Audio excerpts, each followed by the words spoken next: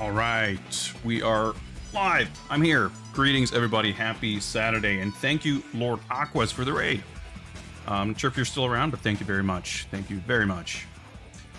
And welcome, Aquas viewers. Everybody else, of course, other viewers, lurkers in chat, VOD viewers, etc., etc. You're all welcome, and I hope you're all doing great.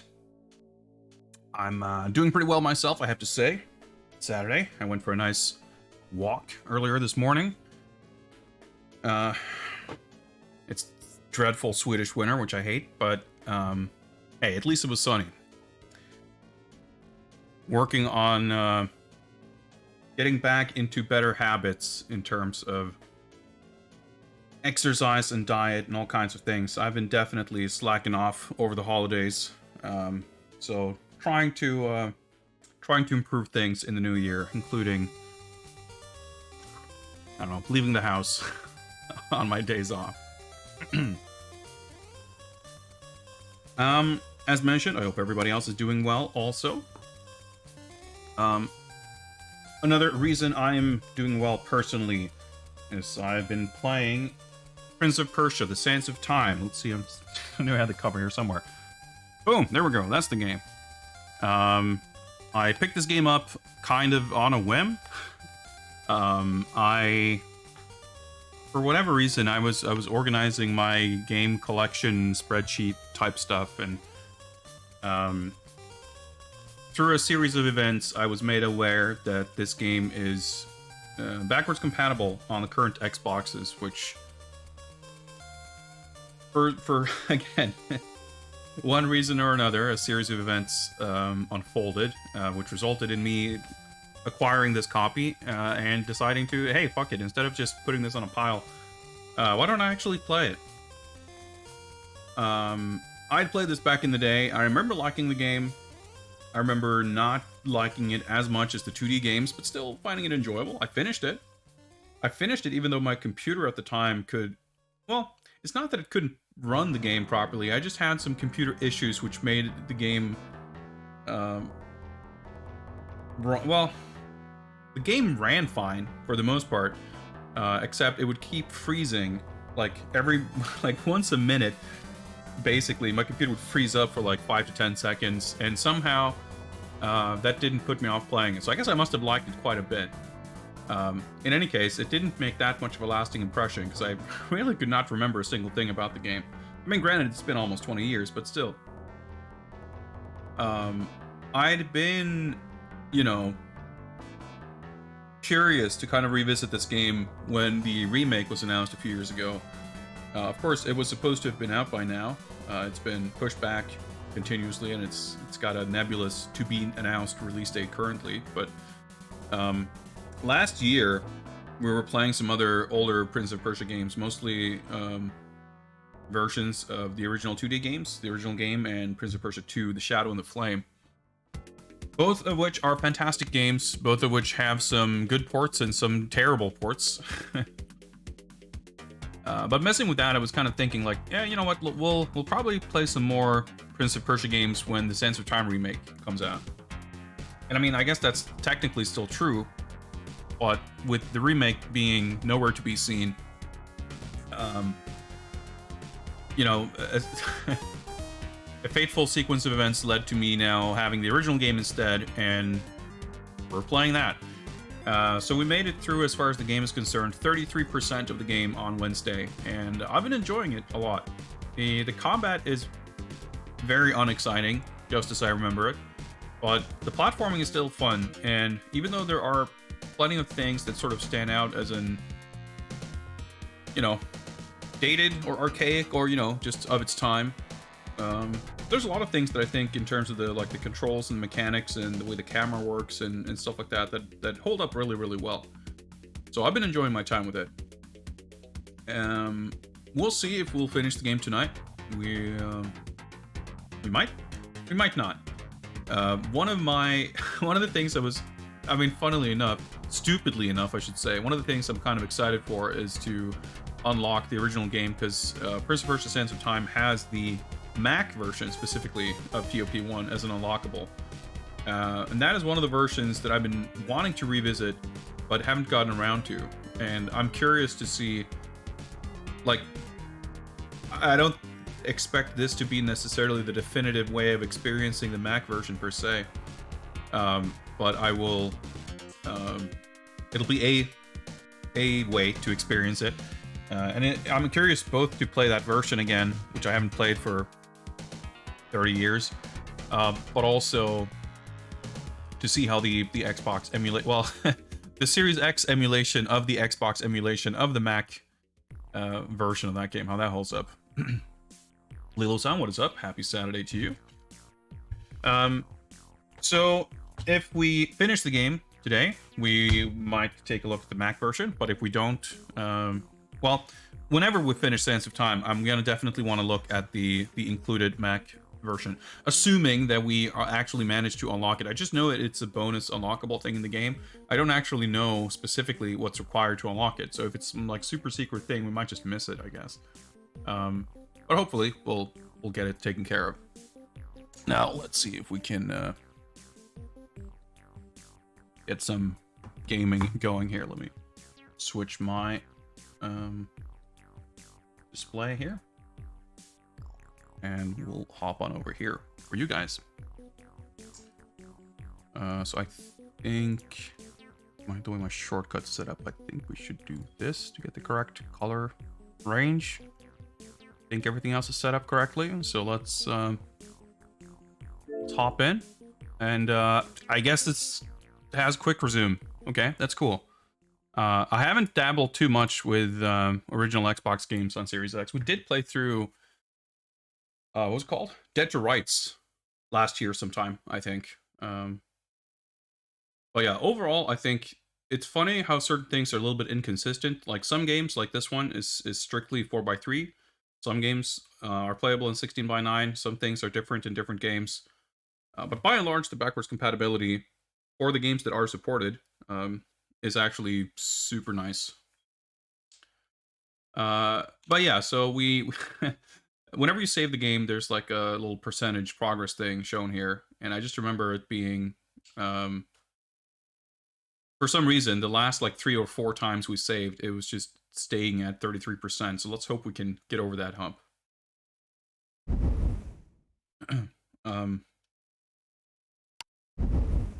As you wish. Okay. Weird prompt, but that's fine. Hey, what's up, NPC? So let's see if I can actually remember the room layout. I believe we're supposed to go over here and through that door. Because we got this new sword that allowed us to break down doors. Or, not doors, but, the word? Like broken down walls and rickety stuff that looks breakable. We can break breakable stuff, how about that? Which, I guess that might have been a door, I don't remember. But I think we broke this, and I peered down this hallway, and I was like, well, this looks like progress. And then we went to... I think there was something on the other side?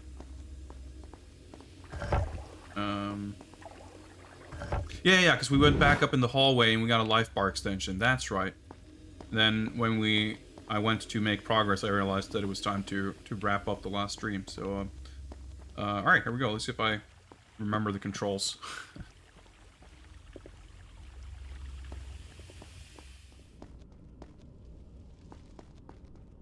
It said this palace was built on the ruins of an even more ancient one. But I thought that was just a story. Oh yeah, get ready for terrible sound mixing, by the way. There's no option for subtitles, and the voices are super low, so it's like super hard to hear what anyone's saying, at least for me. I'm not sure how the audio is coming through on you guys' end. Unfortunately, there's not a lot I can do about that. That's just one of those things that makes the game feel incredibly dated, because it's...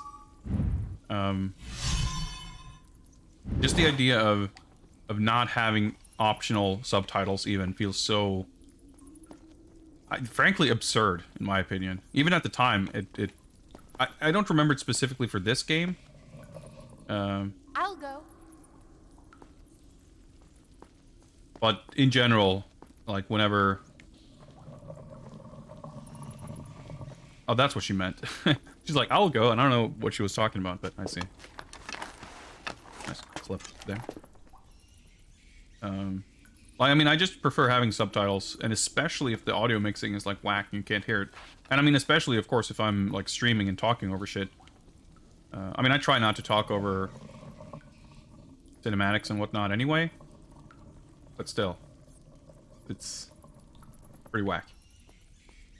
I'm not sure what she's up to back there, but I'm assuming she'll get across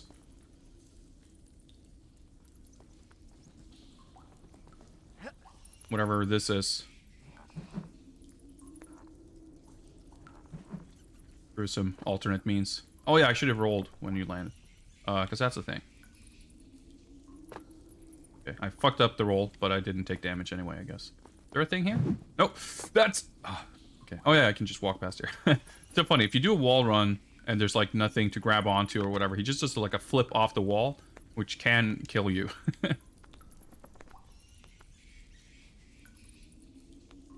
I think that's it. Yep. What's up, Nikita Lobo? Yeah, I mean... I can't fault them specifically for not taking streaming into account in 2003. It's just, like I said, even playing it at the time for my own sake, it's, it would have annoyed me. Yeah, like, I remember specifically Halo in 2000... Well, I didn't play it in 2001. I played it in, like, 2003, I think. I got my Xbox.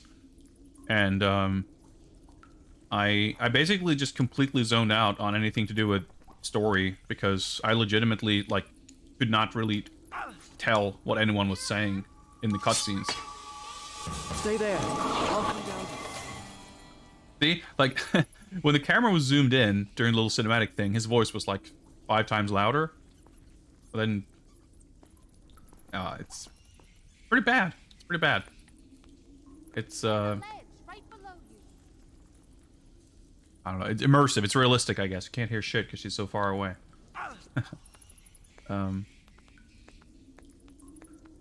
Get camera closer. Yeah, maybe I have to zoom in manually to hear the voices. Maybe that's the trick. Because, yes, you can zoom.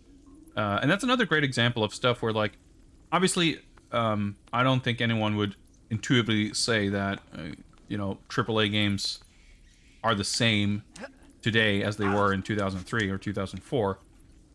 But like, I think as we sort of transitioned from the PS2 Xbox generation to the 360 PS3 generation, a lot of things in, like, action games and in games in general were starting to becoming a lot more codified. Like, control schemes,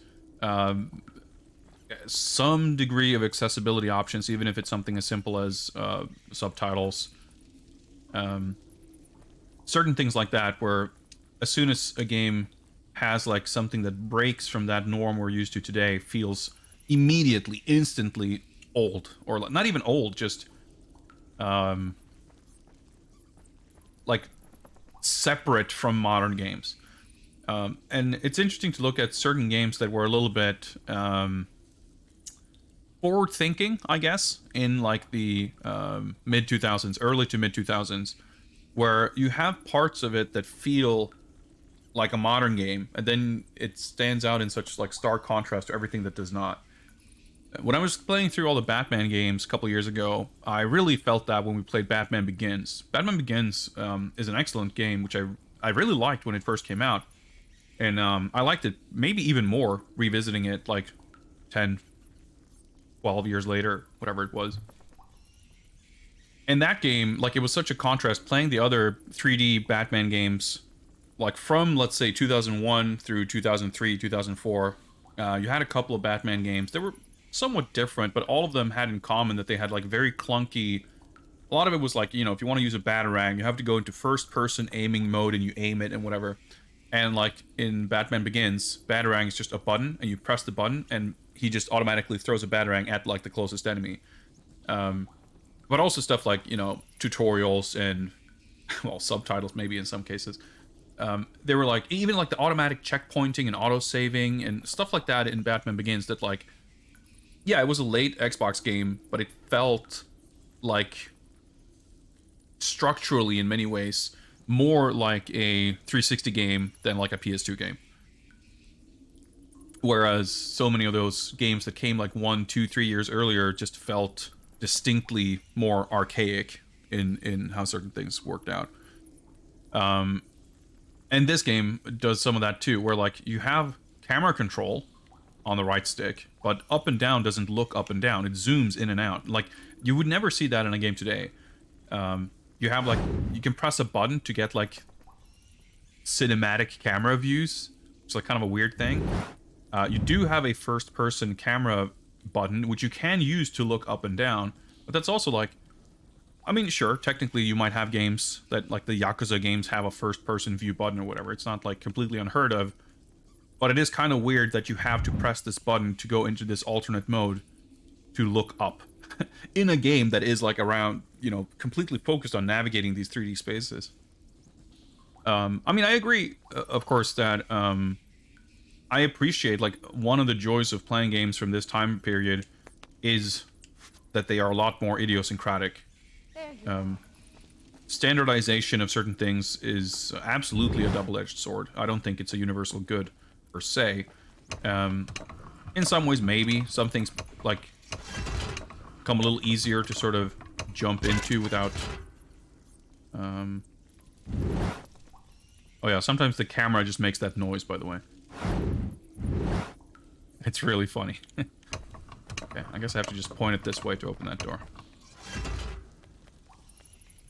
I mean, Little Sun, you mentioned, like, standardization of, like, running on similar engines.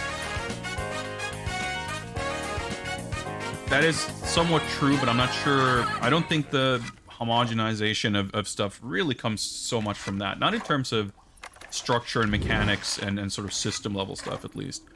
Sting, what's up, dude? Thank you for that friendly Jaxophone. You're doing well. Like, yeah, games, a lot of games run on Unreal Engine, but Unreal Engine, like, doesn't design tutorials and autosaves and checkpoints. Or, you know, the right analog stick for camera. Like, conventions like that I don't think are particularly tied to technology in that sense. Is there anything else behind here for her to crawl through? I figured. Yeah. Do I need that? See here, I can't really look up, so I have to do this, I guess. Do I just wall run over to that ledge? Is that what I'm supposed to do? I'm not sure if... Yeah, I don't think I need this thing. Here I am. Wait, what? Oh, okay. Never mind. Can you make it? Don't step off that switch. Oh, of course. So sometimes you... Wow, she got over there pretty fast. Sometimes you play old games and you get those, like, weird first-person batarangs and it sucks shit and it's super annoying. I just, like, got stuck in the wall there. Never mind. We're fine. We're fine. There we go. But, you know, sometimes you have games without, like, a standard to adapt or deviate from. Every game is more kind of forced, I guess, to consider its own needs. Right, you can't flip off those guys. There's the block button, I see. Every enemy type is, like, sort of immune to one type of attack or another. Already too far gone in his respawn. Zoom out. And yeah, this is by far the shittest part of this game. The combat's, like, adequate. Not awful, but it's by far the least interesting and fun part of the game. And every combat encounter is, like, incredibly padded. Just trying to... I don't want to stab... There we go.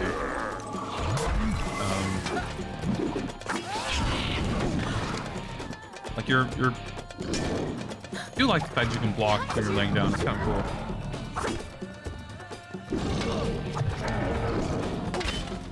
Oh no! Dead, I guess. Every combat encounter just, like, goes on for way too long, and... Help me! you feel done,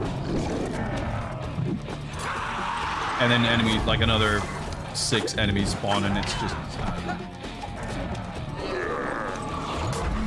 a lot of stuff too, like the just the feeling of impact is kind of terrible. Like, just the combat just doesn't feel great.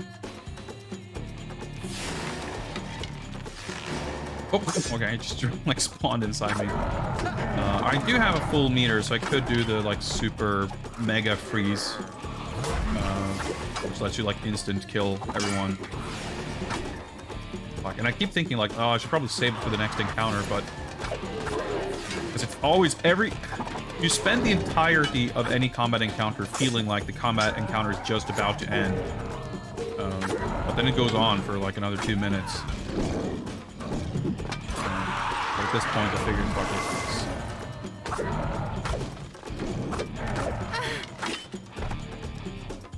You always have to do these little showy, twirly animations that go on just long enough to get interrupted by somebody else.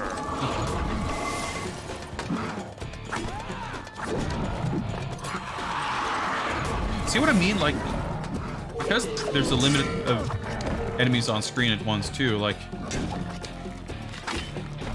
you feel like you start thinning out the crowd, and then it just sort of builds back in.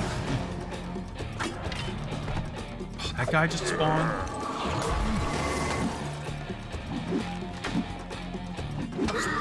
Can't move out of here either.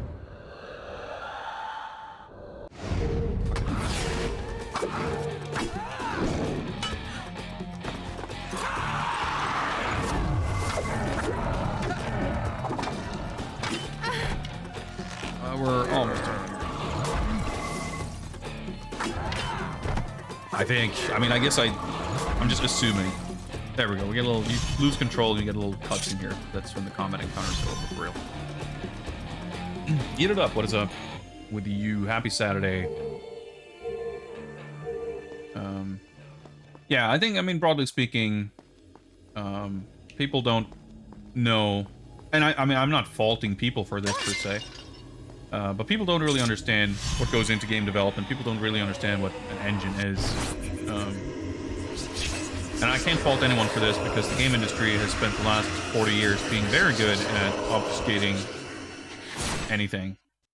Oh, I guess we got a little tip there that I guess I'm supposed to, whatever enemies we're fighting next, we're supposed to use the parries. Story from here next time. I'm thankful for that hint because I kind of forgot that that was a thing. Game over if she dies? I assume so. I mean, I can rewind time any time I want, so sure. I haven't had her be in that much danger so far, so it's not something I've had to really consider. Hope we get some water soon. I guess this is where we came from, huh?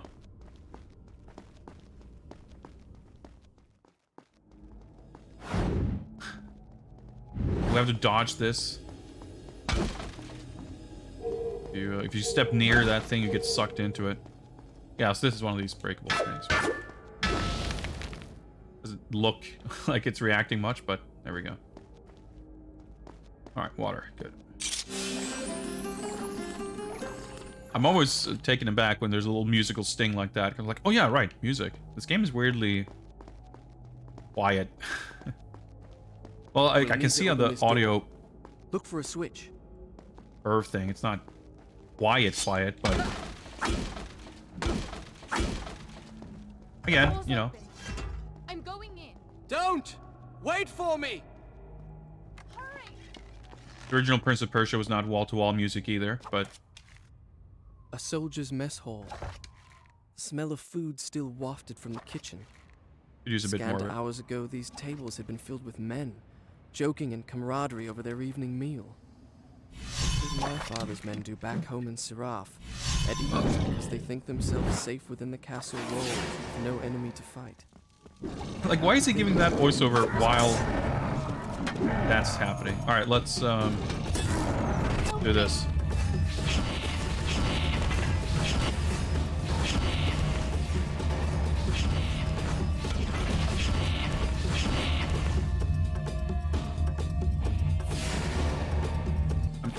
Alright, there we go. Okay. Well, Save this a bit of time.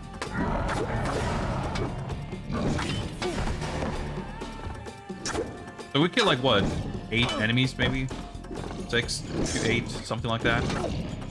I can't kill that other guy because these guys keep hassling me. Let's rewind a little bit more here.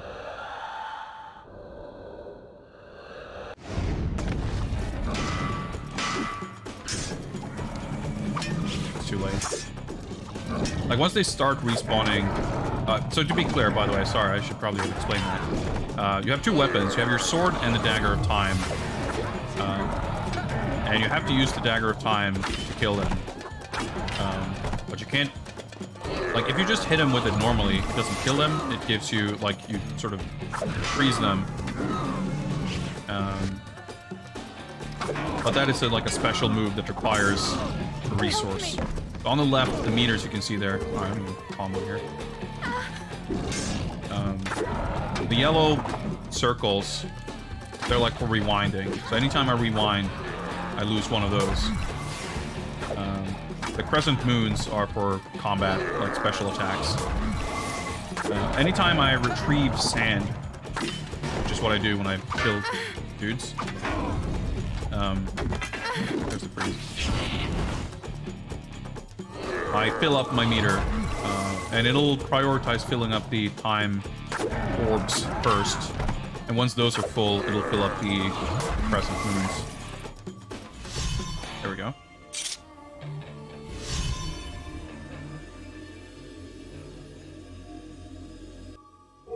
And, yeah, you have to, like, knock him down and then hit him with the dagger. But sometimes, yeah, it can be a little awkward, especially when you're surrounded and you kind of target the wrong enemy and shit.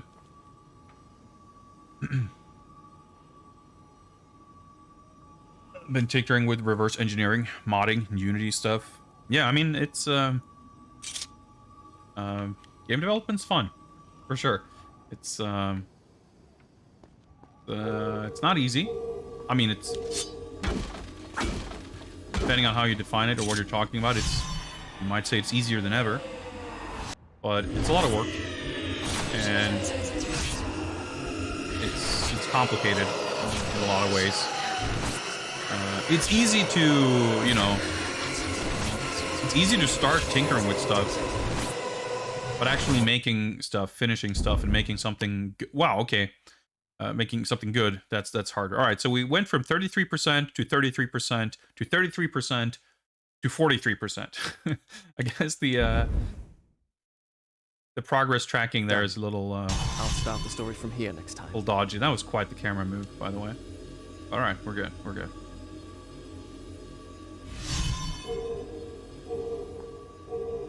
But yeah, I mean, going back to my earlier conversation about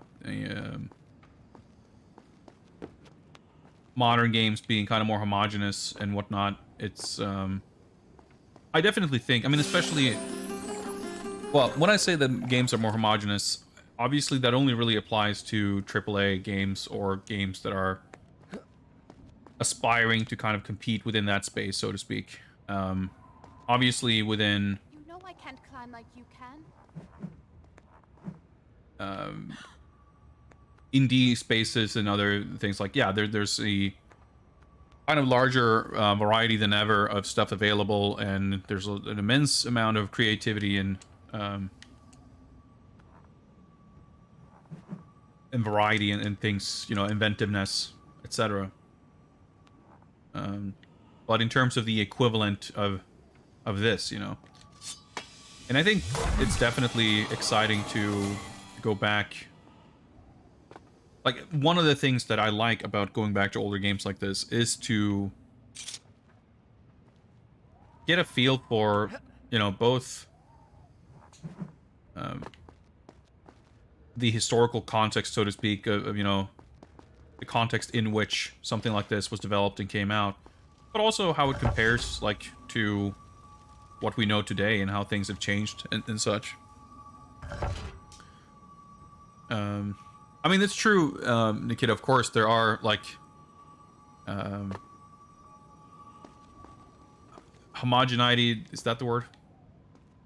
Is not exclusively the domain of of AAA stuff.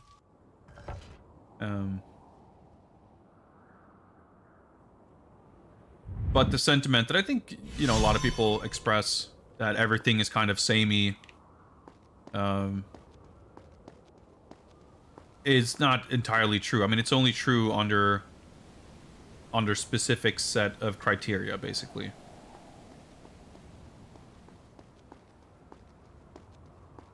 Let's look around. Pretty. This is pretty. Okay, well, I have no idea where I'm, like, meant to go, but let's... I don't... Yeah. See, that's the thing. You kind of flip off there. Can I, like, grab these things? I wouldn't think so. Maybe she's gonna pull me up, or she's gonna, like, they're gonna drop down something that lets me climb up here. We're probably not going up here just yet, at least. Because this isn't, like, pushable or anything. No.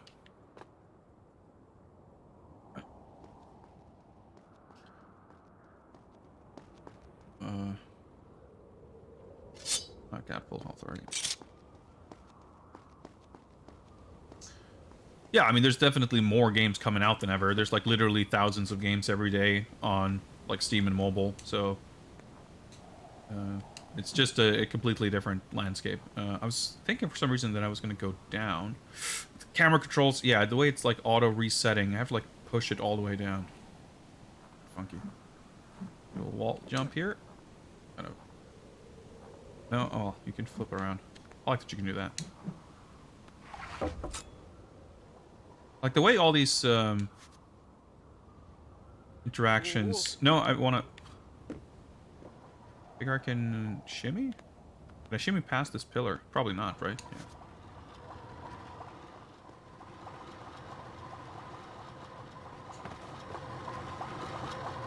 Yeah. It's funny, you know, I was gonna say...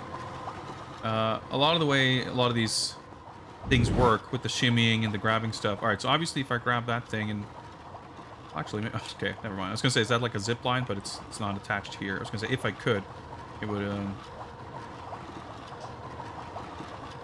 be a one-way thing. So that actually worked. I want to go here first. But yeah, I was gonna say, like, Whoa. even in something like Uncharted or whatever, it works just the same as it does here. Okay, so that just brings... Okay, so that just go back down after I lower the bridge or whatever. I see. I tried to jump. Yeah, I was gonna say, like, a lot of how this stuff works in this game, you really recognize in something like Uncharted.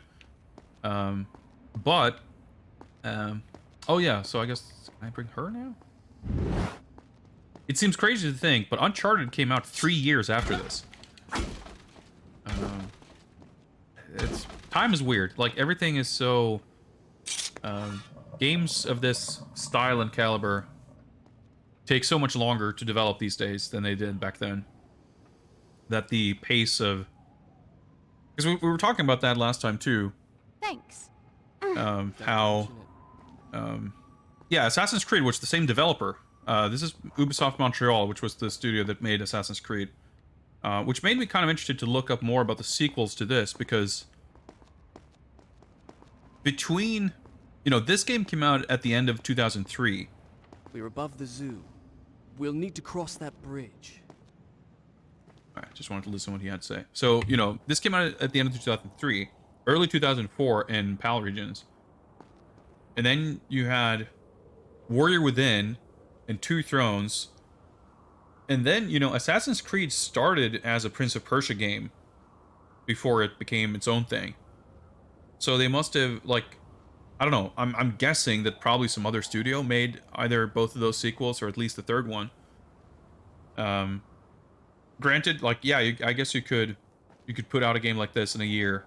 But it's still, like, crazy that it feels... I mean, obviously, if we were to go back to the very first Assassin's Creed, it's a very kind of half-baked game, and it's pretty...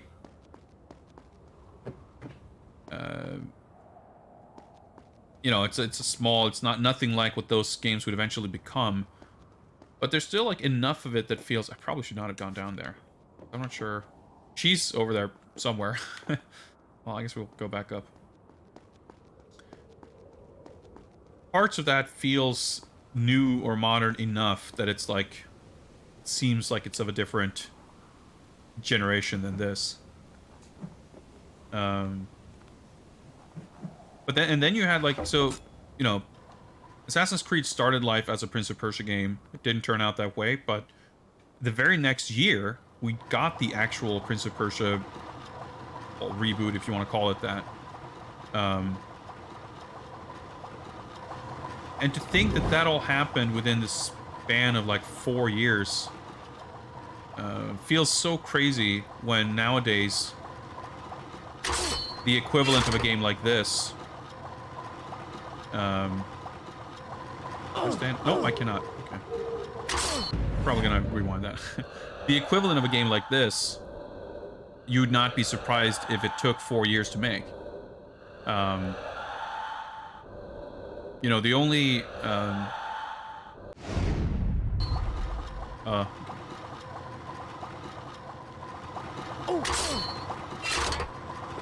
don't know. See, this is why I was surprised I did it perfectly the first time.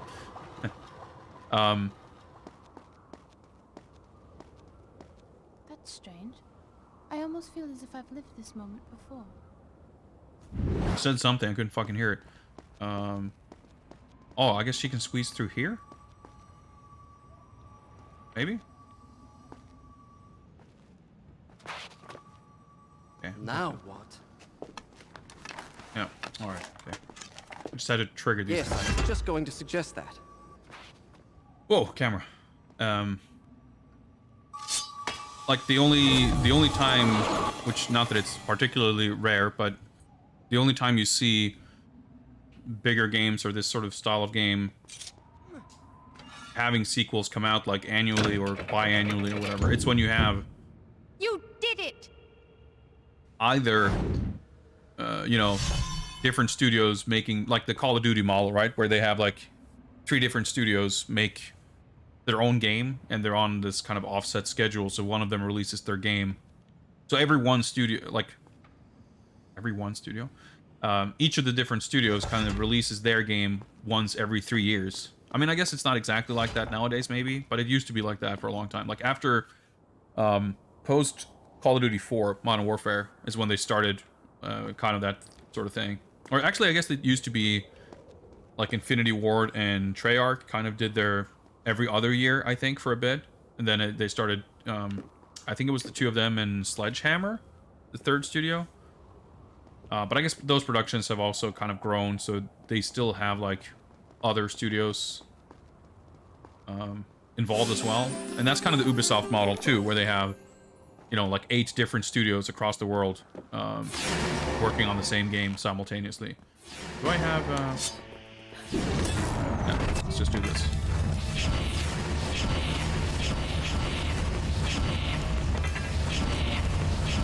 So you kill him like quickly and it...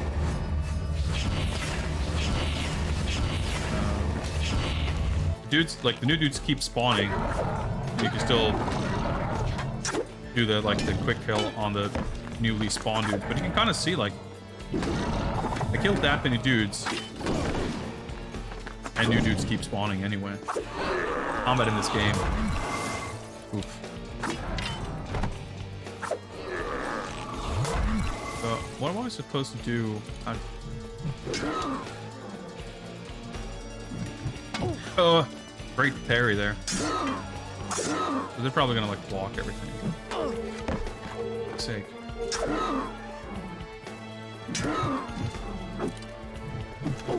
Yep, I can't. I'm not sure if I took damage from that or not. It's a little hard to tell. Generally, just like kind of the feedback of what's going on in combat is sick. I guess I gotta zoom out. Rewind further. You can actually rewind super far, which is nice. A little slow and looks a little buggy at times, I guess, but not like I achieved anything there, so I might as well. So when I do this little thing. That's like the parry. Oh no! But the timing of it is so funky. I guess I can just whiff punish. That works too. Is she gonna do anything? Dude, what the? Parry just fucking doesn't work, I guess. Even though the vision showed that you're supposed to parry these guys. I don't understand. That's the thing, and kind of, I don't know. I suppose it doesn't surprise me at all that combat started off sort of unexciting, and it's slowly evolving into something annoying. As, you know, new enemy types keep sort of stepping up the level of what they demand of you. But it's not like your level of, you know, what you can achieve. So it's sort of asking more of you than the controls comfortably, you know, allow for. And once they start asking you to do things you cannot do as consistently, it's gonna start becoming a little more frustrating. I mean, it's not terrible. It's not too bad, but the climbing and platforming is so much fun that any obstruction from that is inherently a little annoying. So you just want the combat to be over as quickly as possible. I keep instinctively like pulling on the right stick to look up and down. I just keep zooming.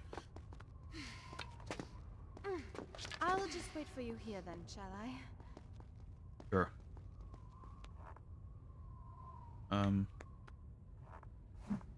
Nothing? Okay. I don't think I can make that jump. Well, there's clearly things I can swing from over there. I can do this. Yeah, see, like, just figuring stuff like that out is fun. Although I always get tripped up when these bars are like... Is that a thing in front of me? I can rewind. Oh. Nope. I'm always tripped up when I see these bars because you can... you travel so far vertically when you jump off these things. Just doesn't look like quite right. Is this gonna extend the bridge? Well, not quite, I guess, but... Stop! Pull it again!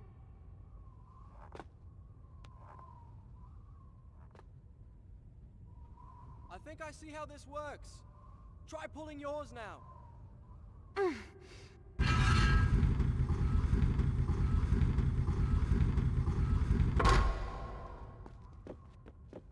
Now pull the lever. Alright, so I'm gonna pull this, and then I'm gonna have to make it back to pull the other one. Or she's gonna go do something. Can I? Ah, there we go.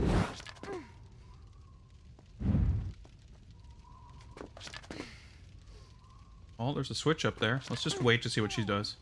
I'll pull the lever.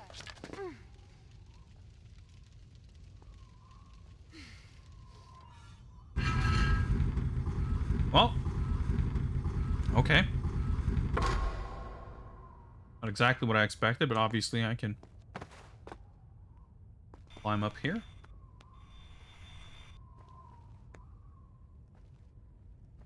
Can I run up?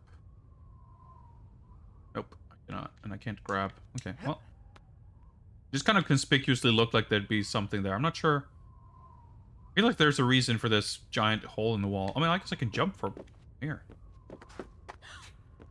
Jumping off ledges is weird. You always have to jump, like, sooner than it seems like you should.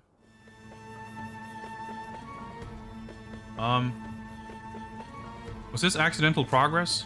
I think it might have been. Well, we got a cool shirt now. Well, let me... I assume then that's just where we're going. But before we do... I mean, I guess it makes sense that we can't get anywhere from here.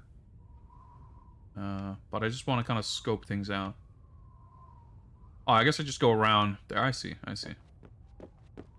That's the thing. I talked about that last time too. I think this game, I like the game a lot. The climbing and everything is a lot of fun. It's well designed.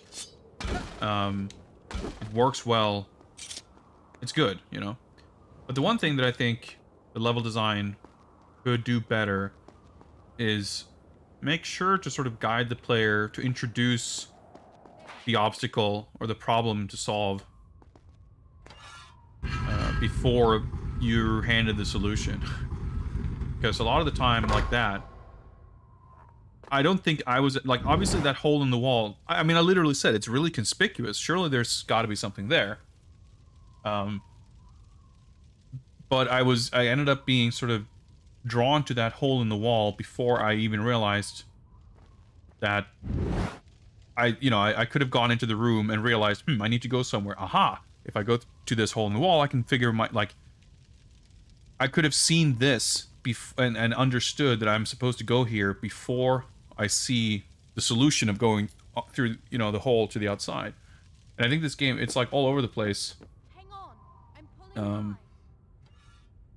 You kind of stumble upon solutions to kind of platforming or like navigational puzzles with no kind of understanding of what it is exactly or what problem it is you're solving, so to speak. Assuming I'm going up here.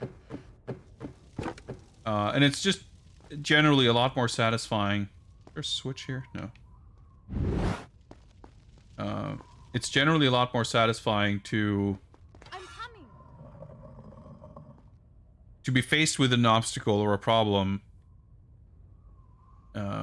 understand what your objective is, and then, regardless of how much thinking you have to do to, like, figure something out, to solve it,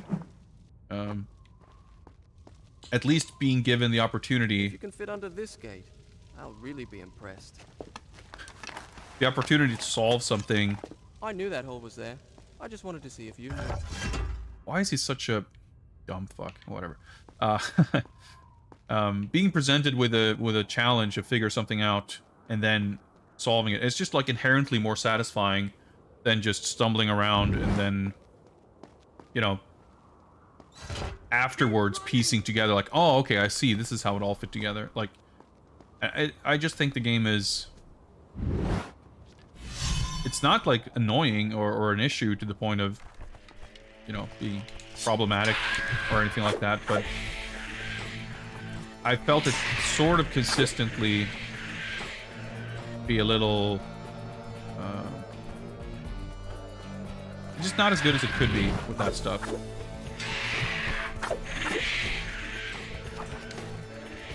Oh, she's actually quite helpful. That's nice. But even here with this shit, like, 3 of these birds would have been enough. We don't need 4 of them and then another 8 spawning. Like, this is not providing an interesting challenge, or even, frankly, a change of pace or whatever. Like, I mean, it does, but it doesn't need... It doesn't need to be there. I don't remember if this game has difficulty options. If it does, I guess you should probably just play this on the lowest difficulty, which I assume would only affect combat anyway. Because it's not, I would assume... Well, I mean, I guess they could maybe limit the sand stuff, but it's not like the level design would change. And that's the fun part anyway.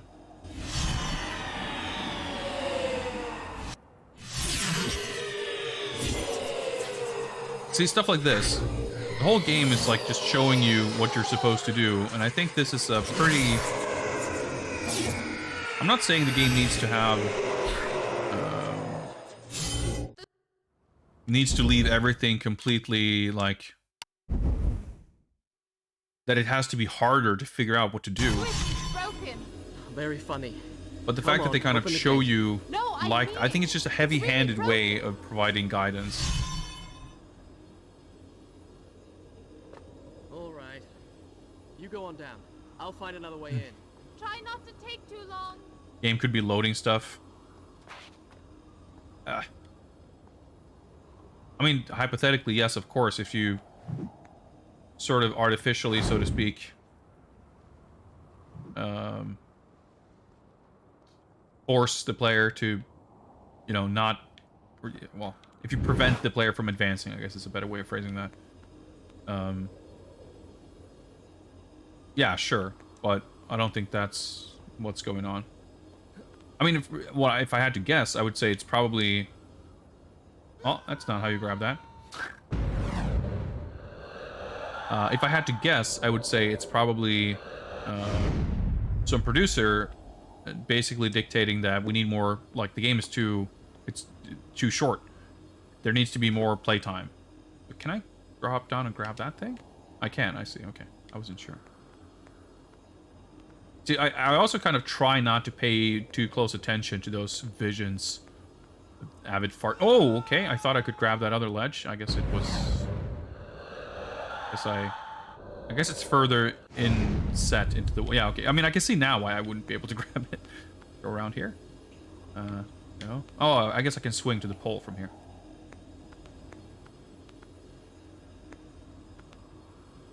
Guess we're aligned? Like, the game is usually quite generous about that kind of stuff. Like, you know, the poles are always sort of perpendicular. You can only face 4 different directions. You sort of snap. Like, there's a lot of things like that that I'm sure are a lot more finicky in Prince of Persia 3D, which is another game I definitely want to play. Oh, that was probably a bad idea. Oh, yeah. I'm out of sand, too. Wait, that's not right. I didn't fall. Not my first game over, but I haven't had many. But it's cool. I mean, I don't mind failing. Stuff like... Oh, yeah, that's right. This way. Like, sometimes a few things are a little bit ambiguous. But again, even when it is, like, with the sand powers and the frequent checkpointing, like, the game is rarely punishing to the point of being frustrating. I mean, I don't find the original Prince of Persia frustrating either. But I can see how it would be... I guess you'd wall jump to go up here? Or you... Oh, okay, it's just far enough. That's kind of cool. The walls are just far apart enough that you actually, you know, drop down from doing this.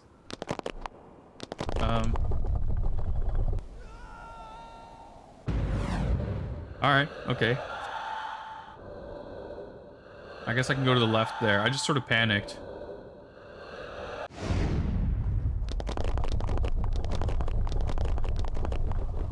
No! I missed time on the wall jump.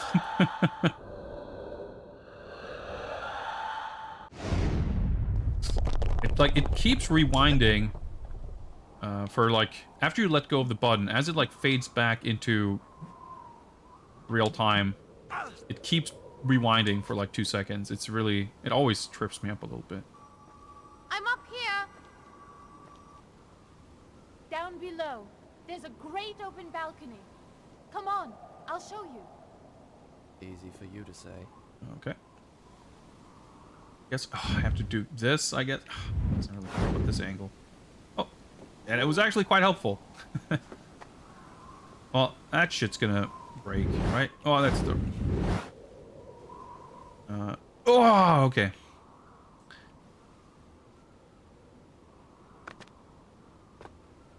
Oh, okay. I thought for sure this little plateau would collapse. Oh, that was quite friendly. Yeah, it's kind of interesting. Like, I feel like there's so much stuff. Here I am. These kinds of layouts and sort of level designs, so reminiscent of, frankly, not so much Assassin's Creed really, but, you know, God of War, and you know, Lords of Shadow. I mean, Uncharted to a degree.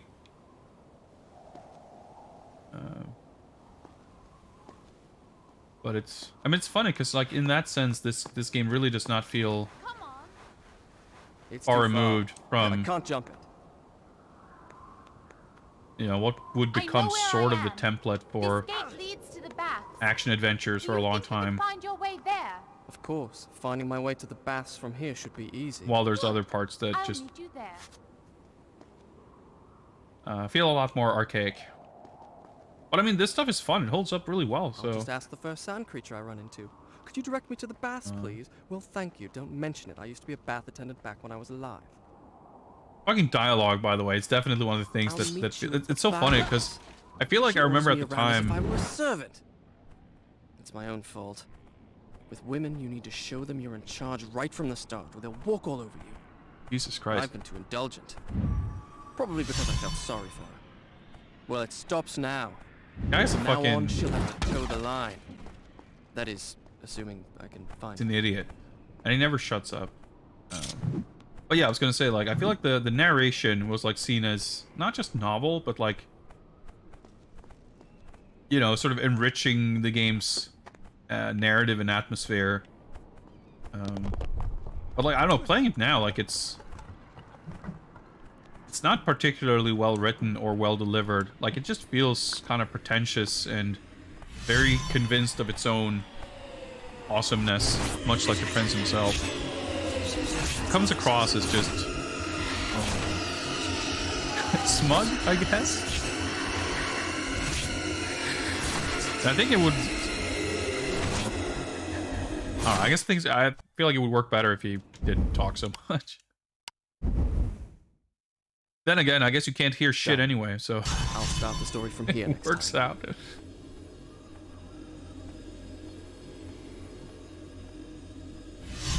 I guess he just looks like a complete douche as well. It's funny because, like, everyone rags on the Warrior Within and that game being kind of edgier, and, you know, they were trying to move the camera. There were, of course, parts that warranted critique in that game with its perhaps ill-advised focus on combat and whatnot. Although, having said that, I am excited to play that game at some point after we're done with this. Well, there's a power up there. Well, fuck it. I guess I'm not gonna die from falling down, so... Well, never mind. I guess I am. See, that's the other thing. This game doesn't do, like, a super good job of signposting distances like that. Like, when something is too far to jump or too, you know, a drop is too high, it's a little more ambiguous than I feel like it probably should be. Whoa.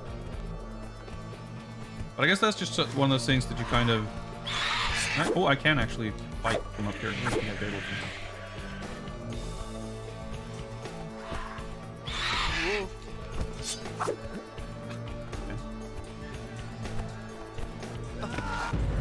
I guess I wasn't lined up. Figured if I was jumping from beam, I'd be okay. There we go. But yeah, it's interesting. For those of you who don't know, by the way, I have worked on an Assassin's Creed game. I worked at Ubisoft in Bulgaria for about a year. And I worked on Assassin's Creed Liberation for the Vita. Which was interesting. And when working on that, like, there was there were several, like, wikis and stuff with, like, you know, design bible type things. Like, 'cause I was working on environments, and when building environmental stuff, like, everything, it's done well because it's, like, not particularly visible to the player, but everything is built not on a grid exactly, but everything is built following a lot of rules for how stuff is allowed to be built. And those rules aren't strictly in place because the game system sort of demands it, but it's a combination of that and making it easily understood by the player. So, for instance, everything, every sort of horizontal plane, everything that is like a ledge or something to step on or something to climb on, or something to walk on, etc. Well, and I say this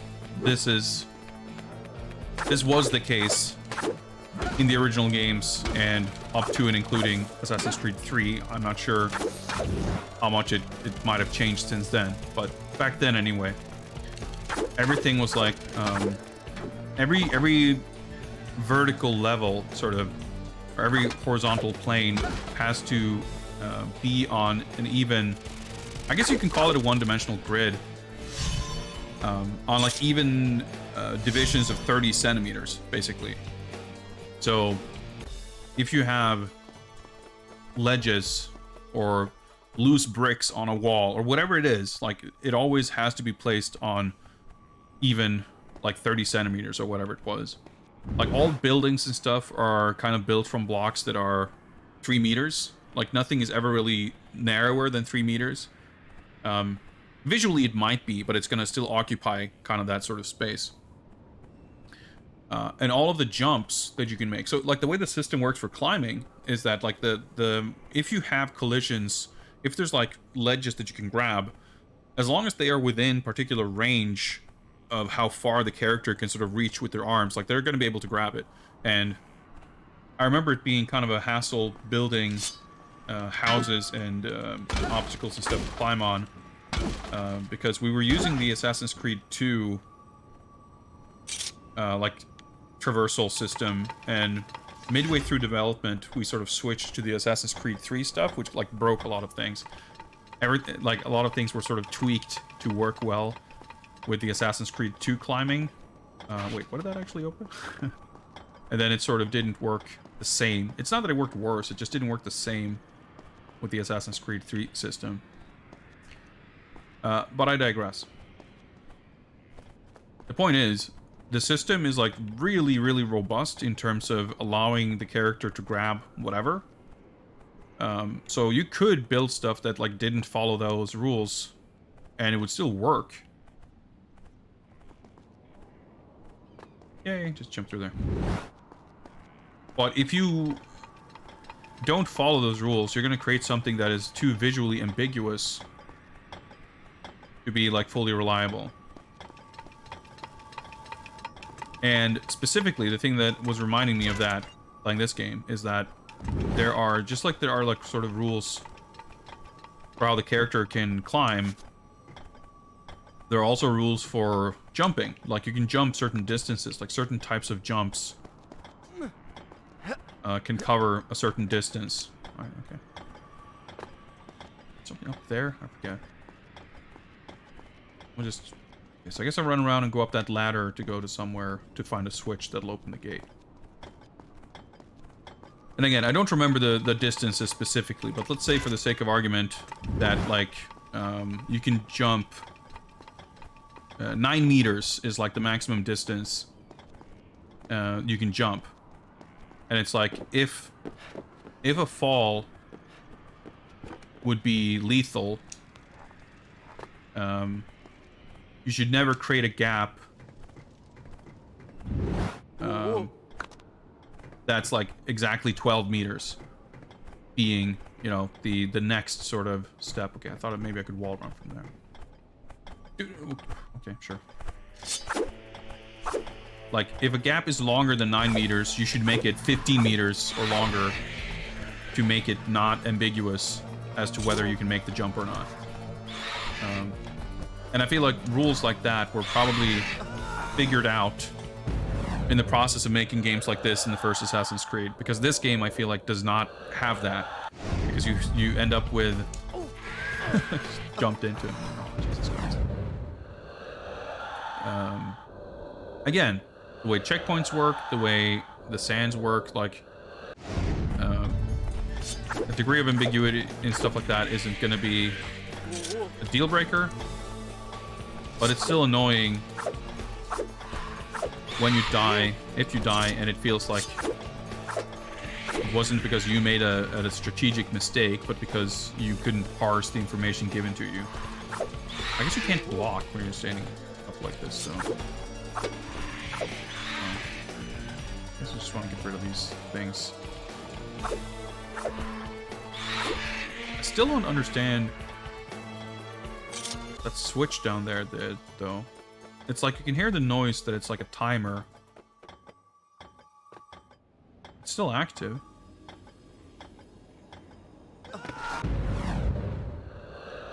The snapping to these things, like, also not super great. No, I see. Timing the rewind is kind of weird because I didn't rewind far enough.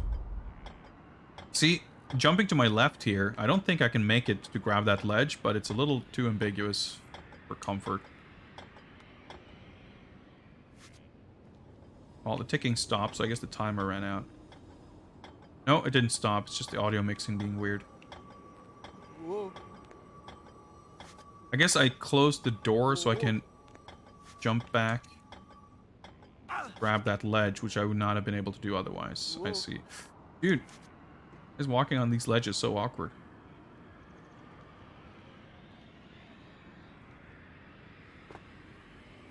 Okay. So presumably... Dude, every time the camera switches angles, the controls mess up. Probably this door, maybe, is controlled by that lever.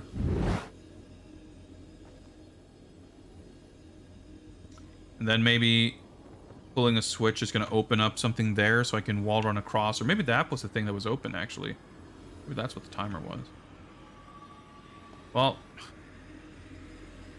I have to go around because I can't drop down from here. I guess it was the same thing too with heights. I don't remember specifically, but with the Assassin's Creed stuff, presumably it would be a similar thing where if, you know... What the f... Okay, sure. If you're gonna put a fall that the player's not gonna survive, like, don't make it just enough to kill. Like, make sure you're gonna fall really far. To make it really obvious that...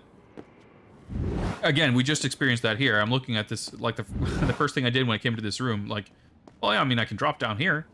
That should be safe. And then, nope, it killed me. And just, I don't know, it just makes me feel like an idiot. Let me just... Stuck on a stool. Alright, okay. I'm just scoping things out in case there's something I missed. Yeah, I think the other switch over here, whatever it was... This is the one that opened and closed some gates. Change things around. But yeah, I think this game actually has, like, pretty dang good...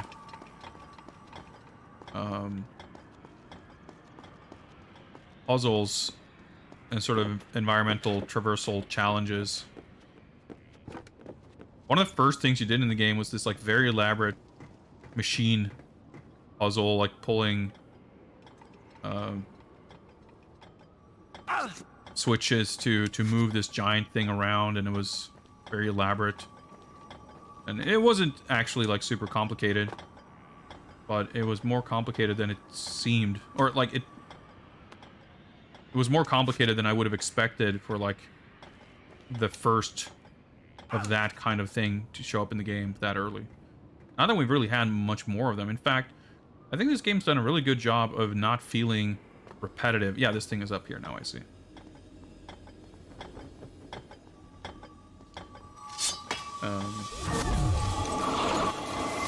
No two rooms like this section with, like...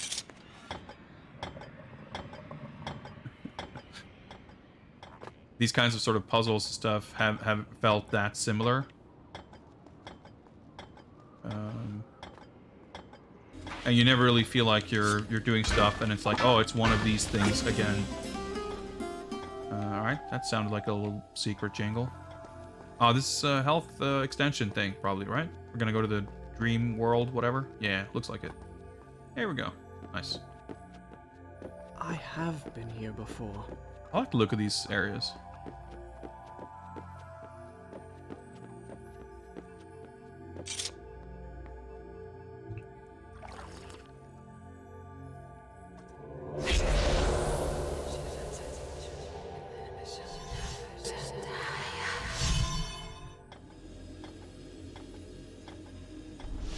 Boom, there we go. Combat being increasingly obnoxious, it's definitely a nice thing to get. Health extension. Nice. There we go. Mission accomplished. Presumably we're gonna get a save point pretty soon. I don't remember where she was. I guess we're heading to that big balcony have you or been whatever. waiting here all this time? I didn't realize you meant these baths. I went to the other baths, clear across the other side of the city. I had a lovely wash and a rub with fragrant oils. You're not Too bad you weren't there. Stop talking to endearing yourself. yourself to anyone, dude. Oh, what's up, Glowforks? Thank you very much.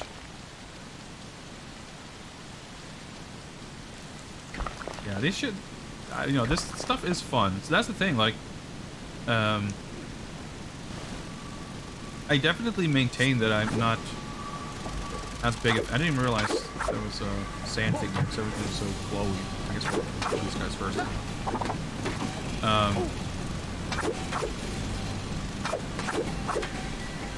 To me, this game and other games like it don't necessarily scratch quite the same itch as like the original games, but they're fun in their own right. And I'm very much like the sort of obstacle course nature of traversing these things. Like it's really not that different from something you might see in an Uncharted or a God of War or a Tomb Raider or what have you. But I think this game, despite my misgivings about some of the combat stuff and whatnot, it doesn't have a pure focus on it, but it's still a oh, I drank. I was like, wait, what was that? Alright, because it's all wet. Yeah, figured. It's still more of a kind of pure focus on it than in many other games.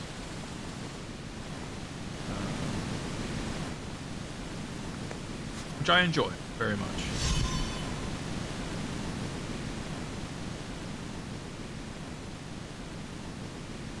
Because I think they and that's the thing, one of the things that I think makes this game feel really modern for its time.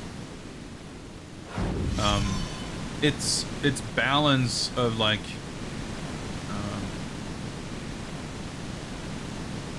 how punishing it is, or isn't, I guess.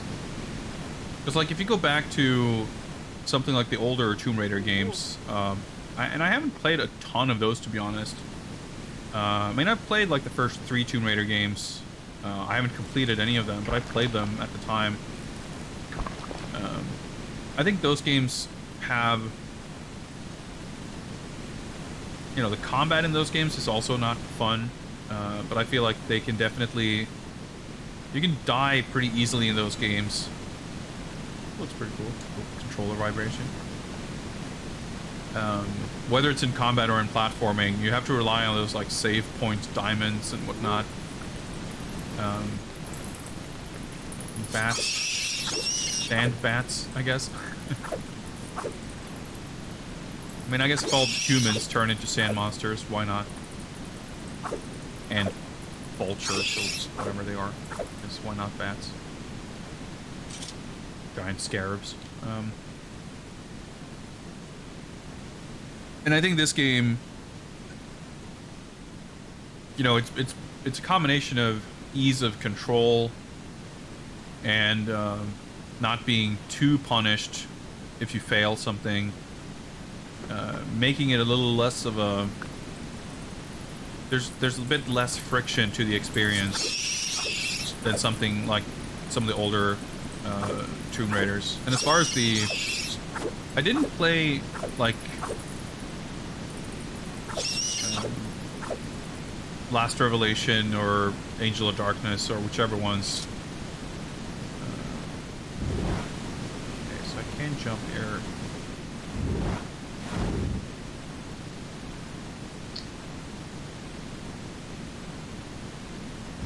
This looks more... Actually, can I drop down here? Because this looks like I would be... No, okay, I just have to go there, because it kind of looked like I was supposed to drop down here, and I thought I was clever for checking behind the waterfall, but I guess that's just where I have to go. But with, like, Tomb Raider Legend, which I have finished, that game is just like an action game with a little bit of there's not much like climbing or this kind of stuff. Like there's more shooting, and it's this game definitely feels like the traversal is the main attraction. Excuse me. And there's just a little bit of combat to break things up. My issue with the combat isn't that it's too frequent. It's just that whenever it shows up, it lasts for too long, and it's not kind of engaging enough to warrant how long it lasts. But I feel like in a lot of those other games where it's Uncharted or Tomb Raider or what have you, there's just the balance between platforming and combat is just way more shifted towards combat. And if you go back to the earlier Tomb Raiders, that might not be the case. But then instead you have the climbing and platforming just being either a little bit more finicky or a little bit more punishing or both. It's a good thing we had some quotes here to what the characters said. I'll start the story from here next time. You can barely make it out when they're actually saying it. And I think this game just manages to strike a very nice balance of all those things. The controls and amount of guidance are sort of just right to make the climbing challenging enough while not being frustrating. But the checkpoints and the sand powers and everything make it so that it's never that punishing. Which kind of in turn makes you feel more comfortable taking risks. No, got too close to the edge.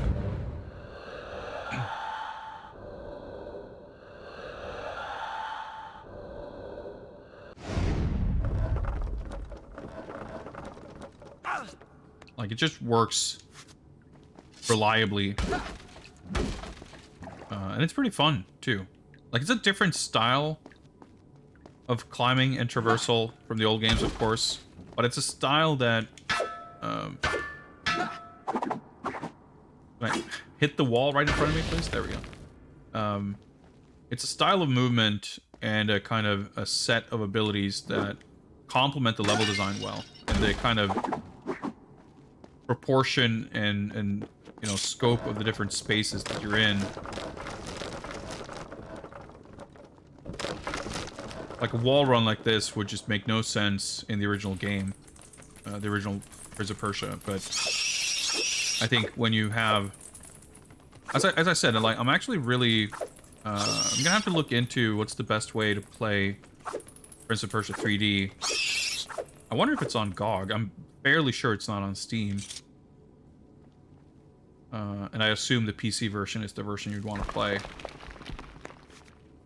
I played that game when it came out, and I remember really liking it. I didn't finish it, but I remember liking it. Not sure if this thing is shaking or if it's just camera. But as I remember it, like, that game was just a, you know, oh, that's so clever. A little shadow. Okay, well, it's not that clever, I guess, because I thought the shadow was where I had to line up. Never mind. There's been some things like that that have been pretty clever. I guess I'm just supposed to jump from the right here.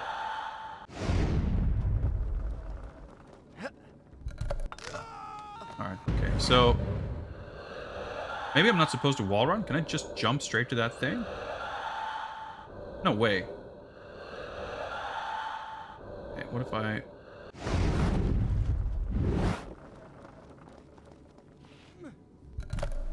okay, I was supposed to line it up. Just very slightly off. So that like shadow on the wall was like 100% painted fake shadow, by the way. I mean, all the shadows on the environment are just faked. It looks nice. It works well. It's a nice little bit of authorship to provide guidance to the player. I like that. Oh, that's the wrong. Kind of seems like they fall right after you jump, though. So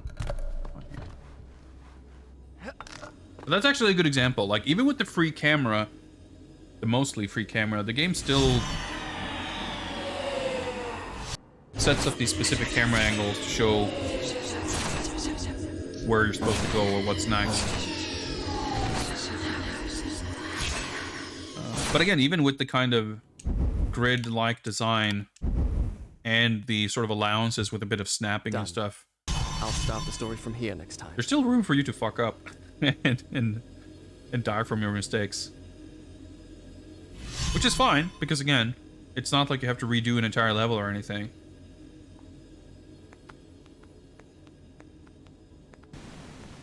It'd be interesting, I feel like, with a game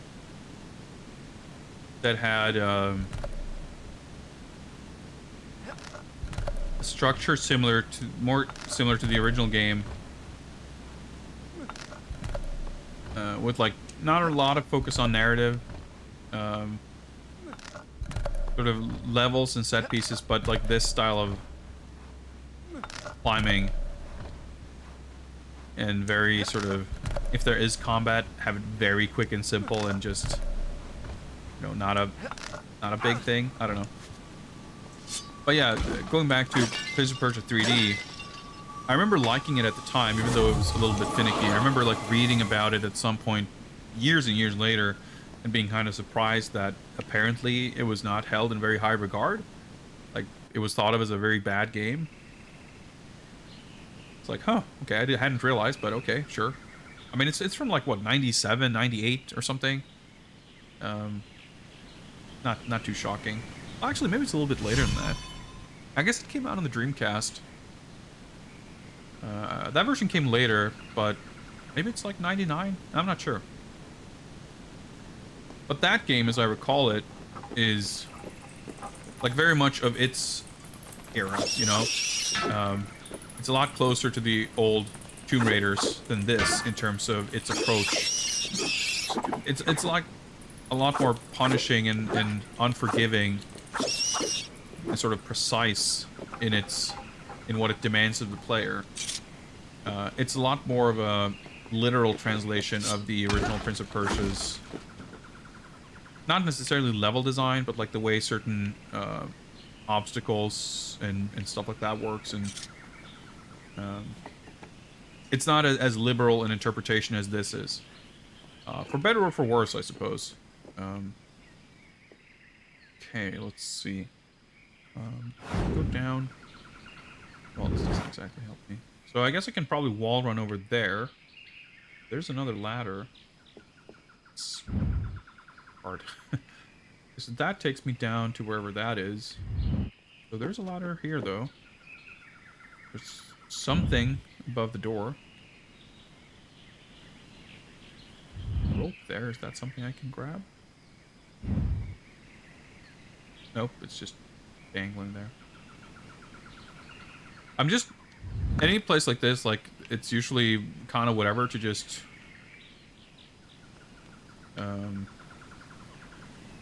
go in either direction.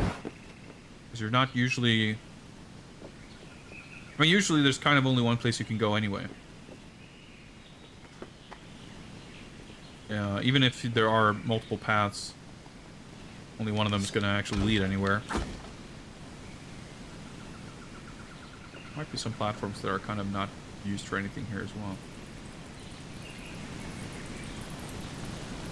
I guess I'm just meant to go down?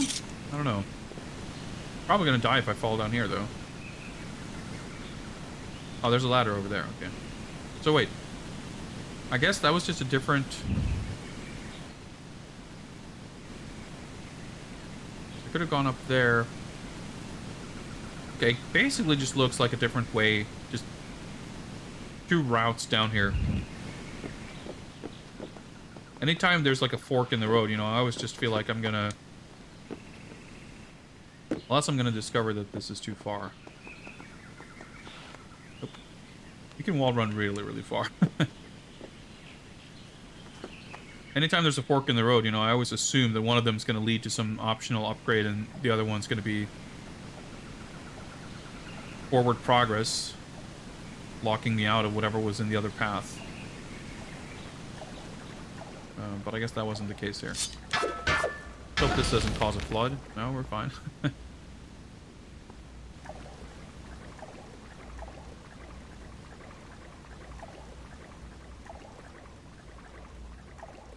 I like the game, the way the game uses water and stuff too. I mentioned it before, but there's the system, or if you want to call it that, like you can't wall run on wet walls. So they kind of use that for some level design stuff.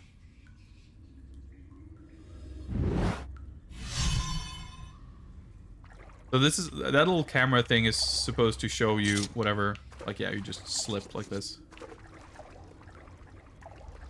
All of those camera moves, those are a great example too of stuff that just kind of feels a little bit older in this game. Because it's like, at the time, it would have been sort of innovative to... I think it was definitely like that entire concept of being like friendly to the player, actually showing them things, guiding the player. It's like a little bit novel, even for like 2003 game. But it's kind of like I was talking about with Batman Begins, right? This sort of somewhat automated use of certain gadgets, just having autosaves and checkpoints, stuff like that. Starting becoming more of a common thing around this time. So even though it would have, like looking at it now, it's a bit disorienting. Relative to what we would have had before this, which would have been like nothing. So I guess, well, okay, I just want to see if I can like jump the bucket, but I guess not. I can't. Oh, okay. I thought I tried that, but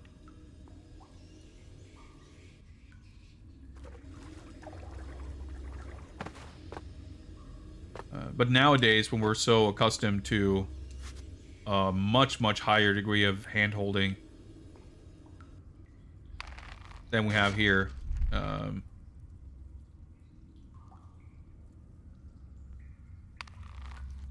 it just feels like conceptually like a good idea, but executed in a way that is not doing its job as well as you would like.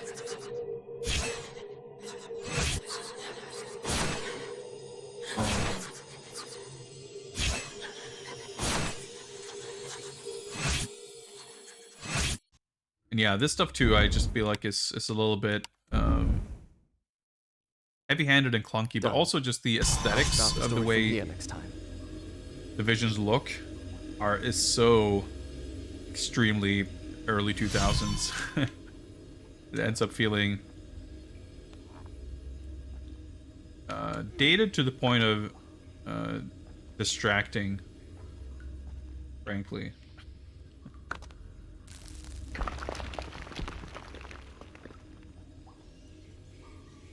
Like, it's not like the, you know, the setting of the game and everything isn't, like, supposed to evoke the time period in which the game was made.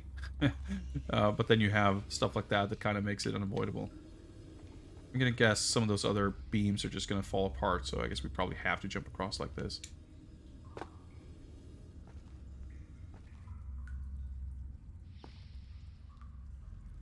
Okay.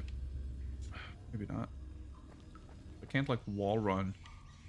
I can't go around the left side. Okay, well, maybe that was just a red herring. Or, let's call it, I was being too smart for the game.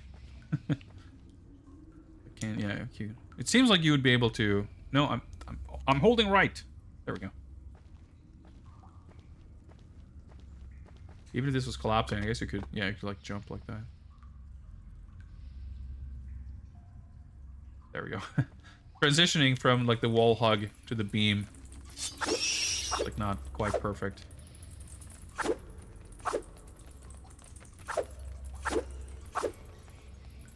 Whoa. Alright, whoa, camera getting stuck. I'm not sure these guys have ever actually hurt me, but certainly going to assume that they can and will, given the opportunity.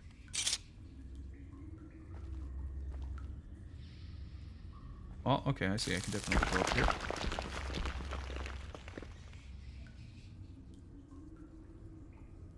Yeah, I wouldn't be able to jump from that beam to that bucket, so I can get up there eventually, but maybe from higher up? Because Nope.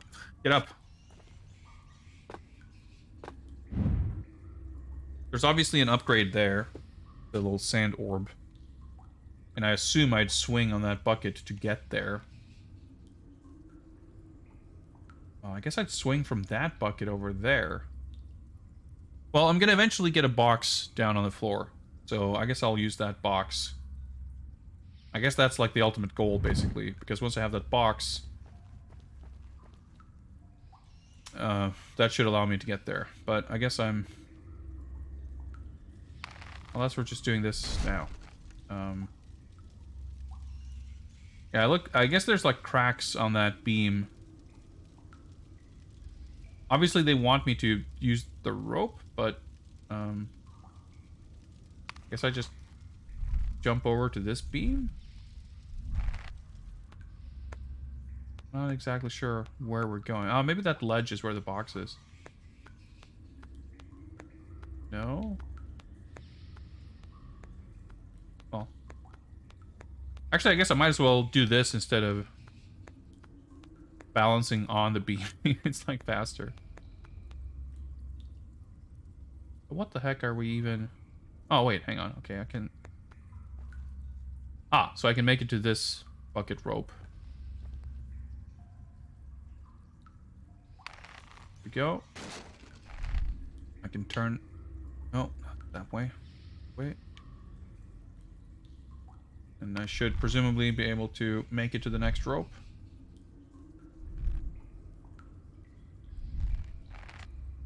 There we go. Physics. But hey, it's actually, yeah, it's clever and very thankful that you simply use, you just hold the R button or the trigger to like gain speed.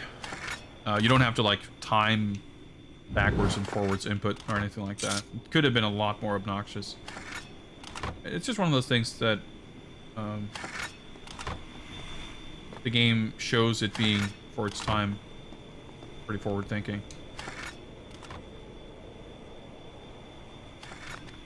Whoa! For fuck's sake. I didn't realize it would turn around there. I thought the saw blade would... yeah, because you can't see the little slot for the saw blade from above. I didn't realize they would sync up perfectly.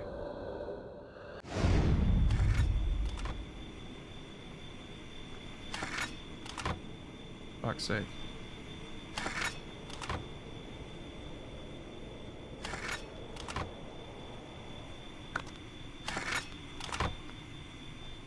Let's do this.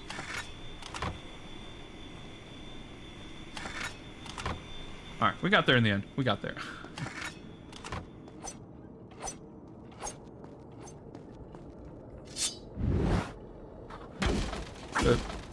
Yeah, the camera, there's like a little bit of Mario 64 in the camera where like, yeah, you have control over it, but it's gonna have a little bit of a life of its own, and it's gonna kind of... You can't entirely, you know, freely move the camera, or it's gonna bump into walls, or it's gonna do weird shit. That's pretty neat.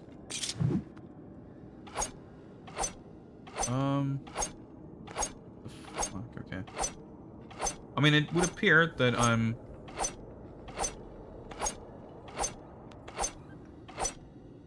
So I guess if I'm holding on to the ledge, should be safe from the salt. Yeah, okay. Yeah, so the like the heights were a little bit ambiguous.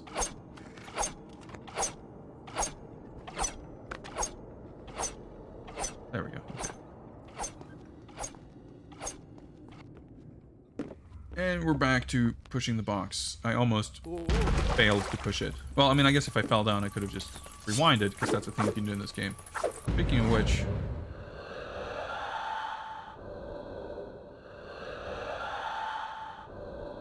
There's some kind of ledges or something up there. Let's see if we can maybe...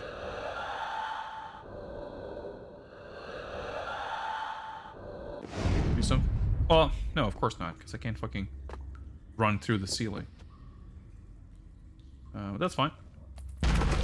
Not short on... Yeah, I guess I couldn't really see the ceiling from down here, so... Yeah, it's like there's... It's just all open from below. Sort of make out some very narrow... paper-thin bars. That's funny. Well, there's an upgrade. Oh yeah, you can't push it diagonally.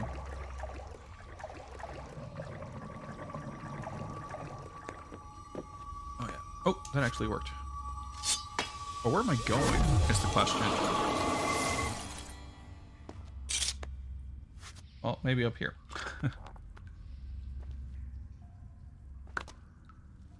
Aha. See, there was something to those beams, after all. See, there was like some kind of foreshadowing. Or whatever you'd call that. Yeah, not my favorite sort of platformy puzzle room so far, but... yeah, I could have just shimmied. But it's very distinct. There hasn't been a room like the beams have been introduced fairly recently, and the ropes were literally just introduced in this room. So... I don't think I can, like, wall run. So now, well, now I'm confused again. Am I supposed to push the box? Because these are like the same ropes that I had access to previously. That's not going to help us get anywhere we haven't already been. Maybe I'm just meant... Well, that doesn't make sense.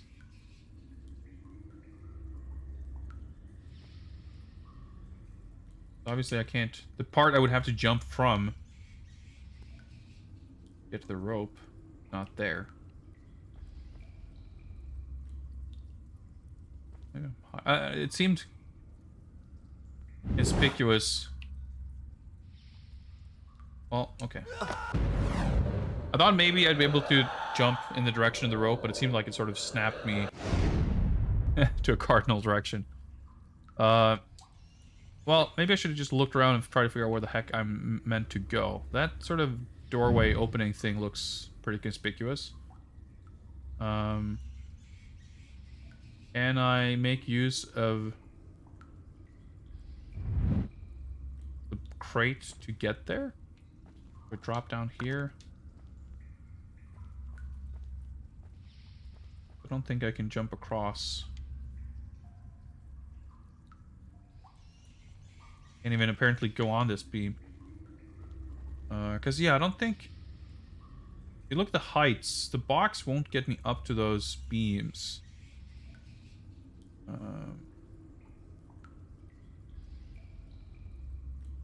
me drop down again and look around. Maybe... I feel like the game... probably wouldn't... Actually, no. Everything just looks the same.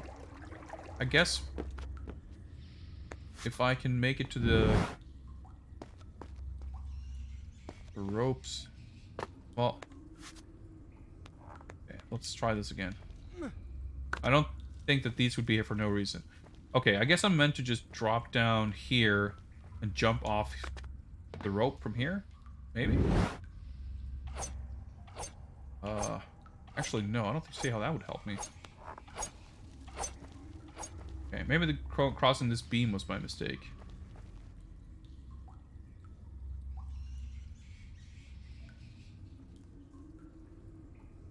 I guess this entire...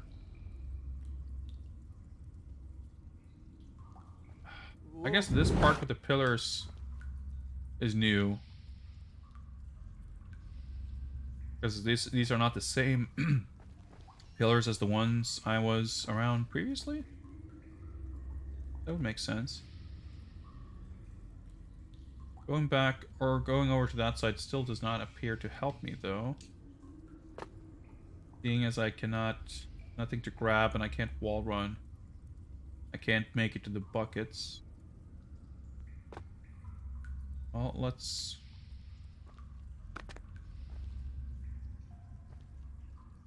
See, I can't even, I don't think I'd be able to make this jump across, but I can't, in fact, walk out on this beam even, so...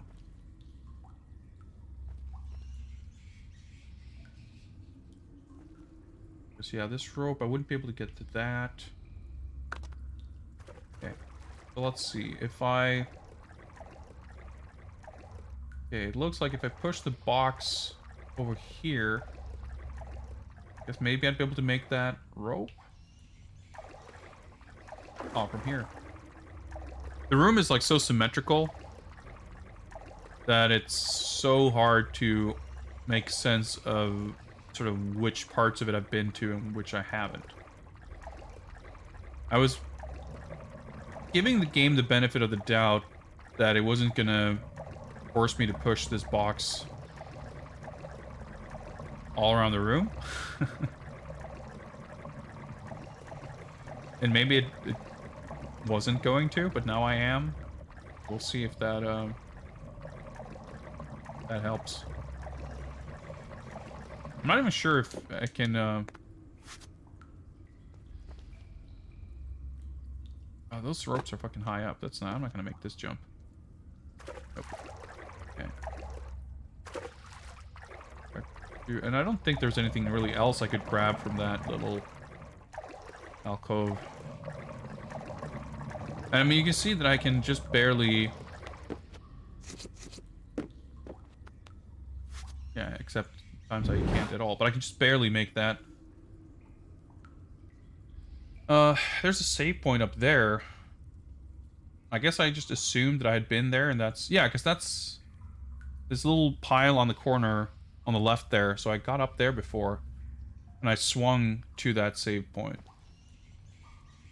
But I think it seems as if...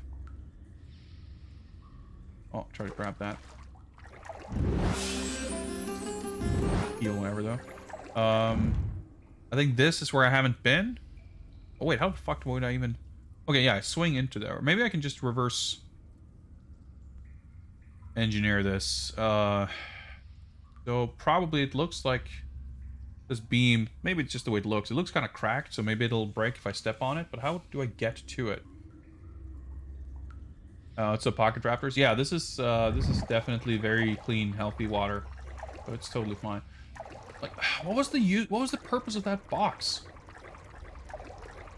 I used the box to go up, and it just didn't get me anywhere.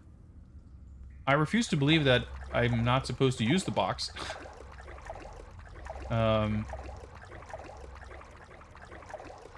guess we can... See, this is kind of what I mean.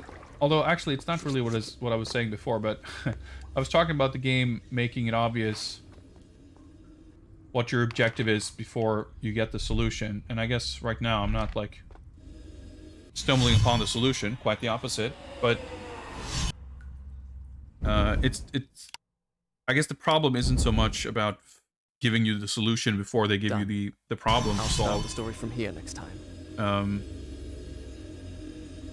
Oh, just... Okay.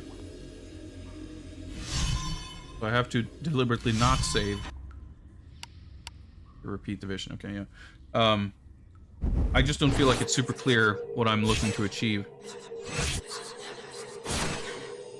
Alright, so I've done all this, and I pushed the box down. Okay, I did go across there.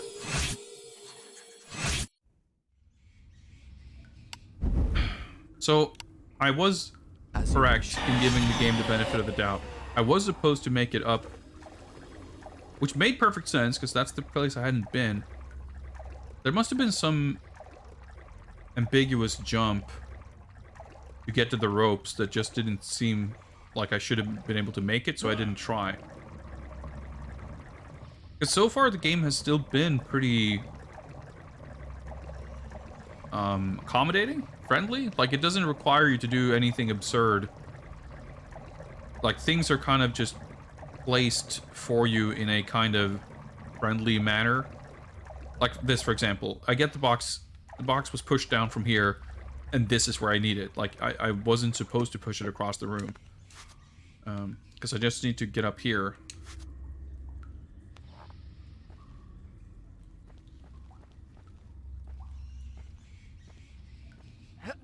Jump across here.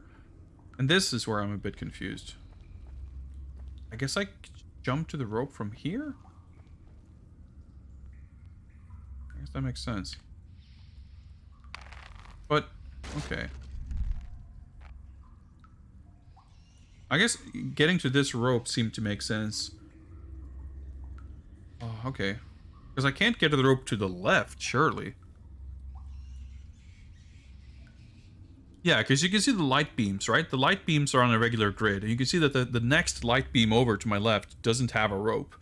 But it's 2 light beams away. And I thought that's where we're going. Maybe it's not. But clearly, I've got 2 ropes in front of me in this direction. So it's a place that I can go. Though again, I would have been able to... Actually, no, I was going to say the little room in the wall there... Okay. I would have been able to get to by oh, maybe I just need to, you know, I wasn't sure if I was at the bottom of the rope. I am. I was gonna say I can get into that hole in the wall with the box from the floor, but I wouldn't been able to get to the rope from there. There we go. Okay.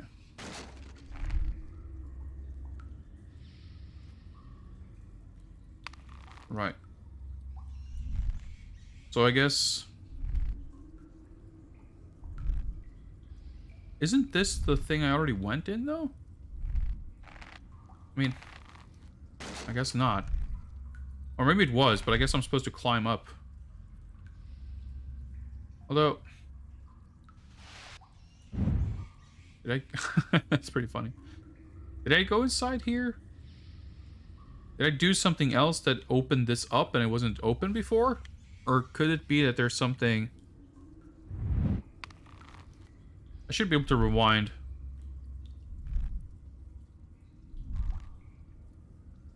Okay, I tried to jump and it... There we go. Nope. This is... Aha, see? Didn't think I'd been here.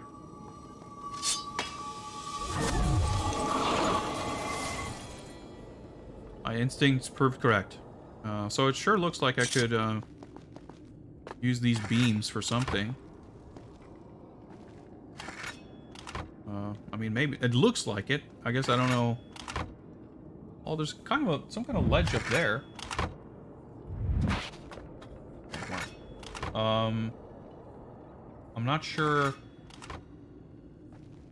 Seems like it's like everything is far enough away from a wall. I don't think I can gain the necessary height.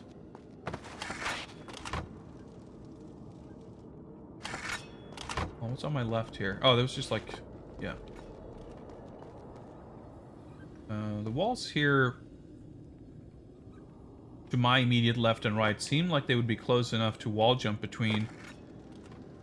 But unless there's something, like, I wouldn't be able to actually grab onto anything. I think this... Oh, no, that did work. I didn't think that would work.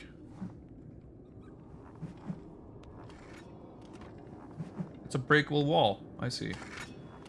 Probably not from... Oh, never mind. I was going to say from not from this side, but here we are. Nice. Cool. Very satisfying. And I'm glad I actually watched the vision because... Well, I guess it doesn't really matter because if I hadn't watched the vision, I don't think I would have thought to climb into that, like, sunlight. But because I had watched it, again, I saw that, like, oh yeah, okay, that's clearly the way forward. So whatever's behind this doorway is going to not be that, so it's going to be something else. And it was. We got both a little sand upgrade and a health upgrade. Excellent. So yeah, those, like, sand balls.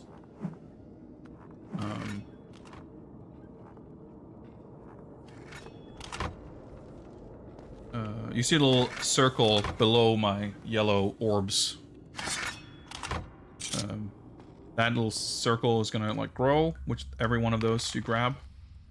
And for each 4 of them, I suppose.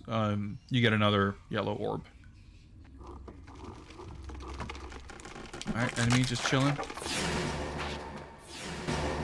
Oh yeah, because I need to.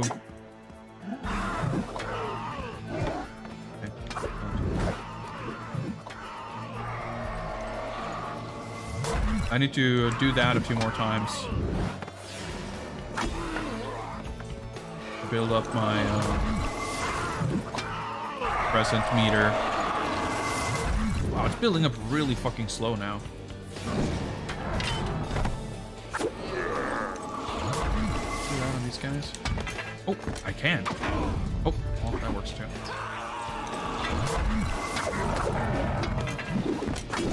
Nice. So unless you have the same amount of moons as you have sand balls, you don't have access to the mega freeze.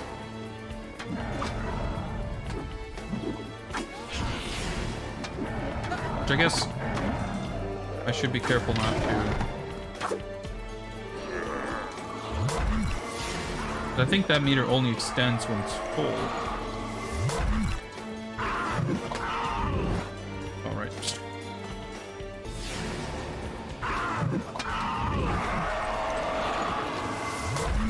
No, okay, never mind. Well, actually, it is full, I guess. It was until I accidentally spent some of it.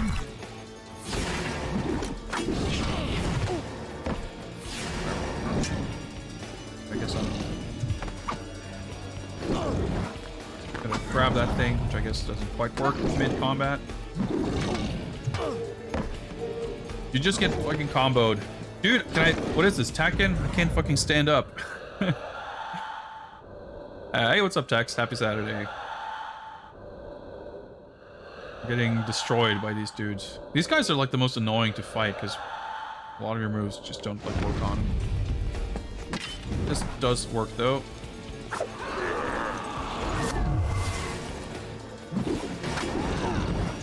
Landed.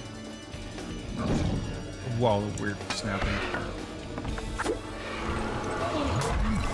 That sound effect. It's so much louder than anything else. And I don't even know what's making that sound. It's really... Dude! Why do I need to stun this dude? Of course I wanted to stab this guy. The auto-targeting leaves a little bit to be desired at times. That's really good.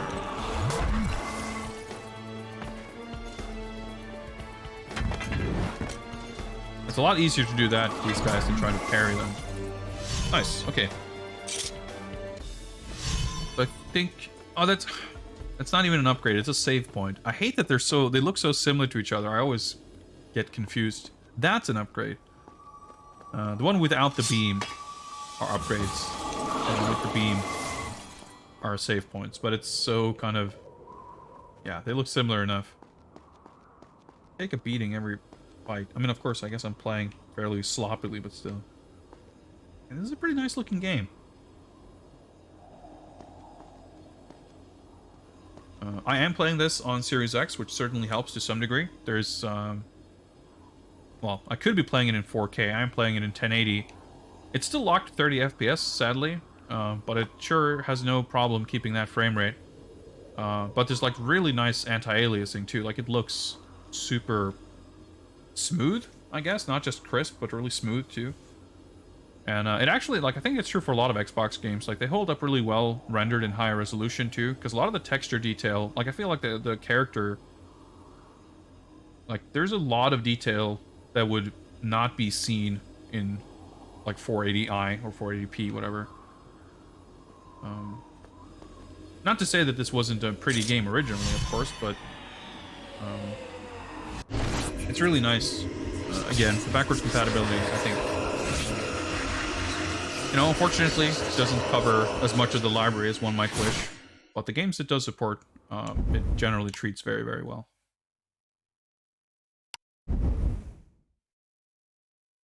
Have I seen Raji? I'm pretty sure I know of it. I know at some point... I don't know, a few years ago, I was doing some kind of, I wouldn't call it a deep dive, but I sort of fell into a little bit of a rabbit hole looking into some Asian action games, not from Japan. There was like some Thai and Indonesian games, I think, some Indian games.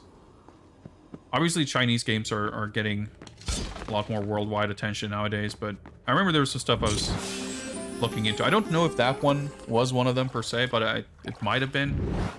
I think a lot of them, the ones I recall seeing, I do remember that there's an Ong Bak game.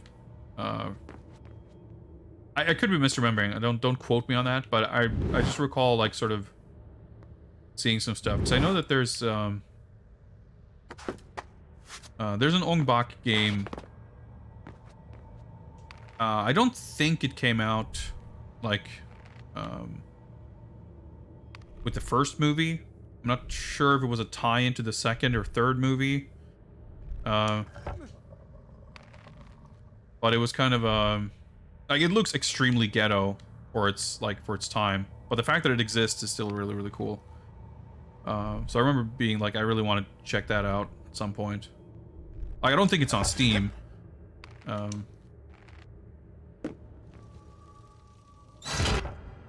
But sort of around that, because there was some, I think it was an Indian game that was getting like a PS4 release, I think, that was kind of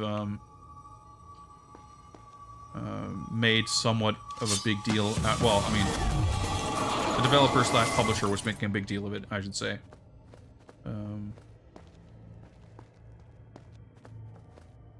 So and the thing is with a lot of those things, like, it's often,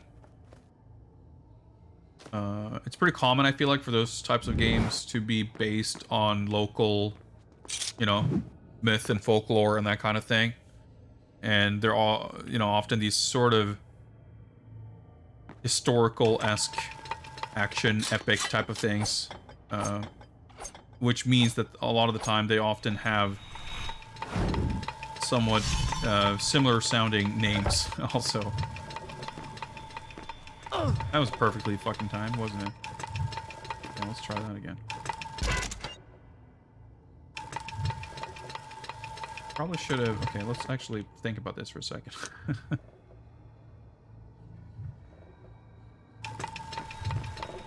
Oh, what the fuck? I figured if I stepped on the button, it would refresh that thing. But I guess I have to wait for it to... Well, it's gonna stay up long enough.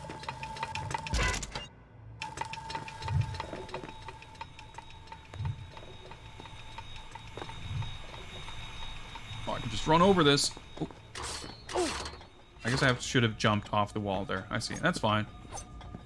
Farah? Dude, the fucking camera!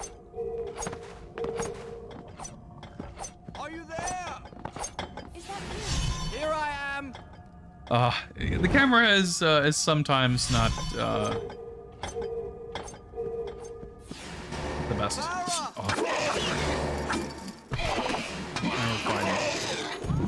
Oh yeah, actually these guys, the Voldos over here, you can... I don't remember how to fight chicks. These guys you can just stab.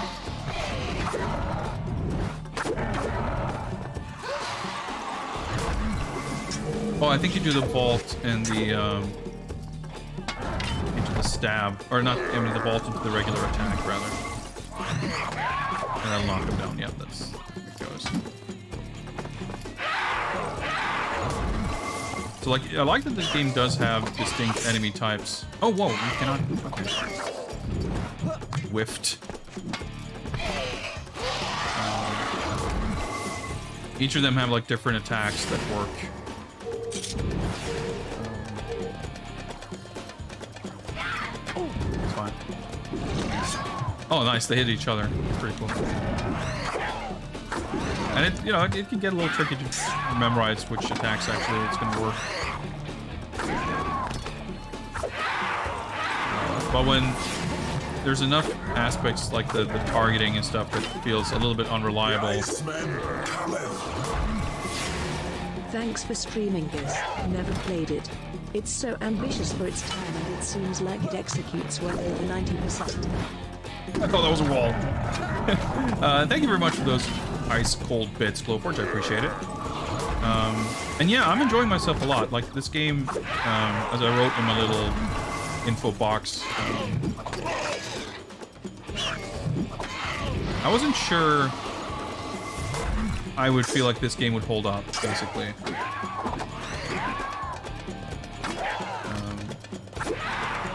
In some ways, I feel like this pretty often, I feel like when I play games of this era, but I kind of appreciate them more now than I did then. I mean, it's not always the case, but there's just certain things that you simply cannot appreciate the same way until you're kind of divorced from the context of, you know, it being contemporary. Like, you just get a different frame of reference, and you can see... I mean, in a lot of cases, of course, the opposite is true as well.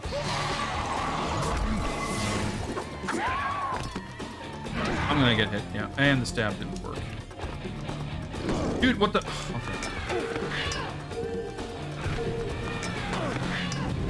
Perfectly mistimed that. So when you're on your back, you can like either block or get up. But while you are getting up, you are vulnerable. So basically you want to block attacks first. And then after they've attacked, you can more safely get back up. See, you end up like, you have a couple of enemies sort of standing in a little pile. And you try to attack one of them, and you sort of end up auto-targeting the one enemy that cannot be hit, which makes your attacks sort of like bounce off. Dude, I whipped the attack. But there's stuff like that where attacks just kind of whip. It's not completely reliable. But you're not wrong in your assessment there, Glowforge. It's not a like major hindrance to playing the game, and the platforming and climbing definitely works really well. Just shouting while drinking. Okay, before I grab that, yeah, let's grab it.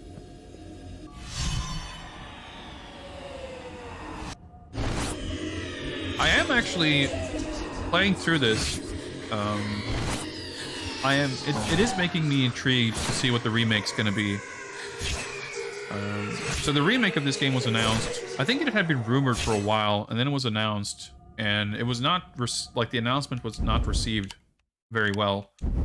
It just looked like really budget. Done. I'll start the story from here next and time. They had said basically that the remake's gonna have like, you know, modernized controls, etc., whatever that means. I mean, not that I can't think of stuff they could modernize, but it's just a, you know, it's an ambiguous statement. And obviously, you know, the game is all like the graphics, everything is redone. It's not like a port, it's like a new game. I guess I'm gonna go around there. But playing this, I'm like simultaneously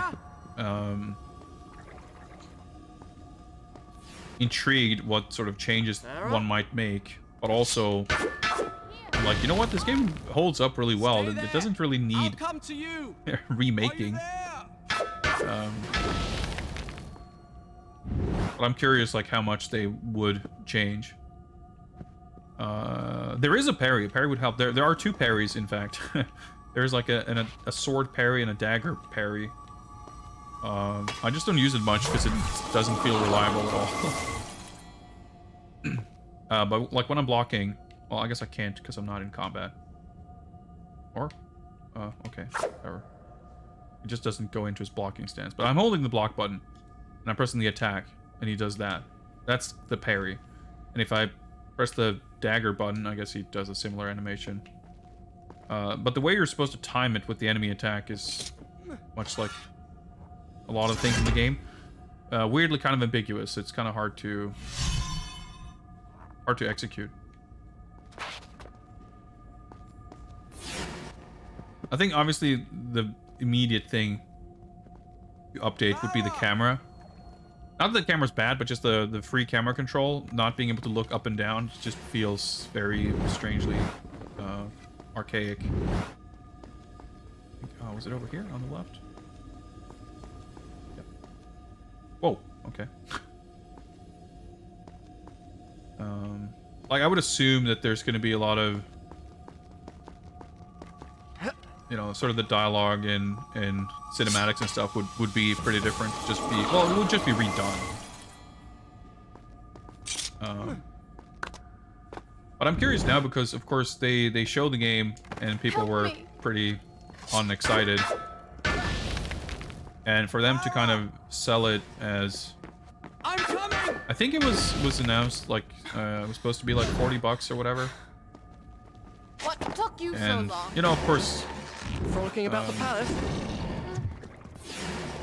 Demon's Souls remake is like $70 or 80 euros if you're in pallet land. But I think people were sort of expecting, whether you take the price point in account or not, I suppose. People were maybe expecting something a little fancier looking, because it definitely had like big Xbox Live Arcade vibes. And with it being like massively delayed, I can't help wonder if they're kind of taking it back to the drawing board, and maybe turning it into a more fully fledged remake.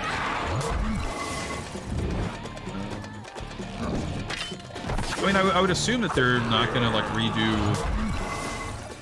level designs or anything. Like, I'm assuming it's still gonna be the same game.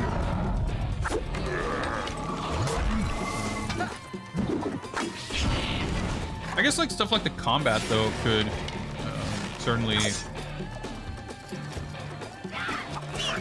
try to. See, the Parish just parking. The thing is though, I think the combat, like, I don't know what they could do to the combat to change the fact that there's too much of it. Because even if the game had like, oh, I don't know, I guess that's maybe not true. I was gonna say, even if the game had like super sick combat, it's still like the other parts of the game that are the fun parts. But I guess I don't know that that's entirely true. I mean, if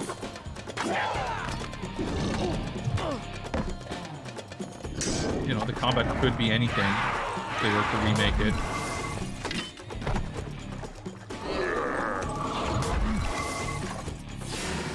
I guess though it kind of feels to me like the balance between combat and platform is actually good, aside from the fact that encounters go on for too long. But I don't know.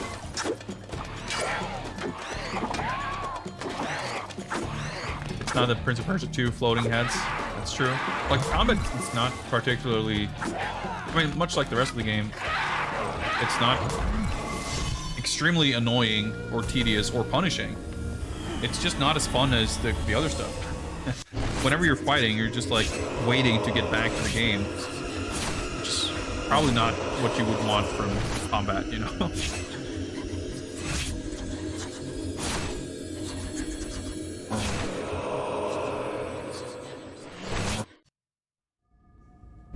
Yeah, so yeah, I don't really like the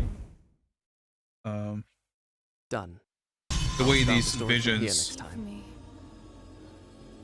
Love. Please don't leave me. Wait, what? What did you call me? It doesn't matter. The important thing is, I know how we can reach the Tower of Dawn. Of course, the hourglass. All right. But this time, stay with me and pay attention. Can't spend all day chasing after you. Just lean in closer to my speaker so I can hear something. VR? Yeah, I don't know about that. What was I saying?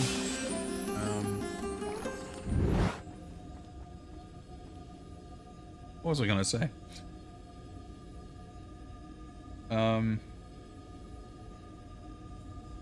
Something. I don't know. Whatever.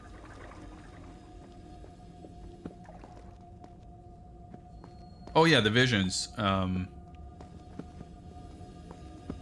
Like, because I saw that little vision, I have some semblance of an idea of what's coming up. But only in the context of seeing it being solved. I know I'm supposed to break a wall to have lights shine through because we're doing a mirror puzzle. But like, it's such a... I don't have a context for it. I don't understand... I don't know what's being controlled or sort of solved by that mirror thing, you know? So I have a partial solution with no context for what the problem is that I'm gonna solve. Alright, I'm assumably not gonna backtrack more than that. I just wanted to see what was here. And that is just not frustrating, but unsatisfying. It's whack. So I mean, I'm okay. Well, these are movable. Oh, I guess there's a... How much you want to guess there's a gap here? Well, actually, maybe not, because... I guess I can't push that. Well, maybe she's in the way. Well, what are you waiting for? Yeah. I'm afraid. I was gonna say, can I go through here? But no, I can't. So there's obviously a gap. There's always some furniture used to... Do you mean to say you actually need my help? Yes. Oh well, in that case. I'm trying to like manipulate the camera to get a little bit closer so I can hear what anyone's saying, but yeah. They were just bickering, I guess, which I could probably do without listening to. Anyway. I'm afraid. What if I get into trouble?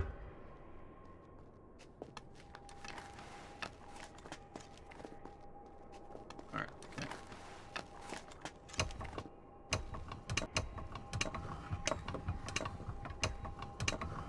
Over here. Well, yeah. I'm working on it. There you are. Are you sure I'm not slowing you down? All right, all right. The dialogue's like barely audible, but as soon as the camera moves, like...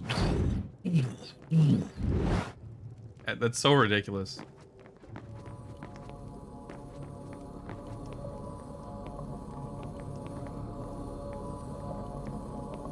Yep, I guess light beam mirror puzzles weren't completely played out by 2003.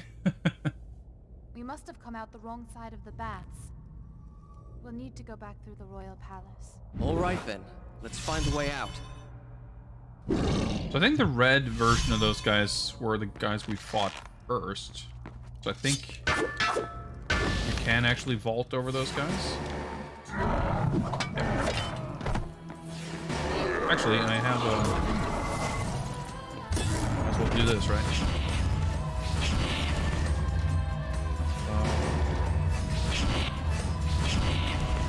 Like, wait for them to spawn.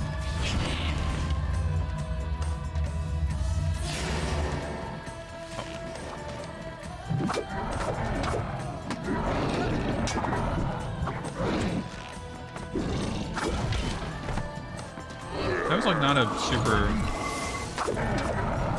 useful mega freeze. Although I guess it's kind of funny thinking about it. I guess it would be like optimal to keep a shorter sandbar.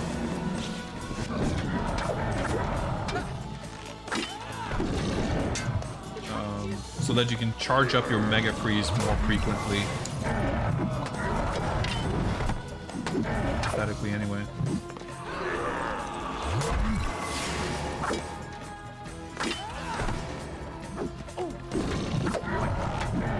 sort of automatic targeting and context-sensitive attack animations and whatnot. I'm sure it was pretty impressive for its time. Like, certainly there are contemporary 3D action games with far, far clunkier melee combat. And that's one of those things where we're games that are sort of, maybe not ahead of their time, but forward-thinking enough to, in some ways, more resemble games that would come later. Is that you, coming back to them like this, you kind of end up inadvertently comparing them to games that did the same thing better. Of course, again, like, just sort of judged on its own merits. It's not like combat's awful, but there's certainly a lot of stuff that you can very clearly feel a large room for improvement in. Stuff like that, when you do these moves where you jump off of the guys, like, rather frequently you end up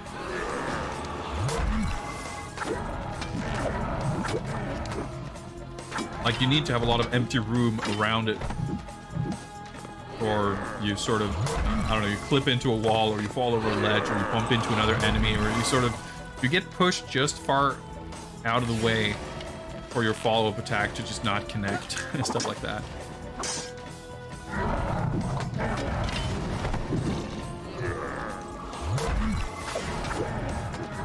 Whenever you manage to do an attack to dodge something like that, it is pretty satisfying, though.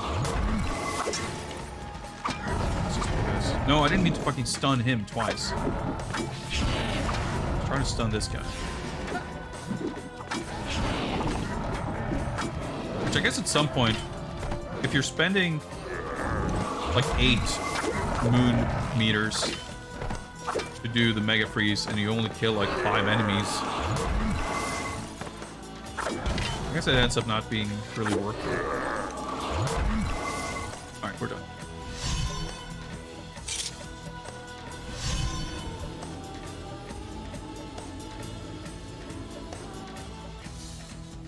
Okay. Looks like we got some major puzzling ahead of us.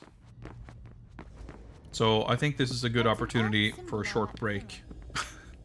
Why are there like massive spike pits inside what I'm assuming to be some kind of a library? But hey, video game, I guess.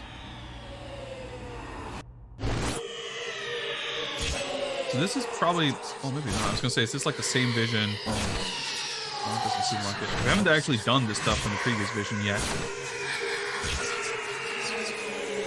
Oh, it looks like there's gonna be some major beam puzzling. What did you call me? I don't know what she called me because I couldn't hear shit, Done. but I don't know. I'll stop the Something story from endearing here and next time. embarrassing, I guess. Anyway, break time it is. We'll be back with more Sands of Time, more jumping, climbing, puzzling, and whatnot in just a little bit. See you guys in a couple of minutes.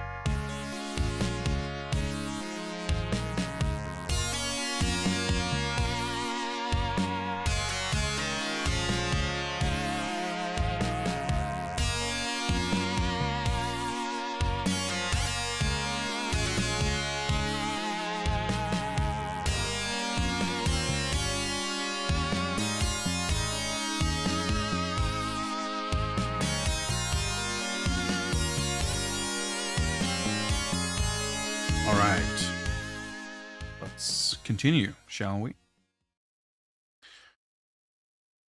Sharpie, what's good, man? Happy Saturday. Now, where Doing well. is it?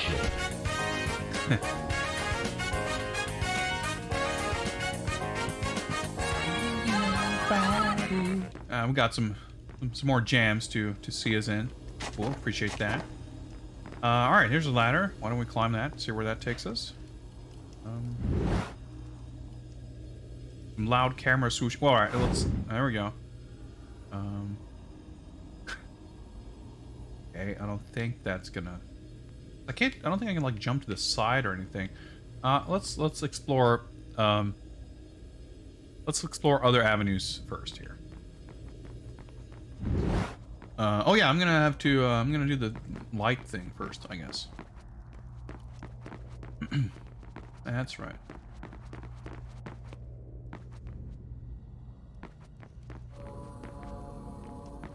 Oh, I guess I see. I thought I was supposed to rotate them, but I guess I'm. Crack. I'll go. Are you gonna go inside there, or? She said my love. I know she did. I didn't dream it. At least, I think I didn't. It's quite natural, really. Her kingdom's conquered. She has nothing, no one to protect her. She needs me. Jesus Christ. I can see it in the way she looks at me. All I'd have to do is reach out and take her hand, and she'd be mine. The fuck Why are you am on I about? talking to myself? That's a complete dipshit. All right. Jesus. I'm up here.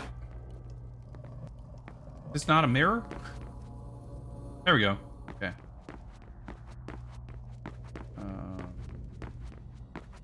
Oh yeah, and this is gonna shine through the. Oh yeah, you can't pull them diagonally. See, that was a good innovation by God of War. It's actually otherwise like, specifically the pushing things around feels very similar to God of War. But in that game, you can kind of move things freely in 8 directions. You can also kick things to like push them faster, which is really nice and convenient. But otherwise, yeah, there's a lot of those little things in this game that feel remarkably similar to stuff you would see in a lot of games, like in the years following this, basically. All right, looks like we're getting another. Whoa, hello. Looks like we're getting another sword upgrade soon, which I didn't realize was going to be a thing. So I can jump over here. See, that's the thing. I could try to, like, you know, wall run up. Well, I guess you can't. Yeah, you can't initiate a wall run from a shimmy like this. But I was going to say, if I could wall run up here and it turns out there's nothing to grab, he would, like, flip off of the wall and I would fall to my death.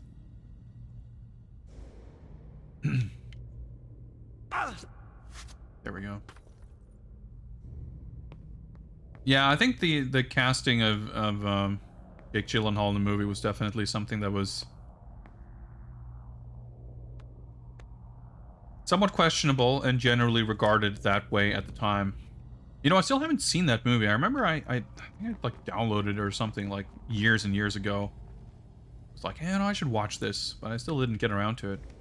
I really don't know much about it. Like, I know it's based on this game. But it's like I don't remember really ever hearing much about how it was received.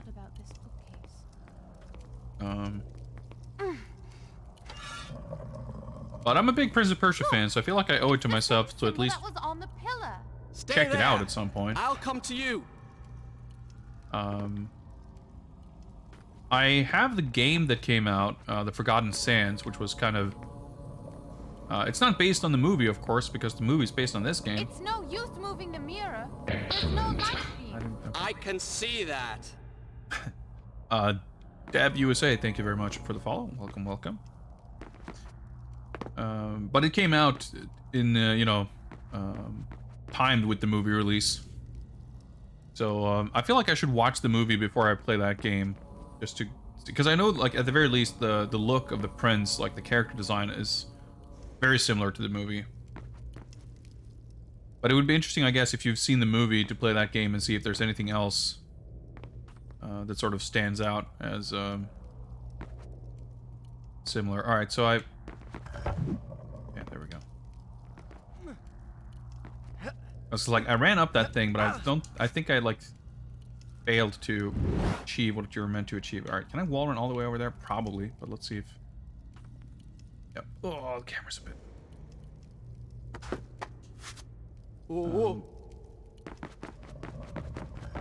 I wouldn't imagine that a new Prince of Persia movie is likely to show up anytime soon. Given that we haven't had a game in a long time.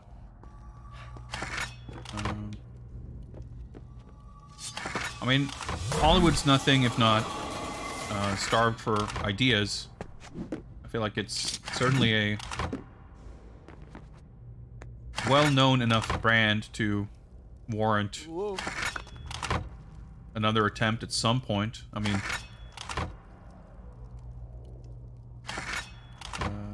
it's not like video game movie adaptations tend to be particularly timely. I'm not sure who's clamoring for an Uncharted movie, for example. That's coming out at some point this year, right? But that's actually part of the reason why I was like, I'm kind of, I don't know if excited was the right word, but at least curious about the the Sands of Time remake, because as far as I'm aware, that's going to be like the first, basically the first major, if you can call it that, Prince of Persia game release in a decade. Because the Forgotten Sands, as far as I'm aware, is the most recent Prince of Persia game that came out. I'm sure there's been some like mobile port or re-release or something, but there's not actually been a new game in a long time. All right, so we're obviously gonna have to turn that thing. I'm obviously gonna have to break that wall. Although, well, let's go over here first. Oh well, okay. I'll probably make that gap, right? Yeah.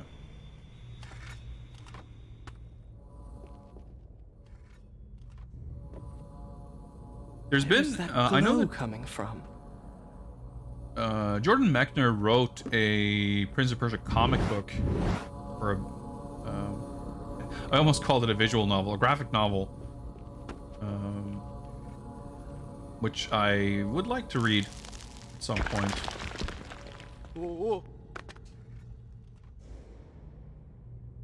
So I wonder if that glowing thing over there is some kind of a switch or something. Maybe I should have gone that way first. Alright, so, okay, we got mirrors there.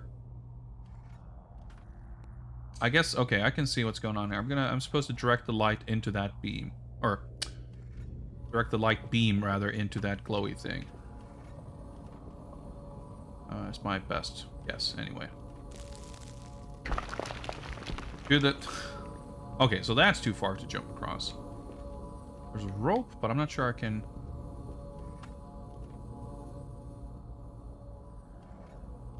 Whoa. Balancing beam's definitely the kind of most annoying thing to deal with.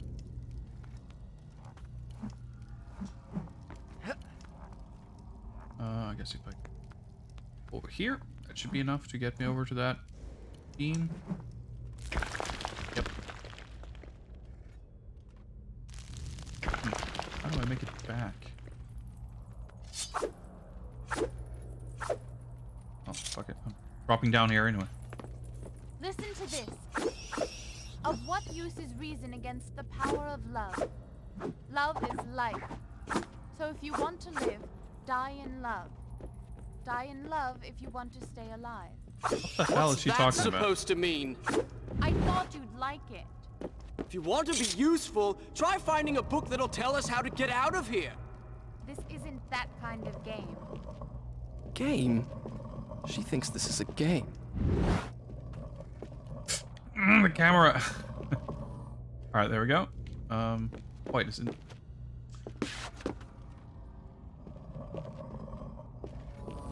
There we go. Really quite specific how you need to place it here for it to... There we go. So I wonder if... because obviously I didn't actually go over there Oh, it's gonna light through. Okay, okay. Oh, I probably fucked up because I don't think I can actually get back there now. Try to hit the symbol on the wall. What do you think I'm trying to do? Well, I wasn't trying to do that, really. Oh, I guess I can rope swing back. Okay. I guess I can reach the rope from here.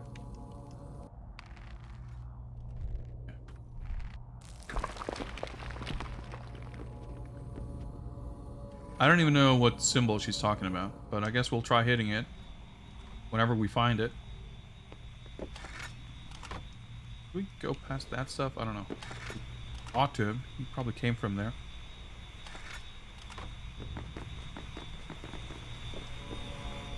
Is there a symbol behind here, maybe? Or is this just a health rift or a health expansion thing? Yeah, I guess so. Huh. It didn't seem that hidden or far off the beaten path. But I'll take it. I guess the other ones haven't been either, really. There was at least one that I think was definitely easier to miss than that, but...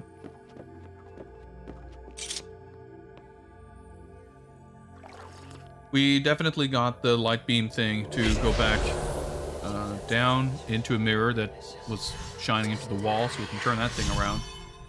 It's easy enough. Maybe that's what you meant. Direct the light beam to hit a symbol on a wall somewhere. We'll get to that as soon as I figure out how to get down. Okay, there's a ladder over there. It seems a bit... Well, I guess it... Okay. I was gonna say, it looks like the ladder. You can see that on the left side. Like it's not... Oh. It's just a ladder to nowhere, but it looks like you could jump off the ladder to some ledge. Yeah, I can see. Stuff like that, I think, probably has helped quite a bit by playing this in higher resolution. Because there's actually quite a decent, like... sense of scale. These like really large rooms with like these great heights. Like this stuff is great. And it reminds me a lot of early Tomb Raider actually, which I feel's had a bunch of that stuff too. Well, okay. How do I actually get there though? I figured I could just get there. Well, wait, hang on. There's a breakable wall there. Does that mean I'm supposed to get there from below? Or, well, okay. Well, there's a ladder. I guess that's the ladder I came from. I guess I just backtracked here for no reason. That's fine.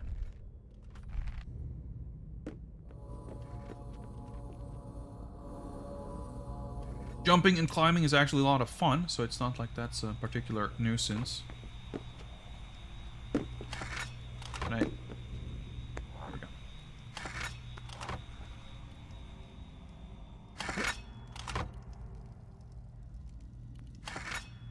Camera like twisting around suddenly though. Oh wait. Oh, the letter's right there. Okay. Right, left. Ah, there we go. Well, first person, I guess. Can I? Oh, wait, if I... No! I pressed B because I figured it would, like, back me out of first person mode. I guess it backed me out of holding onto the ladder. If I jump from this... Oh, I can't look up and down. Okay. Yeah, because I wall ran from there. I mean, if I jump back and I bump into the wall, I don't think I'll be able to grab that, like, flagpole on my way down. I feel like I got enough sand to try it. Hey, it, kind of worked. Not exactly as I expected, but I don't think this is really what I would... Okay, well, I mean, I was technically right. I didn't grab it.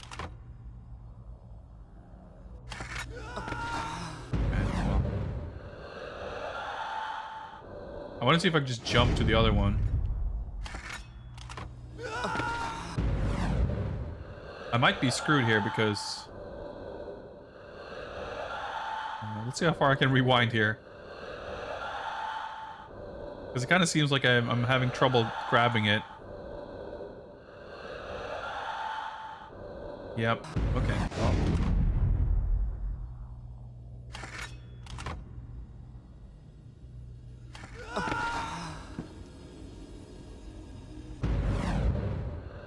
Surely I can't rewind further than I already rewound.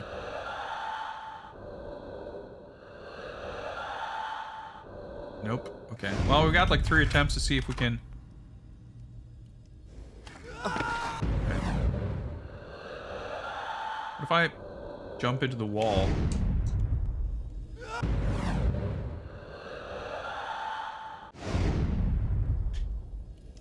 Because you can't jump.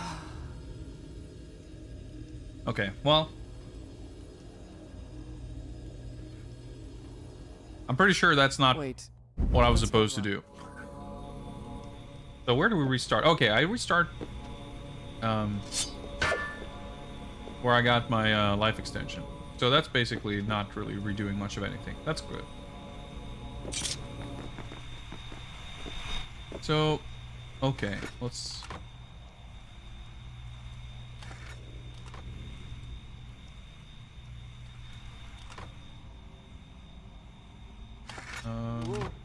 Will that... No, okay, that's attached there, I see. Jump over here just so we can, from the center here, we feel like we should. If I grab that rope, maybe I'm... Can I swing? If I swing like to the left, well, to the right currently. I don't think that would actually... Well, you know what? Maybe that does get me to the ledge. I mean, it's as good a plan as any. I don't have a better suggestion right now, actually. And it would make sense that... Like, usually the game doesn't... Like, the way the level design has been... Oh, I guess that worked. Cool. There usually isn't a lot of backtracking. Usually wherever, like... You solve a little thing, and wherever you end up is kind of where you need to be for the next thing.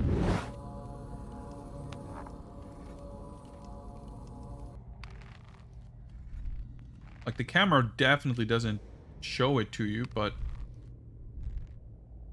which kind of makes me think this is not the right thing, but... Yeah.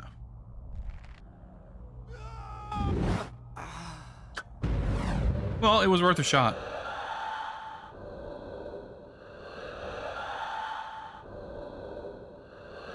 Can I climb up to this beam?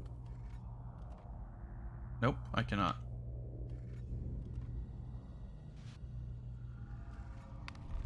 Dude, how the heck do I get down?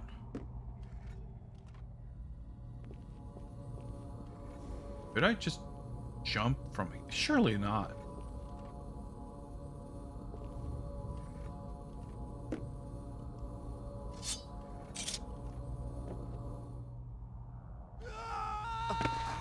Nope.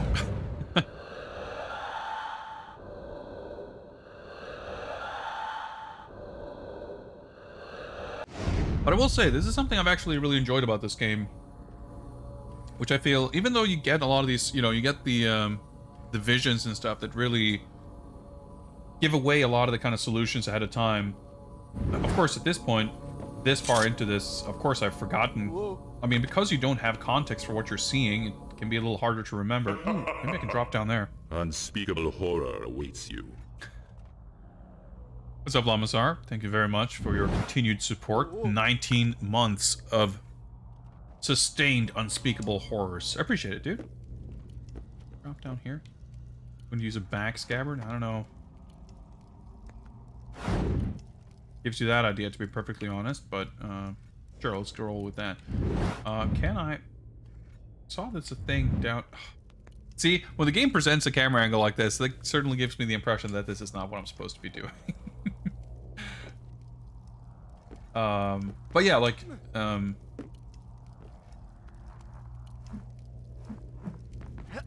by the time I get to this point, whatever we saw in that vision is long, you know, I don't remember it at all. Okay, what if I don't drop down here? What if I stay up here? Whoa.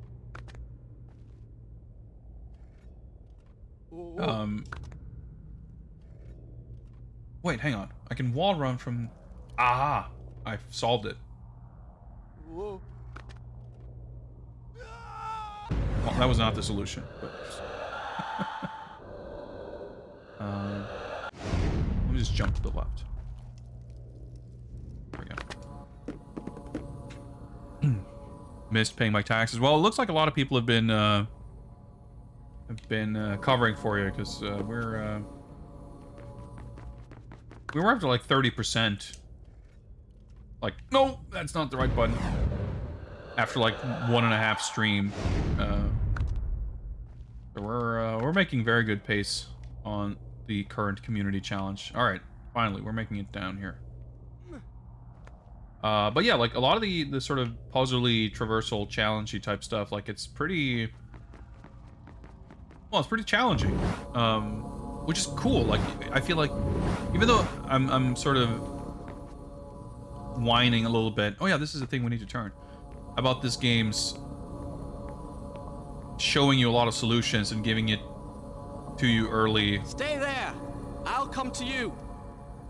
It doesn't beat you over the head with reminders constantly, which I feel like that's a thing you would see. Maybe you wouldn't see it that much in like 2003, but certainly in like 2005, 2006, 2010, you would start seeing, you would have a character, you know, we have a lot of narration in this game, but you don't have so much him talking about, if only I do this or that. Like, you know, Farah will give you, you know, there's going to be a little bit of dialogue. Like, oh, maybe, you know, try to do this. Like her saying, Be careful. hit the symbol. And I'm like, Now what? what symbol? There was one more symbol. Do you remember? But as I'm like In the main hall. clearly kind of stuck, not really knowing where to go, I feel like it's so common with games that like you're observing a space like this, you're trying to parse everything, trying to piece together, in some cases a route of where to go. In some cases you're just trying to piece together where the heck you're meant to go. Trap with the raid. What's up, dudes? Thank you very much for that, Trap. Hope you guys are doing well. We're continuing our journey through Sands of Time, which I'm enjoying very, very much. Like a lot of games, you would be tasked with making your way through a space like this, and it's not even necessarily obvious where you're meant to go or whatnot, but Fine. Take all the you would time. have the character like... Let's Be jump. careful. Narrating the solution before you're even like understanding exactly what you have to do, and that shit can get so annoying. Oh boy.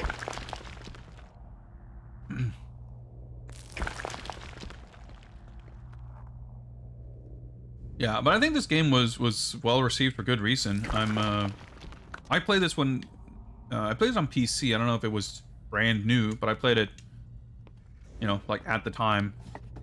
But I haven't played it since then, and it's been very interesting revisiting it because, as is often the case playing games from that time period when you haven't played them for like 15 to 20 years, certain aspects can hold up like way better than expected, and others can be way more kind of dated than you might expect. All right, so we break those. So this needs to be turned. Well, it's probably turned the way it needs to be. It just needs to be moved out here. Let's see. Controls can be a little funky sometimes. Like, there's certain aspects to the way the camera behaves and whatnot that are, like, super funky. Oh, that's... Wait, hang on. Oh, yeah, we needed to have that turn the other way previously, but now we need to go back and turn that mirror. I see. I thought I saw some... Oh, man, that was probably just that, like, chandelier thing. Can we get back to the rope? Oh. Whenever the camera switches, it's terrible. Nope. Because it doesn't do that thing that it definitely should do, where it retains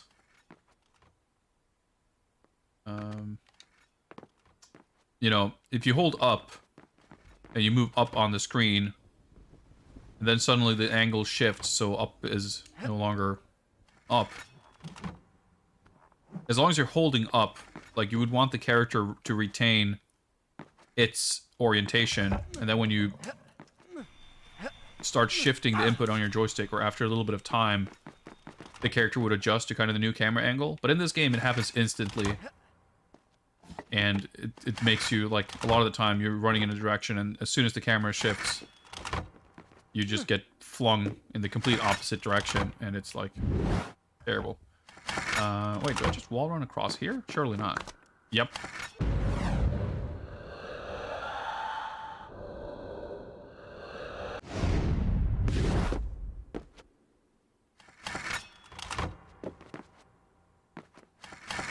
Wait, how did I get up here? What did I do differently?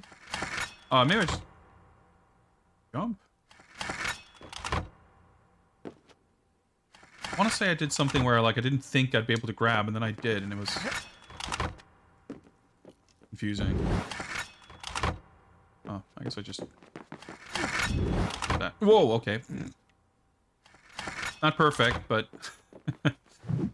for the most part, the like, the moveset is a lot of fun. Like, the jumping and climbing works really well. Well, that was a perfectly fucking spaced jump. I didn't want to bother with the beam, but could have walked a little bit further, I guess. I'm running short on sand, so... Oh, yeah, that's pretty cool, like, the way you're kind of forced to go through this a few times. I mean, again, this part is fun. This is the good part of the game. So it's not... It doesn't feel like padding being sort of required to navigate an entire room a second time. Especially because... Of course, because I was fucking around not exactly knowing what I was supposed to do. This is not my second time. This is like my fourth time through. But when you're going through it multiple times, there's a satisfaction to, like, mastering navigating a space because you've done it a few times. Pretty cool. Wait, fuck. I can't rotate this. But I guess the other one is rotated, right? Yeah, okay. I was like, wait, hang on. Because I can push them, but I can't rotate them. But this one is rotated the way it needs to be.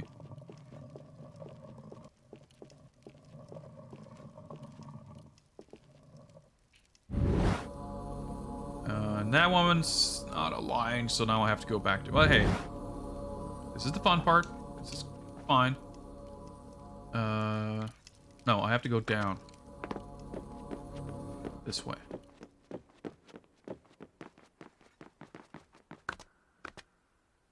The wall running is fun. It's, I mean, it's...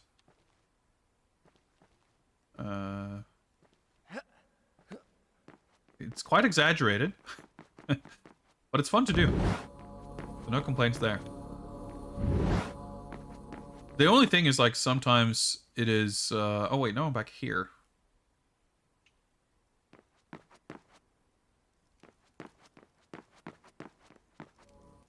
Wait, fuck. Now these things aren't here. So now I can't get across... Wait! Was I supposed to jump from the middle Wait, how did I get... How badly have I fucked up is the question now. I can't get back here. Wait, can I drop down on this thing? Looks like... I didn't mean to rewind. I'm just slow-moing. I guess you can go down. Interesting. Interesting. I turn it off? Yeah, okay. I don't think this helps, though, because... Ooh, hang on. Oh, shit, there's a upgrade there that I missed. I know exactly where I need to be. Okay, so I'm even allowed to save right now, which would suggest to me that I'm not permanently screwed. I just might have to do things like... I have to see, I was talking about, like, I fucked up and I had to go around the room one more time. I think I might have to go around the room a few more times. Unless I can go up here. But I don't think that would work. Yeah, I could go down from there, but I can't go up. Shit. Well. Guess we,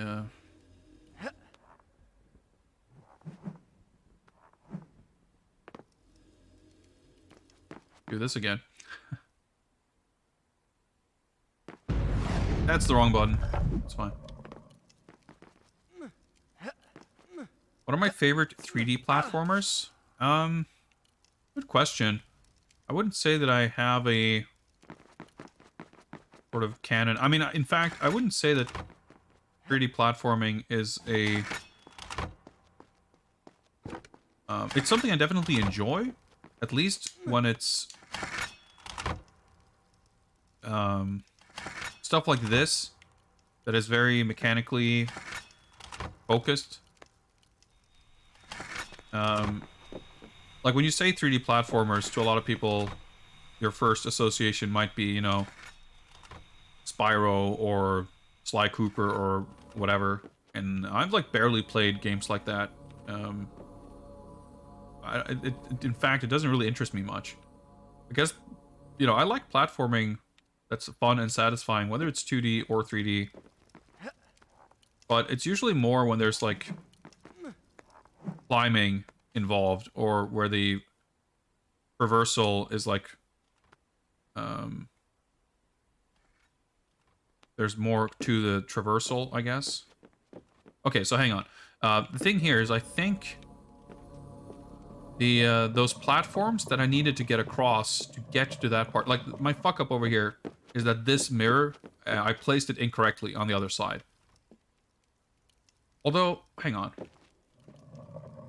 I'm an idiot. I probably could align this. If I just shift it over, I should still be able to make the beam hit it, right? But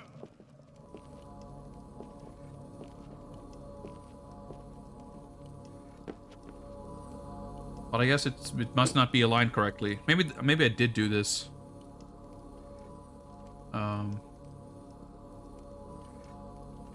Well, let's make sure this is standing on the thing. Well, I need to move this anyway, because in order to get over there to adjust whatever it is needs adjusting, I need to put these back. I think, at least. But yeah, to continue attempting to answer the question. Even though platforming in 3D is something I can definitely enjoy,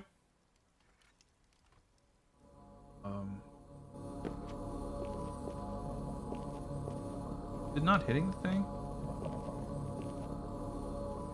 There we go.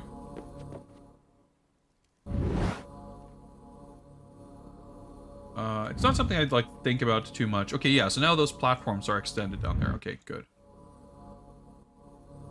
So I definitely don't have like a mental sort of short list.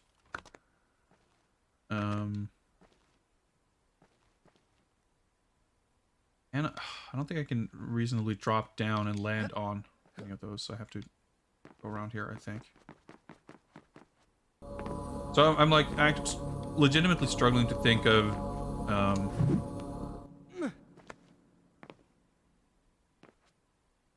examples or candidates. So I think like there are games I can think of that have, like, Batman Begins is a game that have come up a few times. That game has like one particular level that has a bunch of climbing. That's like super fun. I really like that. But I wouldn't call that game in its entirety like a 3D platforming game. Ooh, excuse me. Shall I go on?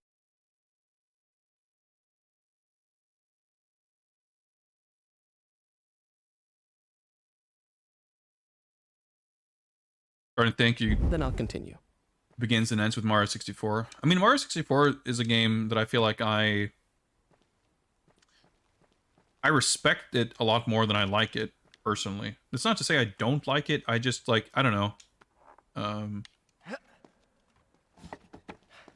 I think Mario 64 is, like, super cool in terms of, you know,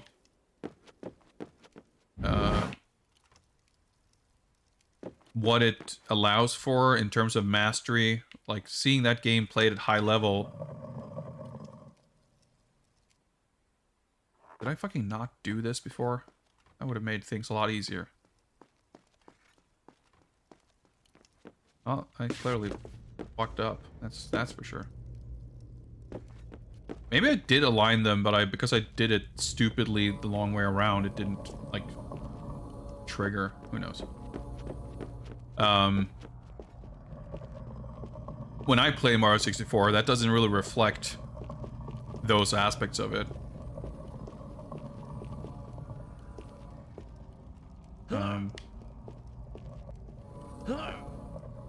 But so, like, the thing that makes Mario 64 interesting is, like, that kind of the move set and the abilities that you have. Is this hitting? I guess because it's... Hang on. Can I see... If this was hitting correctly, I bet it would trigger something. So I think it's, like, ever so slightly too far in. I should draw it a little closer. This way. No, but it should be, like, standing on this thing. Oh, there we go. Yeah, see, I mean, there's, like, the, you know, the rare stuff on the N64 and whatever, and, like, I can't stand those types. I've tried playing Banjo-Kazooie, for example. I played it on when I got, like, Rare Replay. It was, like, so annoying and tedious. That, like, style of game doesn't appeal to me at all. I like jumping and climbing. I don't particularly care for exploration. I don't care for collecting items. I don't care for using convoluted, oh, that doesn't work, gadgets or what have you. Well, for me, it's not a matter of age. Like, I didn't care for them back then either. I didn't. Fuck, there's. I missed that fucking upgrade over there. Well, missed. Can I still get it? I should be able to, right? I have to kind of make it all the way over there anyway. I mean, I wasn't extremely hot on Mario 64 at the time. In fact, I really... I mean, the first time I played it... Ah, you're shitting me. I changed it so I can't... Oh, that's gonna... Oh, that's gonna frustrate me to no end, knowing that I missed an upgrade. I didn't like the N64. And I still don't. To me, N64 games were like 12 FPS, blurry, and just ugly. I didn't like the controller. So, like, there was just, you know, I didn't much care for it.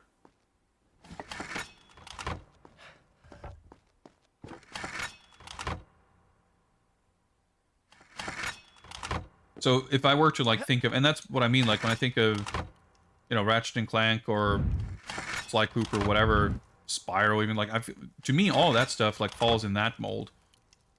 And that style, or whatever you would call it, like, 3D platforming, doesn't interest me much. Like, I would say, like, Uncharted 4, maybe, is a 3D platformer I really like. I never played any of the Rayman sequels. I played the first game, thought it was cool, but fucking impossible. I didn't really get all that far into it. Okay, the bridge there is still... I think I can salvage this. Whoa.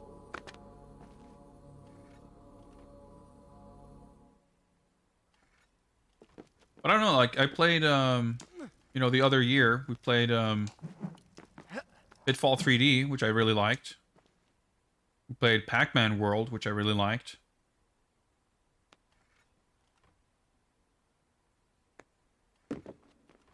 And those were kind of focused experience, I guess. Not necessarily on like platforming and traversal. Pitfall maybe a little more so than Pac-Man, but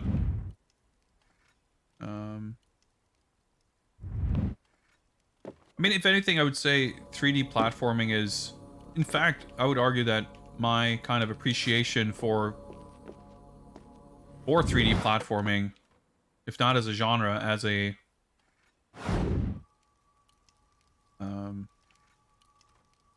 mechanic or whatever, is something that I've only kind of come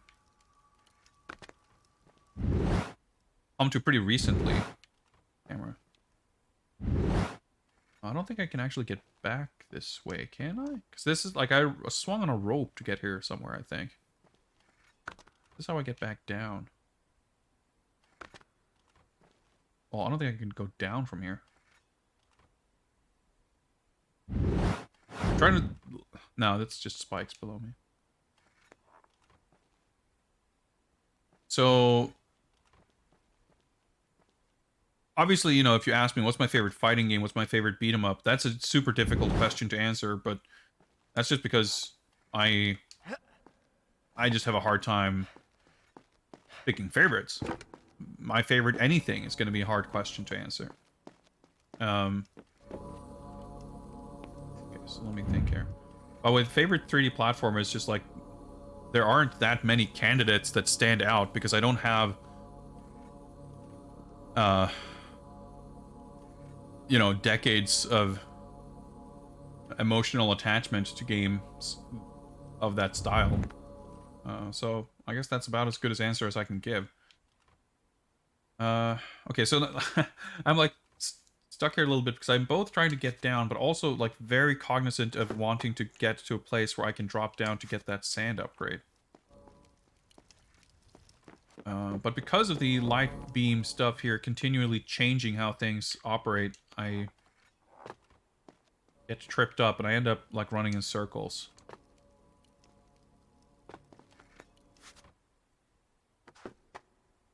Favorite ice cream flavor? I mean, that's probably easier because it's probably melon, but that's also assuming you're getting like, you know... Be careful. Well, I can drop down here. Did I run across? Yeah, I didn't drop down. I ran across here. I like melon, but that's also assuming that I'm getting multiple scoops. Because I would usually get one scoop of melon. I'd get one scoop of, like, pecan caramel. Which is like, because when you get like ice cream like that in Sweden, there's some flavors which are kind of commonly available, and melon and pecan caramel are typically available. And then I usually, because I know I love those flavors, and then I would take a third one. Hopefully they would have something unusual and exciting to pick. Yeah, fuck, I can't get over there without the beam thing. So I was... Oh my god, I had that opportunity to get the sand thing, and I didn't get it.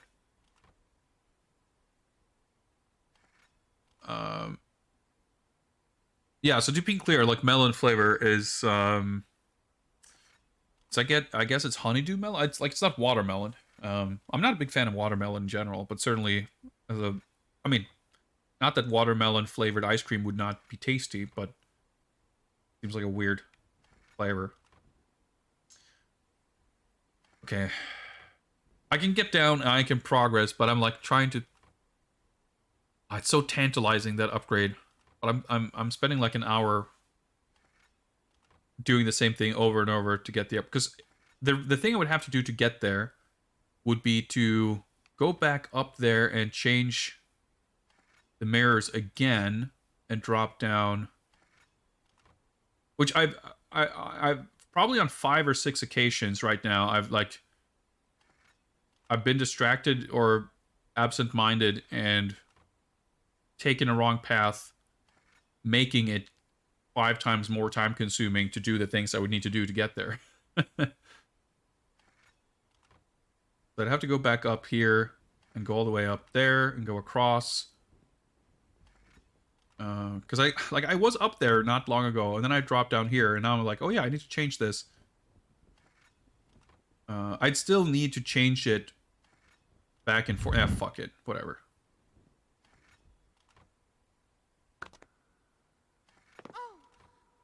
Did I take damage? I guess I did.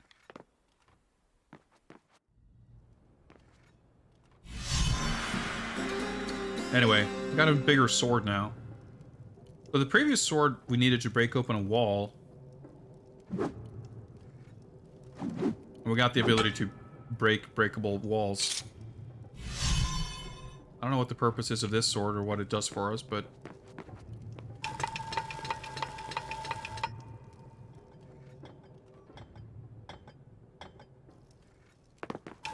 I guess it's good for something. Come on!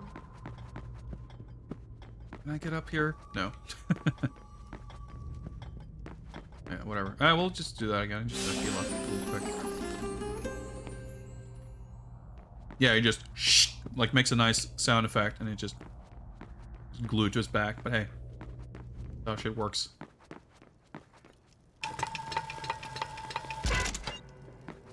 The sword looks kind of, I don't know. It looks heavy. The blade looks very thick. Looks like it wouldn't be that easy to swing with one hand.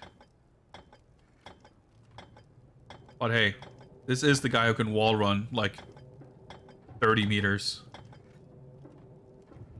I had to watch a cutscene of the door closing behind us.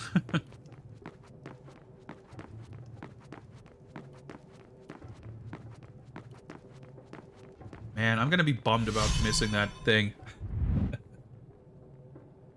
Well, until I inevitably forget about it anyway. We probably missed other upgrades too, so...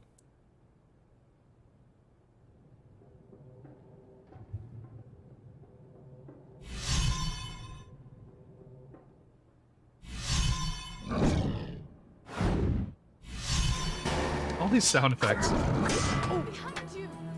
Oh, yeah, oh, thanks.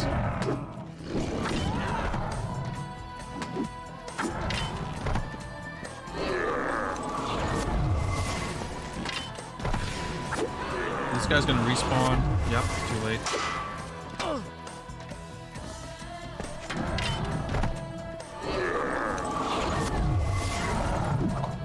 Yep, he was too close to the wall, so I got stuck on him.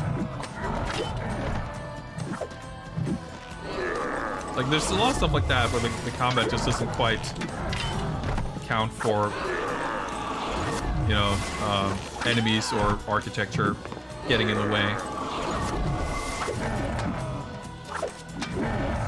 But like I said, probably compared to a lot of its contemporaries, it's still pretty smooth. Yes.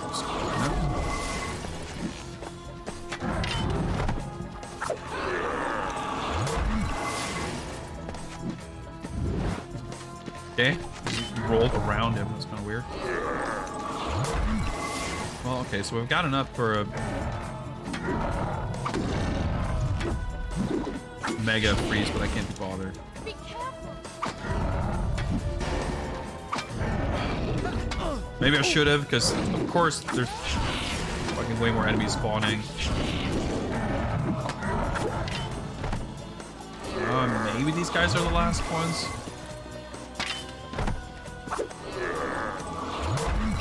They actually were. Okay. You can tell because you can't, like, your controls stop working as soon as you kill the last enemy. Alright, there's a save point somewhere. There Down should here. be a way to make this thing go up. See if you can find a switch. What makes you think? Never mind. Alright, what's the staircase is just gonna...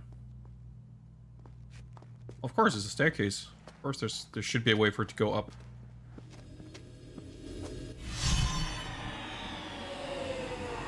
First save point in a while. Well, in a while because I was stuck for a long time doing nothing.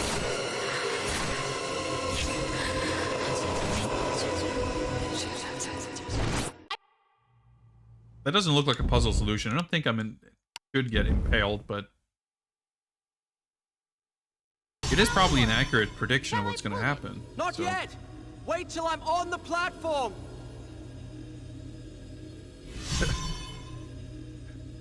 It's pretty funny when they play dialogue while you're like passed out Not or yet! drinking Wait water. till I'm on the platform! Yeah. Now!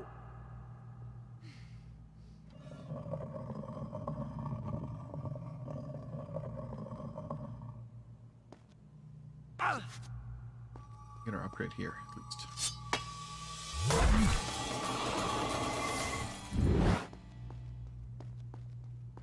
Alright, we got some swingy things.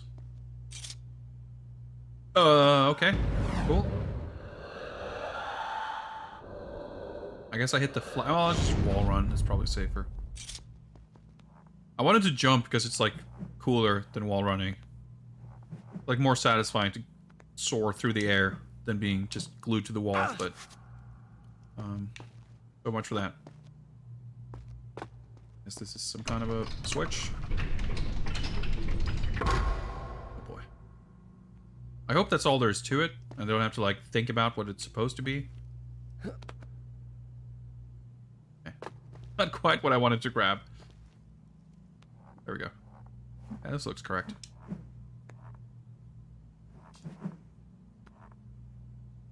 Okay, yep. This shit is, like, mad satisfying.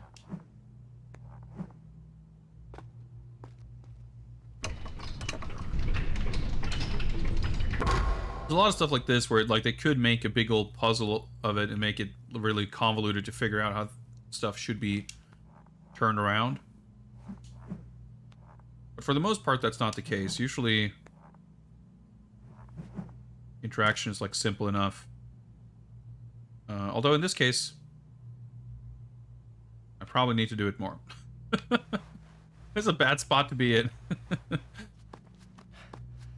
It doesn't appear like I could grab anything else, yeah. And the thing is, though, like, when you're turning them, it's not like you have a great sense of how anything is aligning. Now, I don't know where it started. Was it over here? Something is coming closer to the middle. I mean, I assume I want... Whoa. Yeah, because I think I probably wanted to go to my left because I want to be able to go, like, towards that switch. So I probably just turn it back the way it was. Go here.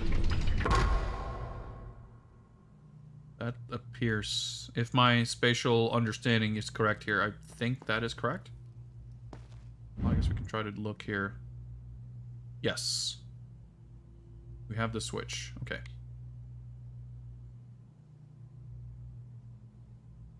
There's a thing over there, but I assume... Well, I don't know if this is correct, but this is what I had seen and kind of intended to try.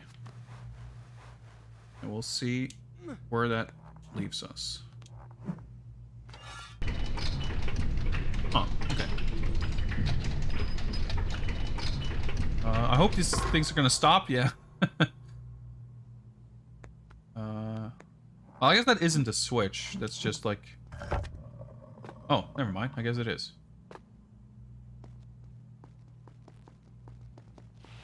Sometimes there's symbols like that that are kind of markers for where to do a wall run and, like, where to jump off the wall.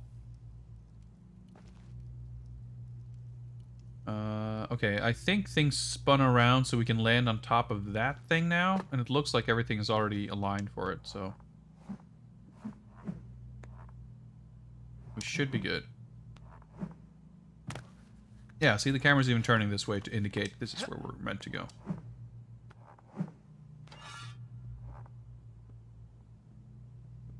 Camera's really going all over the place. The gate's But- open. Yeah, usually when there's stuff marked by these, like, orange, yellow symbols, Here I come! it's an indication of switch. What a fucking dork. It's a switch that's like leading to major forward progress. Come on!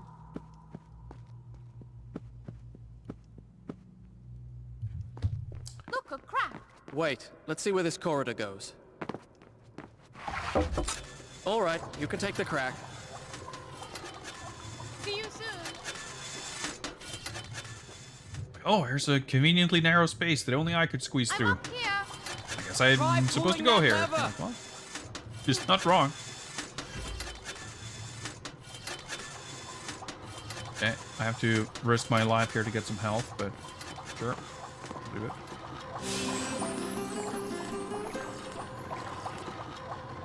Risk my life, maybe a slight exaggeration. But...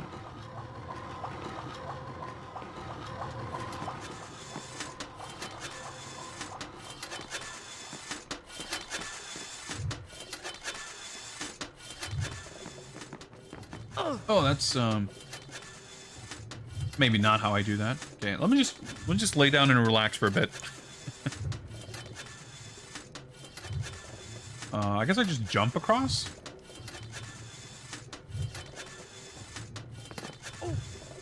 Well, okay. I certainly timed that well.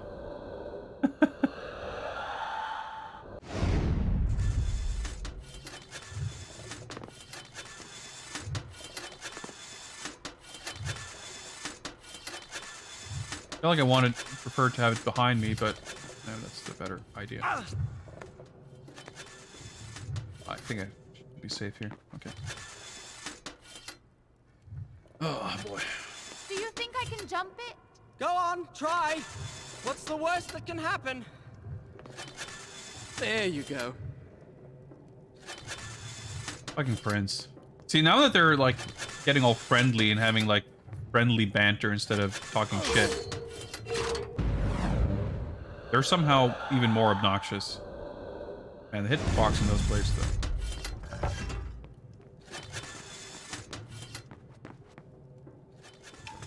There's a timed thing. I'll meet you on the other side of that gate.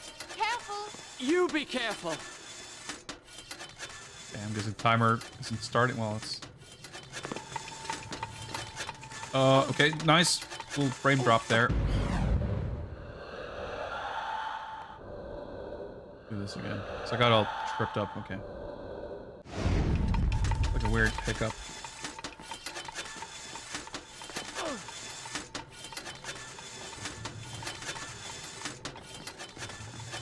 Oh, fuck. Okay. I figured I could roll under it.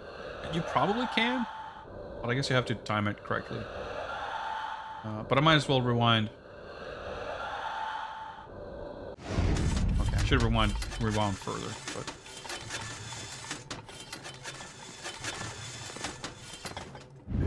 yeah, you get a pretty like collapsed hitbox when you roll. It seems like. Whoa, what was that camera move? Is this a new enemy type? I'm not sure. Here We I fought am. guys that looked like that I can't before, but open there's the like gate. red and blue versions of a lot of enemies, and I can't remember if we fought red versions of these guys before. I don't think so. I think these are the same guys as before. That was just... Oh, I need... Fuck. I tried to do the Mega Freeze, but I have full sand meter, but not full like special meter. Oh, I can't do it. Alright, these guys are just running around. I guess grabbing this... I guess I can't grab the upgrade when I'm in combat. What if I do this? Oh, that doesn't... Looks like we're gonna have to fight these guys fair and square. Now that I spent that meter... Oh, I guess I can just use the meter instead. I don't know if that's smart, because there's gonna be more enemies. There always is.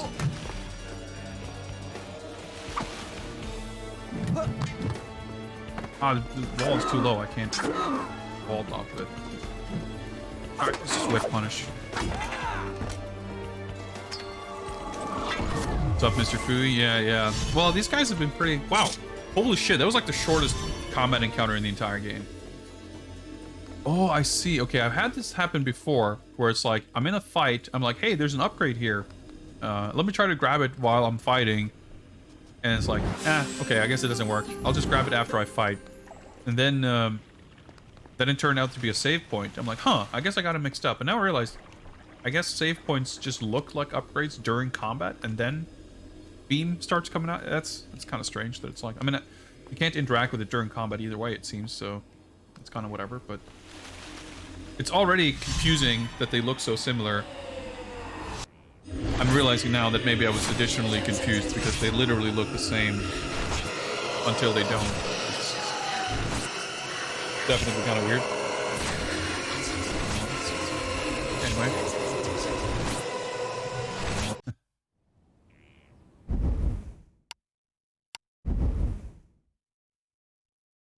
Done. Making I'll start progress. the story from here next time. But yeah, that was a very short encounter, and those guys were not that rude. I was able to get a good, healthy sip of water before I was interrupted, so I honestly can't complain too much. Of all the rude enemy encounters in this game, this one was it was admirably civilized, let's say.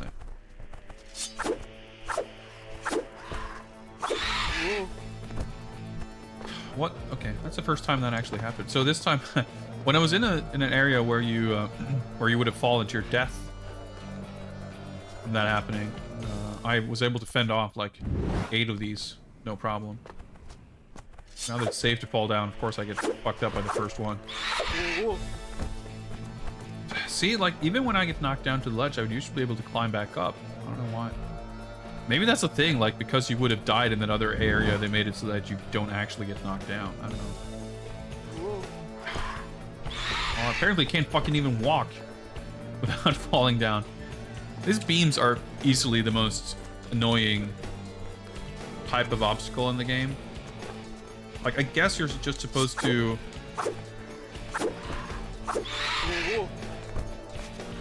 push the analog stick with enough precision to not fall down.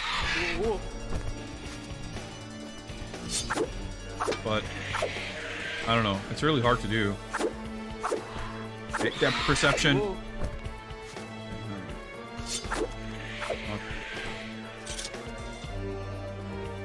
Because they're already kind of, you know, you're walking slowly, which is not fun. And wait, which way? Probably not this way. You're walking slowly. What are you doing? I don't know. I'm working it out as I go. And when you kind of fail, like, it's already not fun when you're doing it correctly and you're succeeding. And when you're failing, the thing that's slow and kind of boring, your punishment is that it's slower and boringer. So it's sort of a, you know, kind of a weird feedback loop.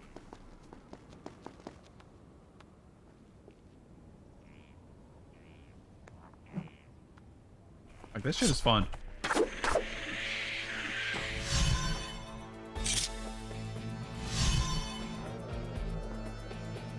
I don't feel like I needed that cutscene to celebrate that little combat being completed, but that's fine.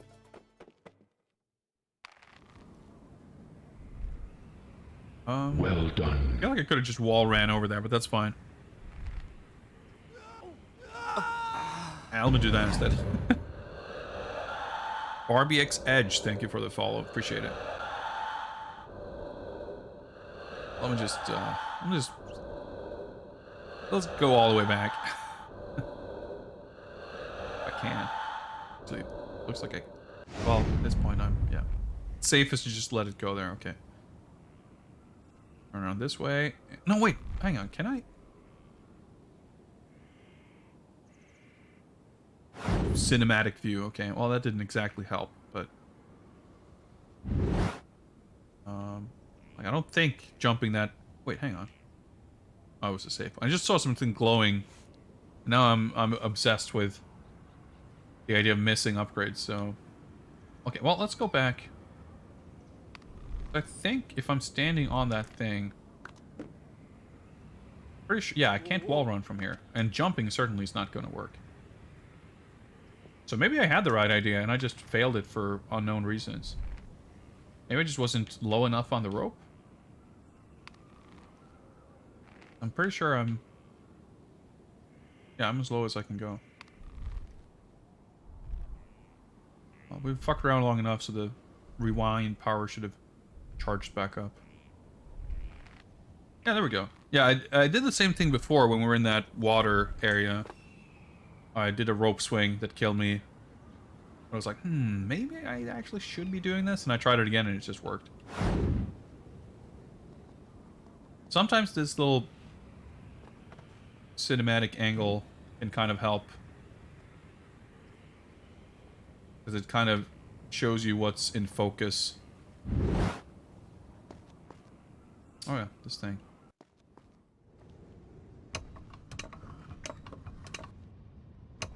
And you can kind of tell from what's being framed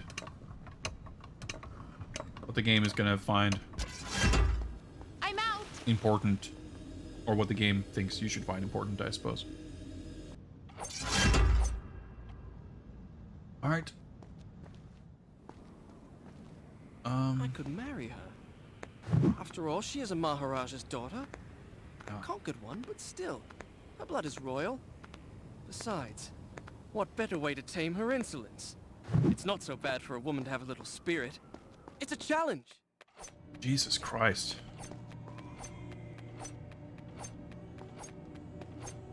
I mean, I can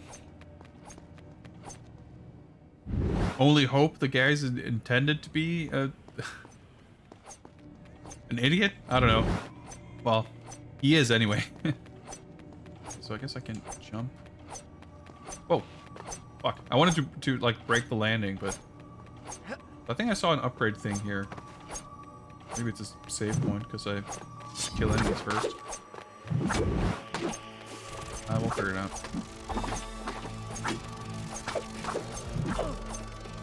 These guys are at least pretty... deal with them pretty quickly.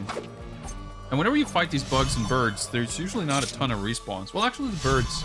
Some of the bird encounters definitely had a bunch of respawns, but...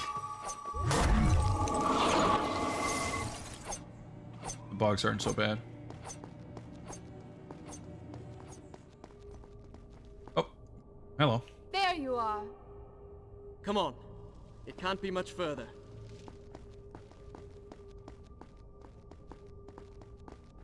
I'm surprised about one thing. So I noted Not again. yesterday, or last time we played it, rather.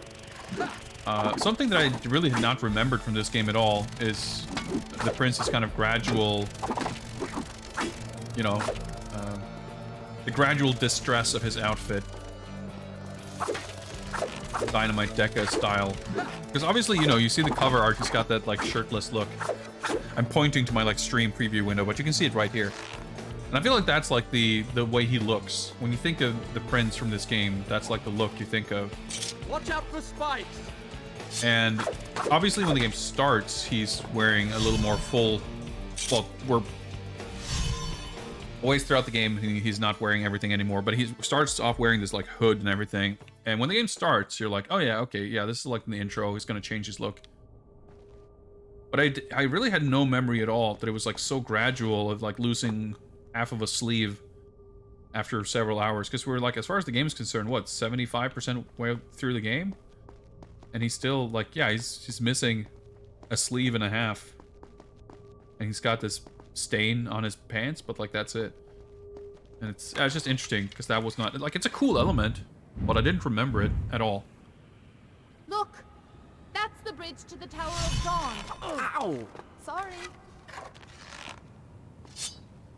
Alright, you know, that was actually pretty cute that they acknowledged that she shot him. I assume that was, like, not a scripted thing, but I just happened to stand there, even though I had no control over it, because the cutscene was, like, still happening, but... Alright, there's water down there, but these guys are... jumps.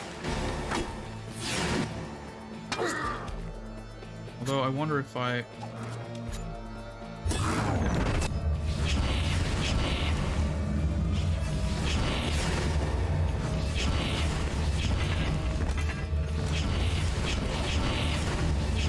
heavier guys actually spawn, and there's like a billion of them, so. Yeah, and dude, I wasn't trying to vault over you.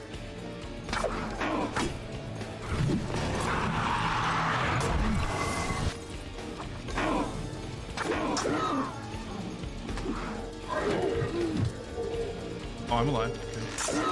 It's so cramped. Dude, what? That just whiffed? Okay, sure.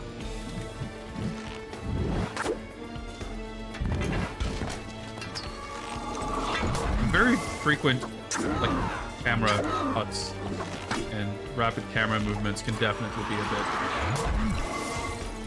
bit much. Whoa, holy shit. Parry actually worked. Dude, we were full on fucking Prince of Persia here, rallying back and forth. I've never seen that happen. It didn't like feel super great, but that was like kind of cool. That makes me kind of wish that that's what the combat was like. I guess that's the thing, come to think of it. Like, the original Prince of Persia kind of has more satisfying combat than this. There's not a lot to it, but getting the rallying back and forth going and like successfully parrying and shit is very satisfying. So, is this like supposed to be a narrative thing where we're like, I'll start the story from here next time. we're being deceived by our visions because we keep seeing visions of ourselves fucking up and dying? Or maybe it's not so much deception as like we're just inevitably gonna fuck up and die. Okay, that's definitely an upgrade over there. Yeah, once that combat encounter started, it's like, yeah, okay, maybe dropping down is not where we're supposed to go. Either way, there's water down here somewhere, so I'm gonna want to grab that.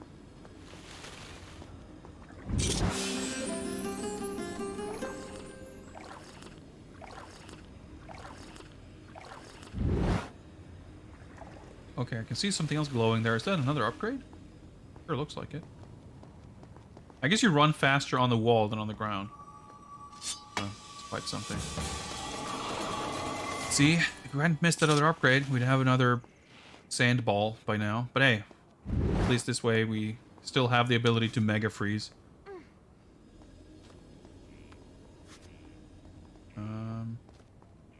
Okay. Ah, well, she can squeeze through and we go swinging over here, I guess. I'll see if I can find a way down. Down? I thought we were going up.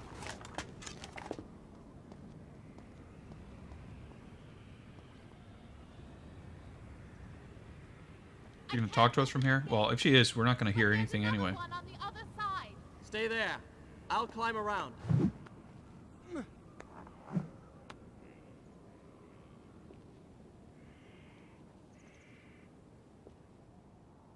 Yeah, stuff like this is just fun. Well, okay, I was gonna say, hey, there's an upgrade, but maybe that'll turn into a save point. Dude, okay. I guess they had to do this in a cutscene, because if that happened during gameplay, I'd just press the left trigger and rewind.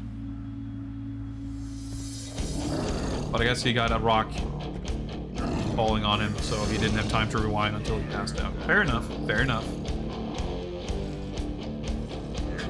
I'm not sure what this music is, but...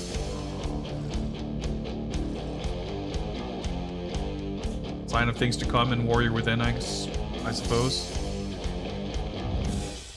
A prison. In my father's palace was a prison much like this. I had never set foot inside. Now here I was, myself a prisoner, seeking an escape. There we go. I don't know why he took off his armor, because he was hurt, I guess, so... But, hey, we're ascending to proper...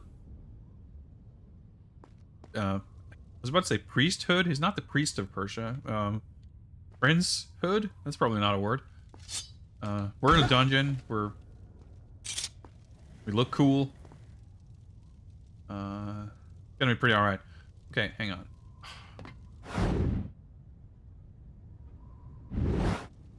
Is this? Oh, okay. I thought there was like a big gap between the platform and the wall. I didn't quite see what was going on. So presumably something is going to happen when I run on that switch. Otherwise I'm going to be kind of screwed, I guess. Here we go.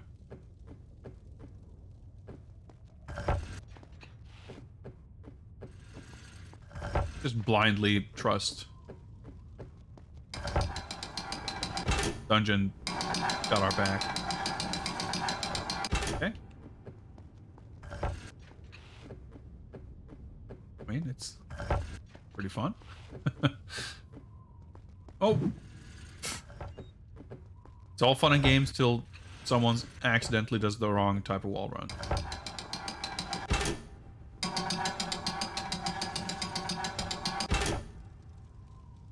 Okay, so I'm gonna have to jump from this one, I assume.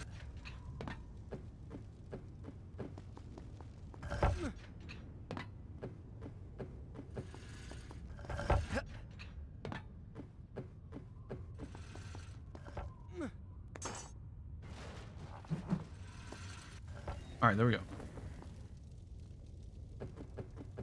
Not that I would, like, expect to consider anything that a video game character does. I mean, especially someone who's, like, explicitly very athletic and acrobatic. Like, I shouldn't consider any character like a... not a role model, but, like...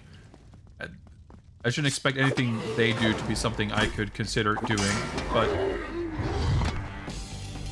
the idea of, like, leaping onto a rickety ladder...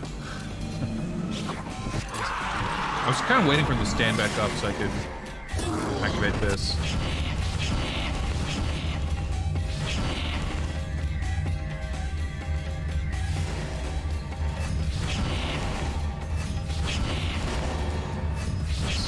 Nice. That was a good.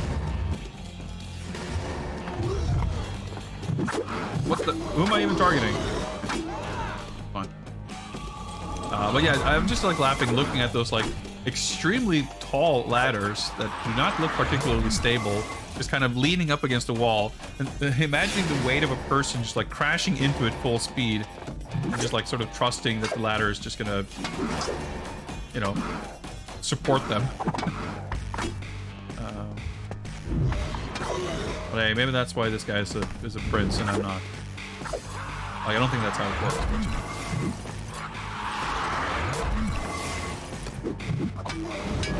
Oh, that doesn't work. Figured it wouldn't, but try. Wow! Even that doesn't quite work. Well, at least they can hit each other. I do like that. I feel like a game like this wouldn't necessarily have like friendly fire for the enemies. But I'm very grateful that it does. Dude, like I didn't kill a huge amount of enemies with the Mega Freeze, but at least like 5 or 6. And we killed everyone again, and there's like a 3rd or 4th wave of enemies.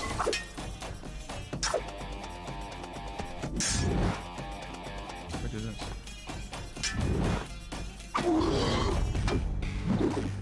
Persia's famous for the ladder engineering.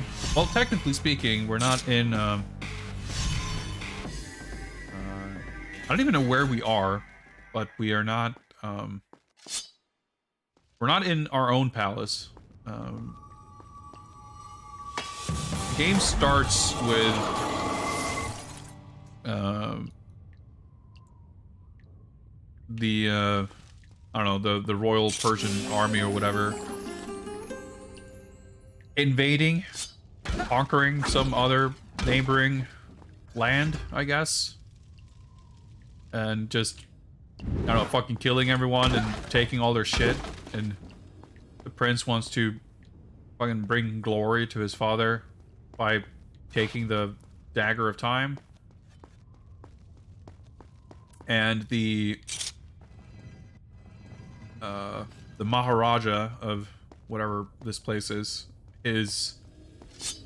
like his Grand Vizier, whatever, and not the actual Persian Sultan's Vizier, or whatever his name is, Jafar. he has been like a double agent or whatever. Like he's betrayed the Maharaja to give the Persian army access. And he tricks the prince into unlocking the super magic hourglass with his dagger, which kills everyone and turns them into sand, but somehow... Done. I I'll guess start the his story from here idea next is time. if he gets access, like if he were to get the dagger, it would give him power over all of that. All right, I've decided. Which, you know, that's fair enough. We'll marry her. I'll tell her the first chance I get. I don't know that All this his plan seems a little power, dodgy saying because what I mean I one guess means. he's like a magician and shit, so he can sort of Made it survive this or far. deal with it Foolish to deny otherwise what I anyway. feel. But you would think he would want to secure the dagger first. But yeah, so we are still in, like, we never were able to escape or get away from the Maharaja's palace after unleashing the sand virus. So that is where we're at. Okay, there was a thing there. Yeah, let's go grab that.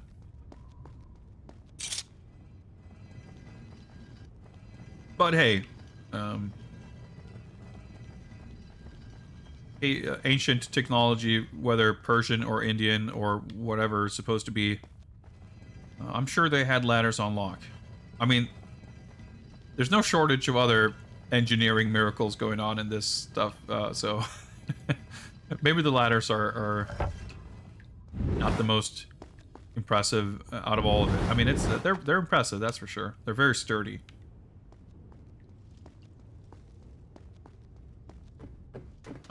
This doesn't look great.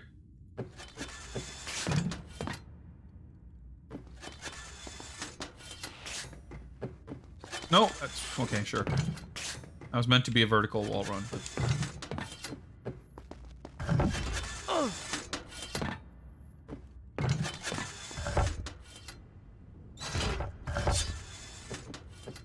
Alright.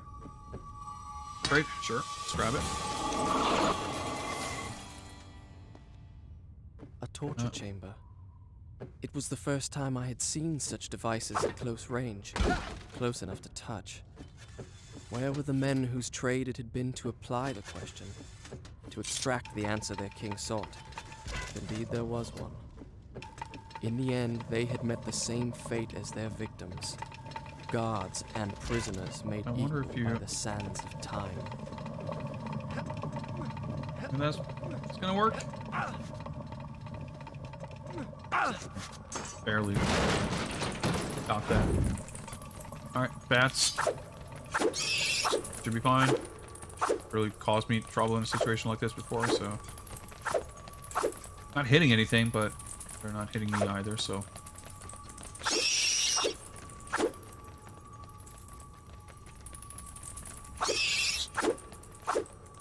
But yeah, so the girl who's, what's her name? Farah, I think.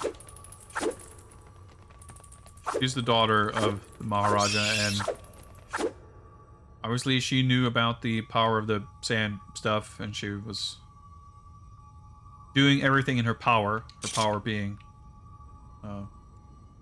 pretty much nothing at the time, to stop us from fucking with it. And of course, she's like not thrilled with us fucking destroying her everything.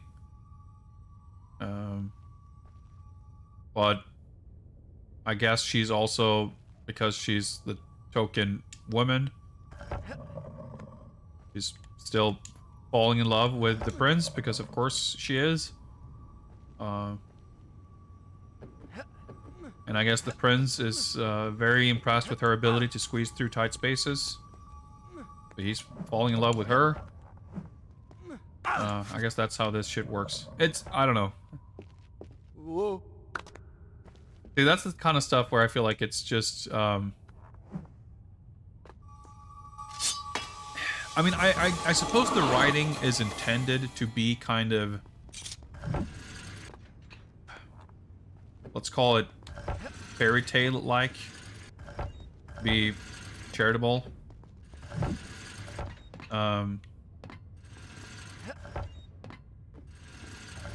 Oh, I fucked up. But I still feel like it's one of those things where I don't know, it's like you watch 80s movies or whatever, and not that it doesn't happen nowadays, but like the sort of romantic subplot that develops tends to not feel particularly believable. Okay, I guess that wasn't aligned the way I thought it was. Maybe more random deaths and deals with the devil if this was a fairy tale. Well, maybe. But I think you understand what I'm getting at. No, I think that should have worked. Yeah, okay. So why... Oh, I don't know.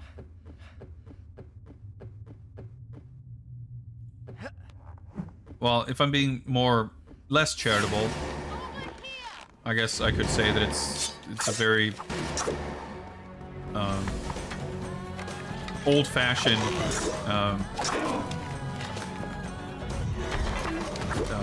fucking medieval-ass view of people and relationships.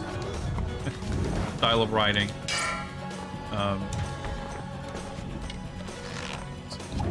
Can't use the, I'm hitting her. I need to charge up my sand beam. Before I can... Okay, got a few. These guys first. Enemies are spawning, so there's gonna be more combat. Let's, fucking do it. No, never mind, I can't because I got a new thing. I need to extend my meter properly first.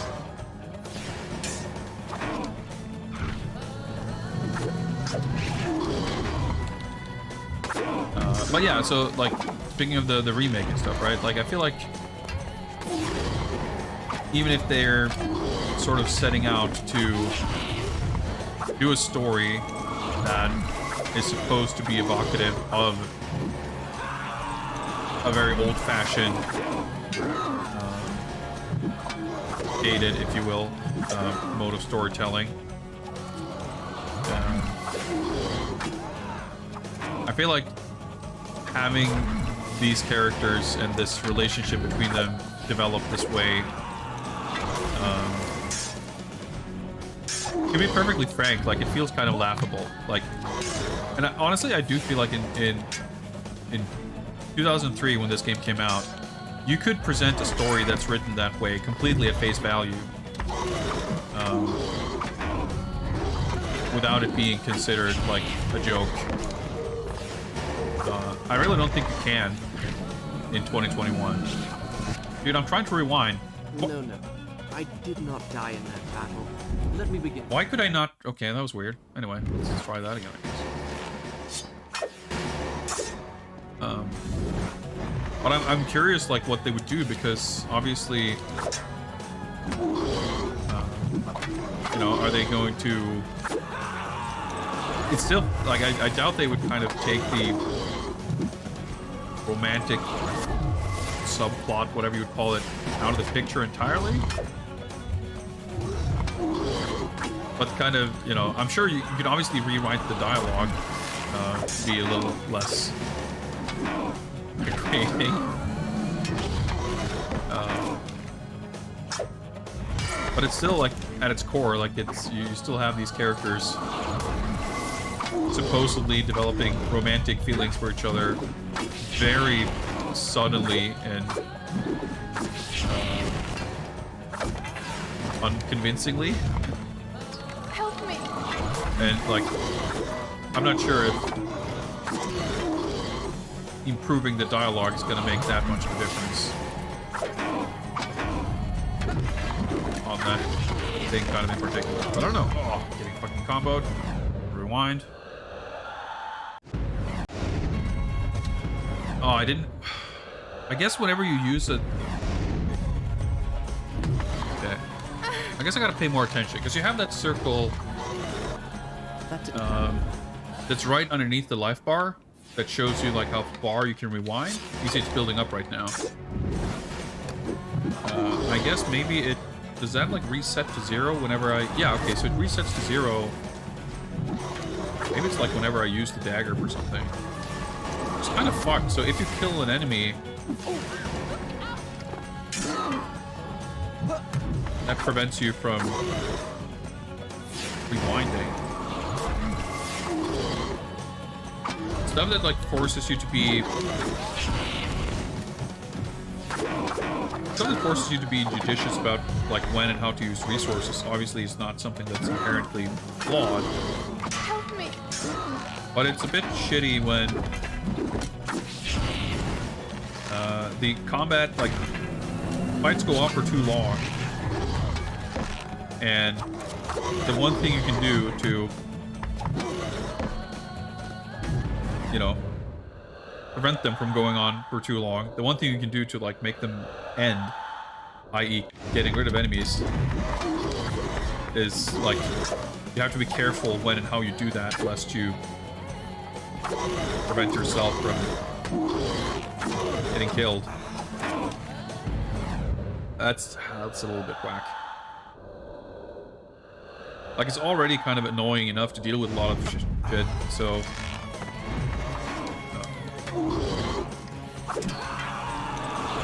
anything that incentivizes being passive, I don't know. It whiffs, because you just... I knocked it back too far with my attack. Help me. I'm trying to... See? So I killed the enemy, and then I got hit during the kill. But because I actually got the kill, I could not rewind out of getting hit. That feels like such a strange trade-off. Where the fuck am I flying? Okay. So whenever you kill, I have to be like super careful.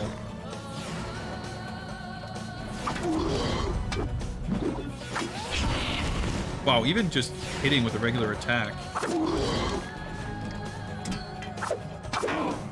After you do the freeze.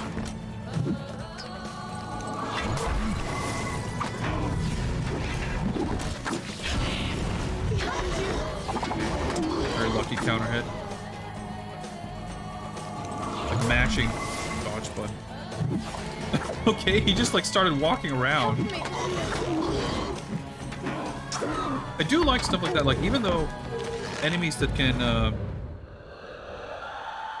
enemies that are immune to certain types of attacks, and even in some cases where you combo them and they start blocking in the middle of your combo, there's stuff like that that can definitely be kind of annoying the way it works. But when you like whiff punish, like if they miss an attack, like the fact that you can whiff punish essentially, or you know, if she fires an arrow that hits, you can pretty much always like combo them off that hit stun. But that stuff works the way you would want it to. And that's really nice. Dude, okay. Well, I got fucking comboed.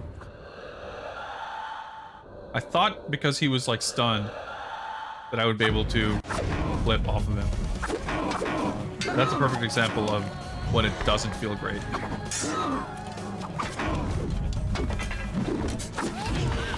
Oh, okay. I was very lucky to survive that. I honestly had never realized that's like the way it works, that your meter gets reset that way until this fight. And it's become very critical in this fight.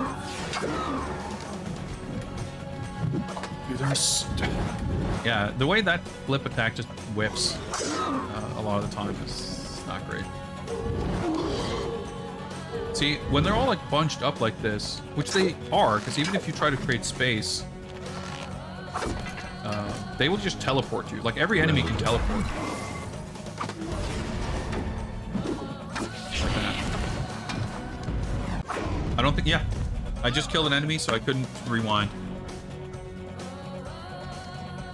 No.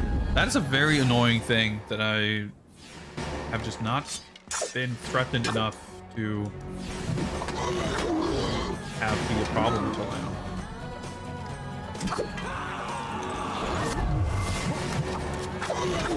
So that's the thing, like, it seems like it's very possible to, oh, I whiffed him? Okay, well, I didn't say. Actually, let me fucking rewind then to get my health back.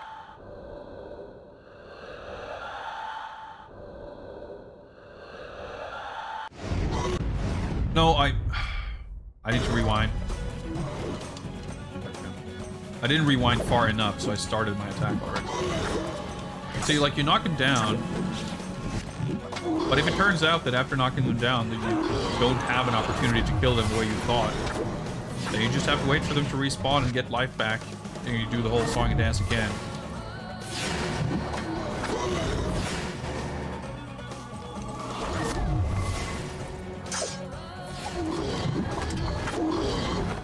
Dude, okay. Well, that was really weird, but we got the guy at least. Help me. And because the camera zooms in like that, you're completely defenseless. I mean, you can't woo either way, but you don't see where enemies are at or what they're doing, you know, in the midst of that. Okay. I meant to stab this guy because I think I have the opportunity.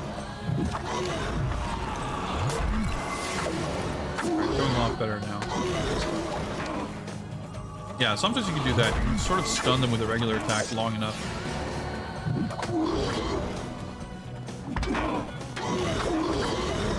Them to not interrupt.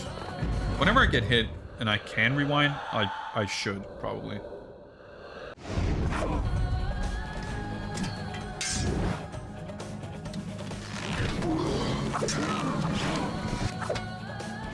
She gets an arrow in on the blue guys. Gives me an opportunity to combo them.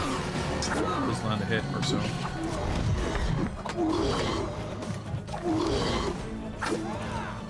But like, I'm a little scared to try and stab them. Situation like that. It just whips. Oh yeah, when you try to attack dudes that are respawning, your attack will bounce. So even if someone else is kind of in range there, you won't hit any of them. Because your attack will just recoil.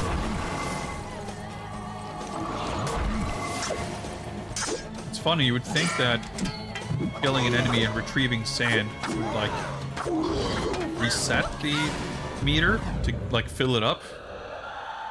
But no, it empties the meter. That's really weird.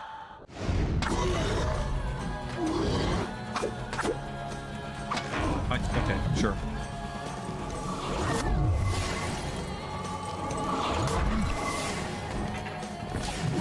Let me fucking hit this guy. There we go. No, I fucking missed him. Okay, we're at full meter though, so fuck it.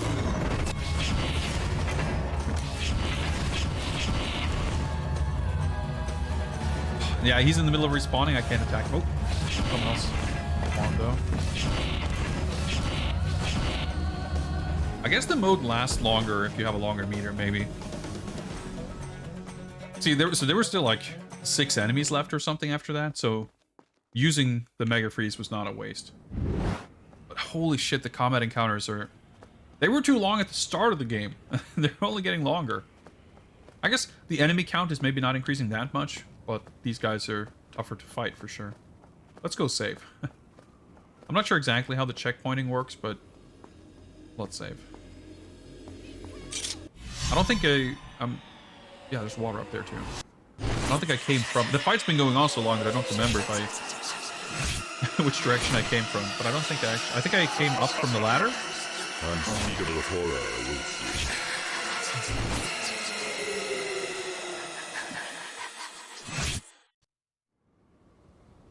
you. Base Hole, what is up? 1 full year of Unspeakable Horrors. Thank you very much. And enjoy your brand new skull. But meters were standardized.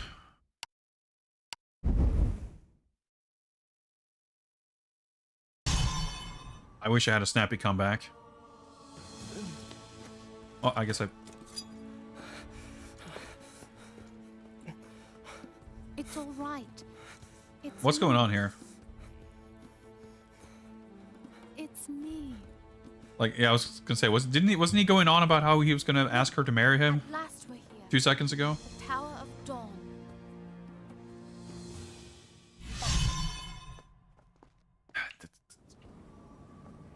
The writing is weird.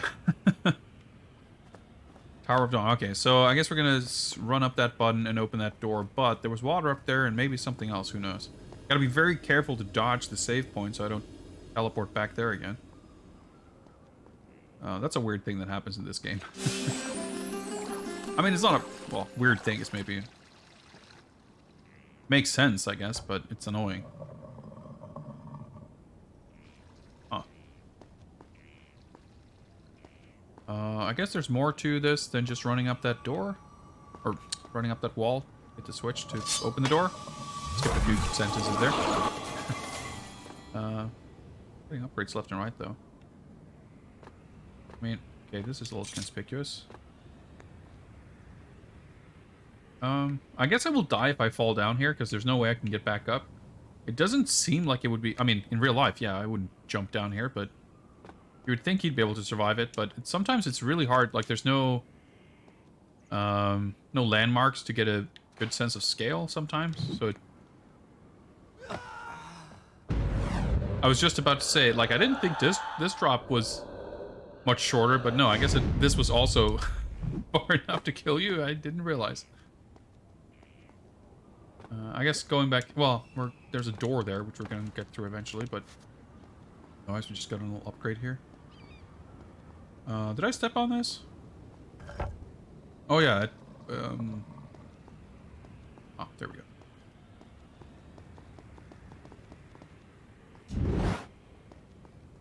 Try that again. Oh, boy. Oh, just barely enough. Nice.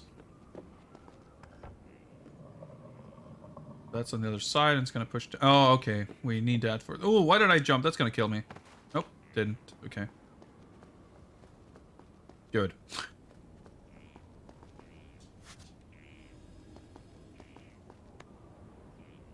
We're just going to need to push this... Nope. There we go. It's like the same button to push as it is to wall run, so somehow I wall ran up this pushable object. I mean, I assume you can't push this up the stairs. Oh, maybe I needed to actually even, I probably needed to wall run to reach the button. When stuff is far away like this, like... It can be hard to gauge distances. For instance, the height of this on the wall. So I had assumed that I could just wall run up here, but I was like, let's do that last. But I had to do it last because you needed the box to get up there. Okay. Well, we got... So what about the doorway up there, then? That's nothing. You have to upgrade anyway. And here's another one. They're coming pretty rapidly, I feel like. I feel like we should, at this rate, be able to at least get one more. Well, I know we obviously missed at least one of those upgrades, so we're not going to be able to get the maximum amount of sand bar. Given how much seems to be... I should just block it. I should listen to myself. Given how much seems to still be left of the game, I would imagine that it's more likely that there's like 6 of those left than like 2. So I don't know. We'll see. As long as we get 2 more, we at least will get another. Although again, kind of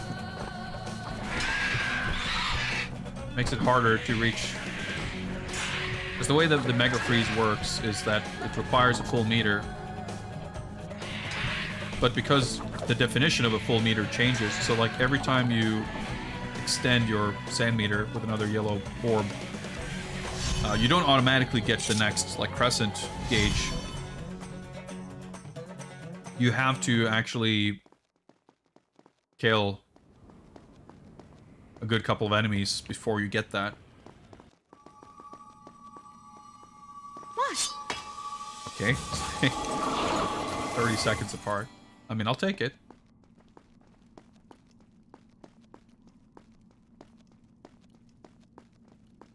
Of course, if you use it for other stuff. Alright, health upgrade. Come with me, please. No, you go. Okay.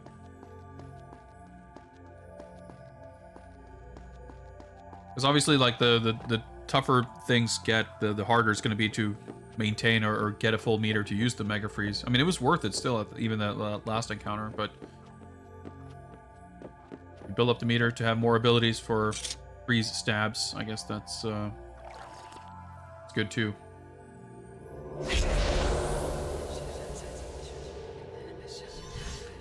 Let's hope whatever battles are coming up aren't going to be... Farah, how long have I been gone?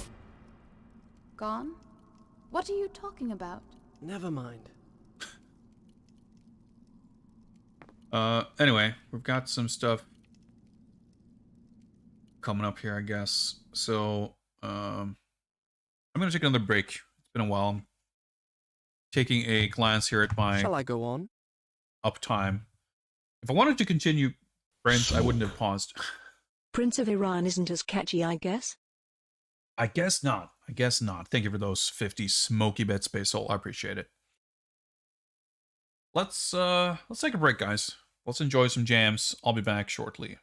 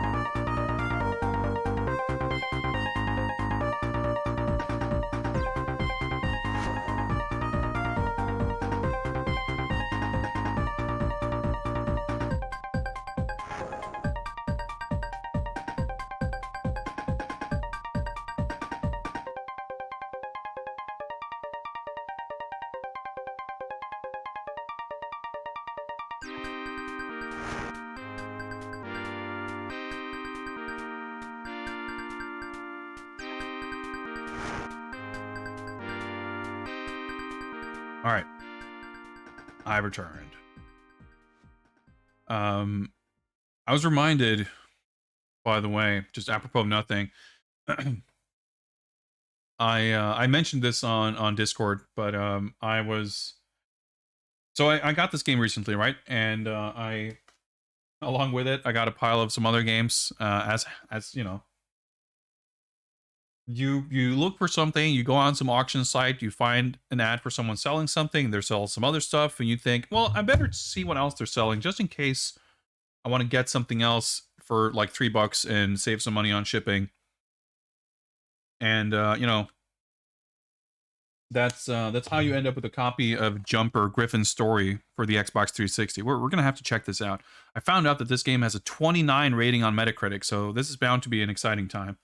We'll get there. We'll get there. But point being, I was reminded because I haven't bought stuff on auction sites like in a long time, so I just remembered this morning, like, oh shit, right? I need to what do you even call it in English? But you have to like give a rating to the seller, right? To be like, oh yeah, I'm happy with the deal, like it was fine, whatever. And because I had to log in to do that, I then checked to see my like ratings and saw links to other sellers. Like I said, I hadn't bought anything through there like in a long time. But it just, one thing leads to another. You click a few times and then you see this other seller who, because most of the time when I buy stuff on auction, like usually it's not on auction, it's like buy it now, but same thing. And usually, more often than not, it's from like I feel like most people who sell stuff on there are people who run shops. I mean, it's the same on eBay too, right? So more often than not, people dealing with retro game type stuff, you check them out and they will have like 4,000 other listings. So I just happened to go to this one seller who I'd bought some stuff from previously, and it turned out that I, of course, was clicking around and I found a whole bunch of stuff that was like, ooh, I'm kind of tempted. So this person was actually selling a bunch of Japanese stuff, which isn't terribly common here. You find some sellers who kind of specialize in it. You have some people who might dabble and have a few Japanese games here and there, but a lot of the times, of course, it's mostly PAL stuff. And I ended up finding some Japanese games and some other stuff that I'm like, man, I think I'm gonna have to pull the trigger on some of this. But I've had I've had a lot of expenses recently, so I'm most likely it's gonna have to wait. If I'm even remotely responsible, it should wait till my next paycheck. But I might get some stuff. What about Javanese games? Javanese games, they're. We were talking earlier about Indian games and Chinese games, but I have to say, Javanese games definitely a blind spot. I don't know much about them. I can't say they come up very often on Swedish auction sites. That's for sure. 29, almost a perfect score. Well, not quite. 40 would be a perfect, but hey, close enough. Close enough. Misspelled Nane, what is up? Got a copy of Chrono Trigger. Nice, nice. Never leave the cave without it. Glowforge Misadventures. Going shopping. And got a new weightlifting shirt. That's awesome, dude. Thank you very much. I appreciate it, and I hope you'll enjoy it. But anyway, yeah. I might go shopping for some stuff. Regrettably, I might. But yeah, one of the reasons I'm short on cash right now is because a bunch of my action figure pre-orders from Big Bad Toy Store are dropping. I have previously mentioned, I'm sure, that I had a bunch of stuff that was slated for December, and it's not uncommon for release dates to slip by 1 or 2 or 3 months. That's par for the course. But the funny thing is that even though I have a shit ton of stuff that, was scheduled for December, currently scheduled for January, the 3 things that sort of popped in my pile of loot were some stuff that was scheduled for April that just came in 3 months early instead, and you know that is not unheard of either, but it's a little more unusual. um, so yeah, that was just like $150 just being pulled from my account over the next 2 days, and I think I'm being charged for my the Bishojo Felicia Darkstalkers figure. It's not coming out for like another 8 months, but I pre-ordered it and from CD Japan, and the way they do pre-orders is like I think they reserve the amount of money when you make the order, and they're not allowed to keep it reserved for more than 60 days. So after 60 days, they have to actually charge you. I guess you could still get a refund if you cancel it or whatever, but that's just the way it works. So I'm getting charged another like $100 for that.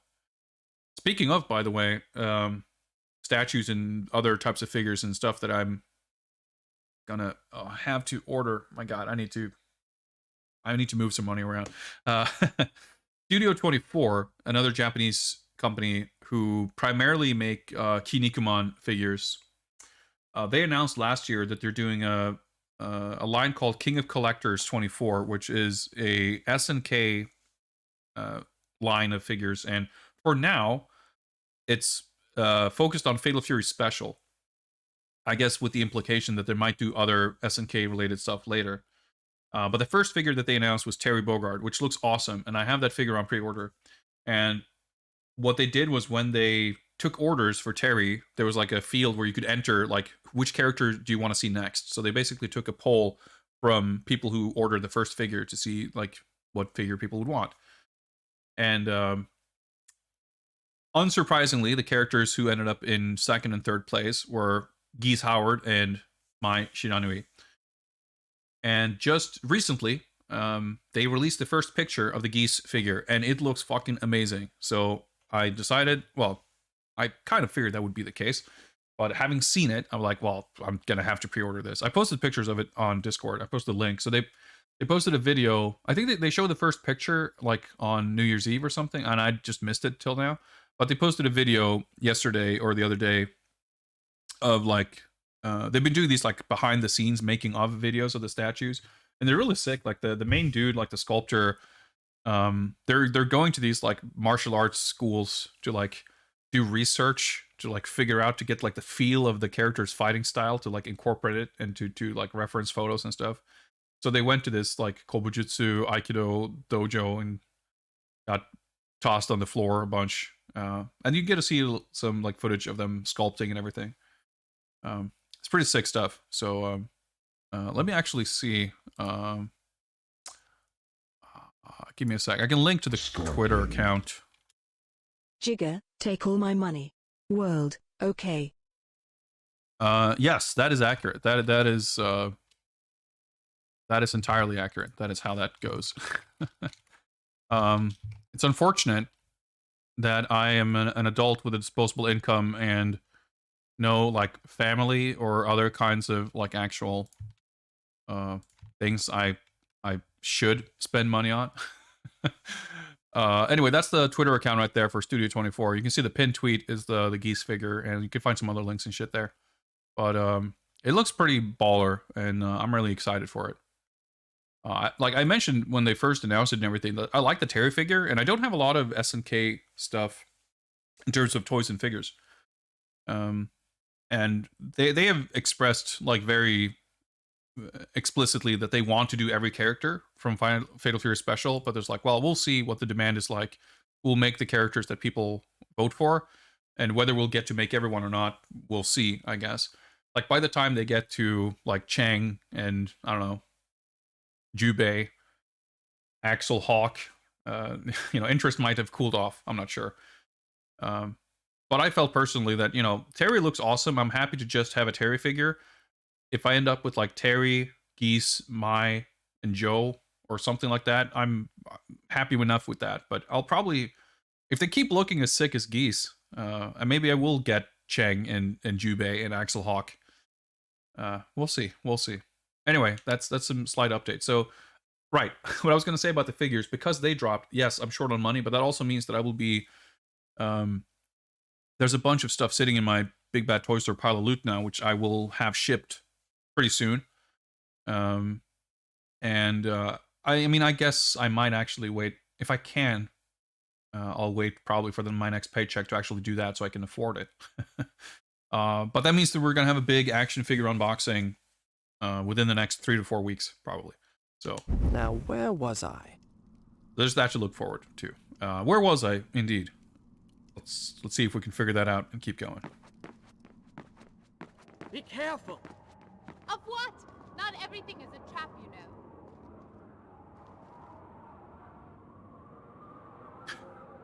I don't know. Seems like good advice, though. That looks ominous.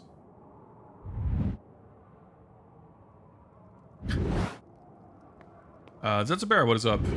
Yes, it's Saturday. There's always time for all manners of big gaming.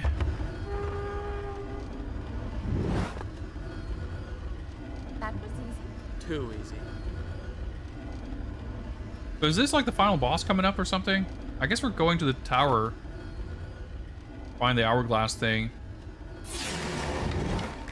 I don't know, maybe. I don't know, Not it's fine. everything is a trap. The whole percentage progression thing has been kind of hard to follow, to be perfectly honest. Okay, we're fighting. Okay, do I want to... Yes, I want to. Fuck it. I'll use this whenever I can.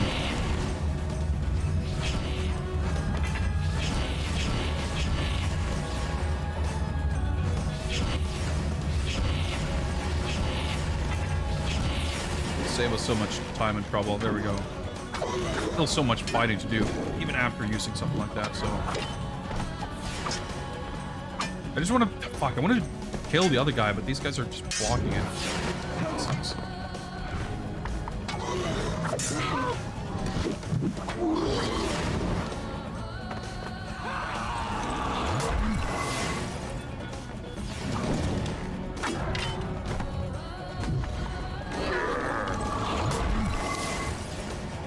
Yeah, it's funny, like you mentioned the line, like I think this game looks, like that is one of my favorite aspects probably, like the way, actually reminds me, I read a super interesting article the other day on how like color grading in HDR is like, every game is doing it completely wrong.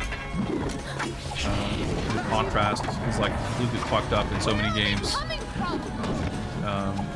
Which is kind of interesting because I don't have the technical know-how or knowledge or understanding of those concepts to have much of an opinion on that in particular. But I definitely, you know, you guys know I've been talking a lot about my kind of dislike for reliance on simulation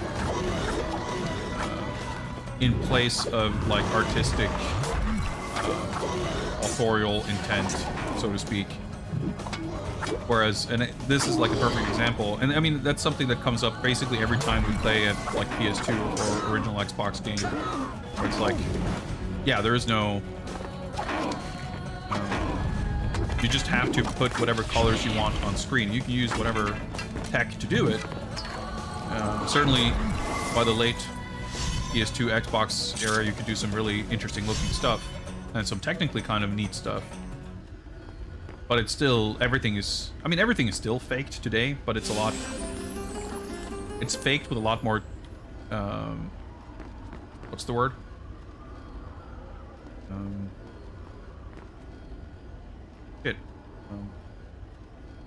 Sophistication, I guess? It's a more sophisticated set of smoke and mirrors. And it's done in a way where there's more of a default in a way, you know, to lean on. I'm not saying people are just like chucking things into a default template in Unreal Engine or anything. But still, like in terms of how certain techniques are used, like there is a little bit more of a default that you could lean on compared to oh, I didn't see that thing. Compared to what may have been the case 15 years ago. Come on. And as such, without a default, or even, you know, something like characters. and the way the characters' faces look, The like hourglass in this is game, for nearby. example. I can feel it. Feel it how? I wouldn't I say that can't this game explain it. attempts, you know, realism exactly. But at some point, there's you know, less of a distinction between games that attempt realism and not, because there's just there's not enough fidelity to express realism to begin with. So even the stuff that intends to be realistic, whether by artistic intent or technical limitation or some combination of both, like, it still has a degree of stylization to it. And the same is true for lighting or textures or material definition or what have you. So I'm a sophisticated fake? I mean, pretty much, yeah. Pretty much.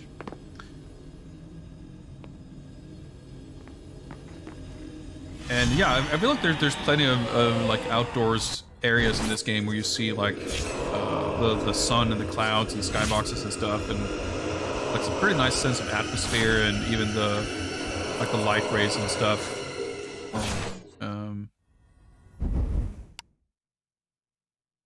It has a very, very nice look to it. I wouldn't say that this is the, like, comparing something Start like, the story from here next time. I don't know, Genji, for example, or even Batman Begins, which keeps coming up. That is a really nice looking game. And actually, Batman Begins, I think, is really cool, because that is a game that I would absolutely say, compared to something like this, I think Batman Begins, obviously being a movie game and everything, it is striving for something much closer to a realistic look, broadly speaking. But it still has, like, really exaggerated, very dramatic, like, skyboxes and stuff like that. It doesn't, you know, maybe it's more accurate to say that it's emulating kind of a movie look than a real world look. Now get on top of the hourglass. But I still feel like it has more, like, artistically interesting visuals going on than you would probably expect of a game with a similar kind of style, you know, even just a couple of years later. Hey, what's up, Sword Fam? Happy Saturday. Hurry! What? Are we in a rush? Oh shit, proper CG. You did it! Take the dagger. Strike it into the center of the dome. It's getting real now.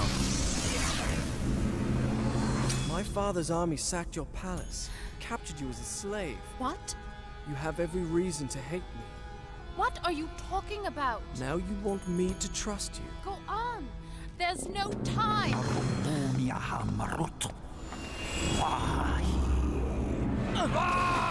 Didn't you want to marry her 5 seconds ago?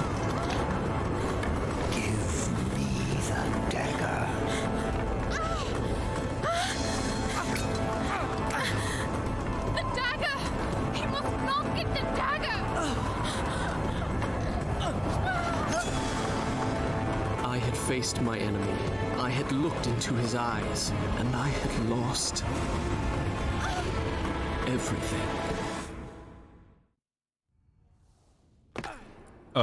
Alright, okay, sure.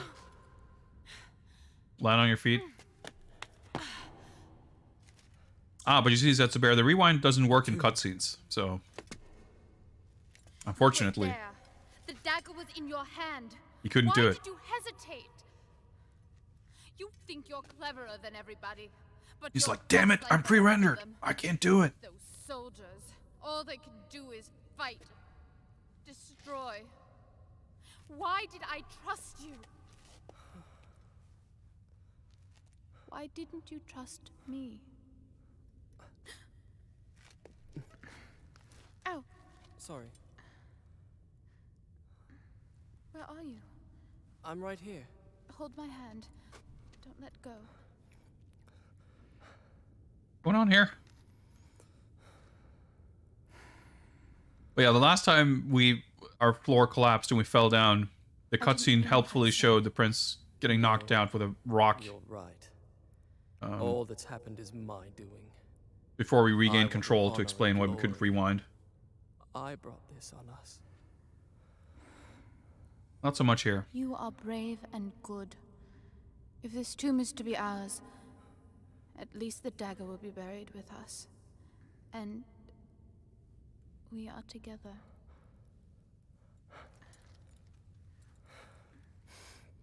What is it? Nothing. You're trembling. I just don't like close spaces. There must be some way out of here. When I was small, my mother taught me a secret word. She said that when I was afraid, all I had to do was speak that word, and a magic door would open. I've never Convenient. told that Go to on. anybody. I can see why. It's the most childish thing I've ever heard of. What was the word? Kakolukiam. Kakolukiam. You did that, didn't you? Farah?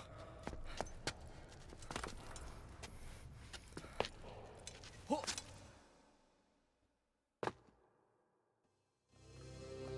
All right. Okay. Yeah, it's interesting because I don't remember much of anything from this game from when I played it back in the day. But when I saw that outdoor section with the pillars and whatever, like, I had a vague recollection of the very end of the game. And it's like, I'm pretty sure that's that area. But, like, the last save said, like, 81%? Are we going to get, like, 17% progress, like, in 2 minutes? But no, I guess we got up there, and now we get tossed down into some other dungeon or whatever. Palace Dreamland. But I guess we gotta make our way back up there to fight Jafar, or what's-his-face. And that is gonna be the end of the game, most likely. Well, I mean, when we get up there to fight him, of course that's gonna be the end, but... What I mean is, I probably was not wrong to actually recognize that place as the end of the game, just didn't happen just yet. In reverse Mario 64 here? Is that what's going on?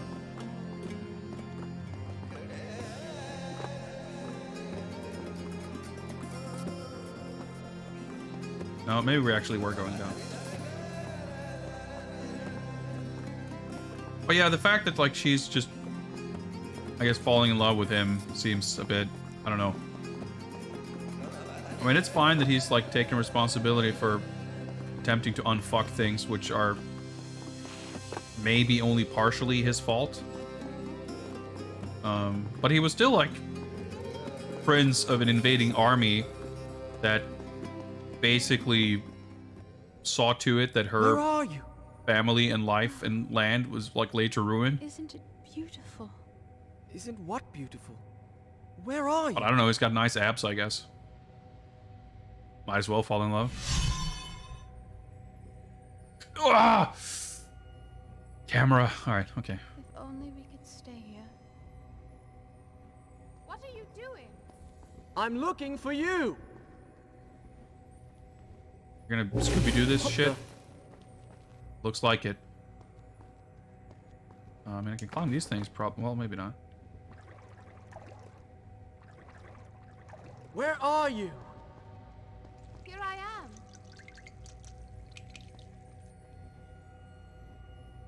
Oh, at least we don't have to watch Lara? cutscenes. How in the... Never mind. We go. Farah?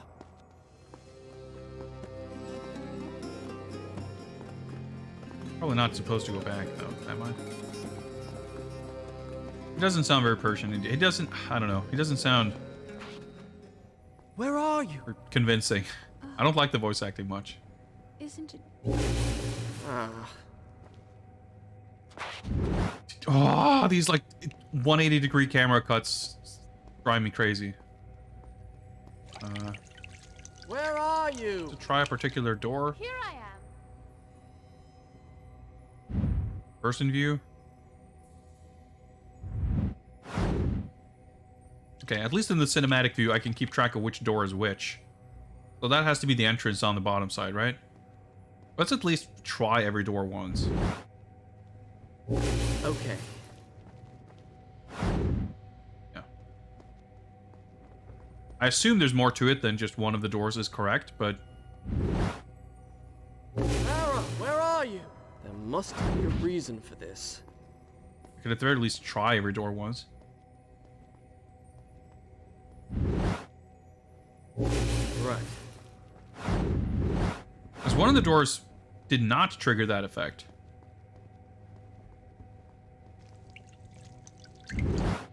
Where are you? Yeah, see? Farah? Wait. Okay. If only we could stay here. So the fourth door took me to the second. Oh, wait, hang on. Is it? It's like fluttering. Is that a hint?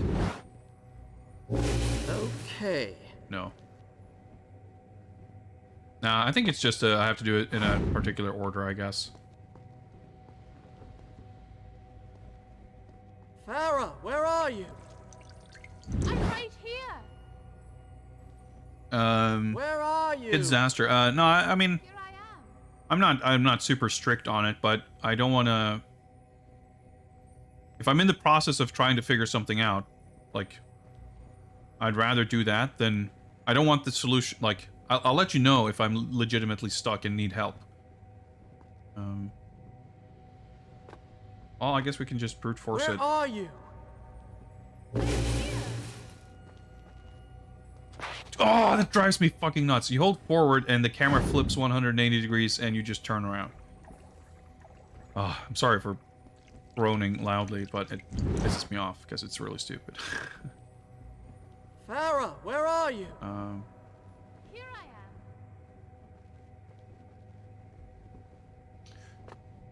I mean, I figure I can definitely just sort of... Yeah, so that's definitely, like, fluttering. The other door's sort of seen... I'm just curious to see...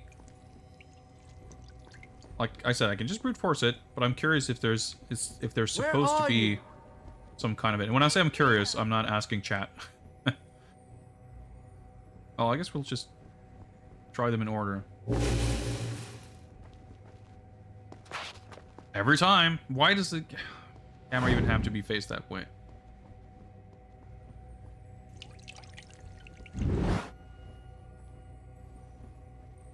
Farah, where are you? Fourth door and then the second. Here I am.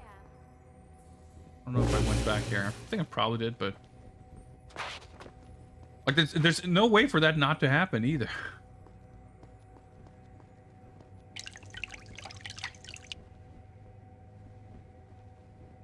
Where are Is you? there like a sound cue? I'm right here. She says I'm right here all the time, but...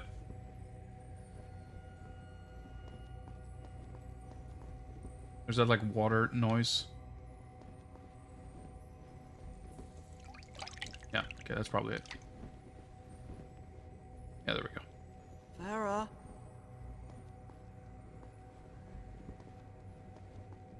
Shall we take a bath? What are you talking about? Where are you? Wait,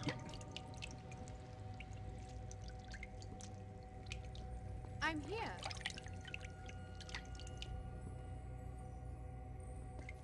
now the sound's just playing when I'm, like, fucking between the doors. Okay, it's probably this one. Good. Where are you? Take me in your arms. I don't see you. Shut up already, I'm trying to listen. This is really quite silly, but...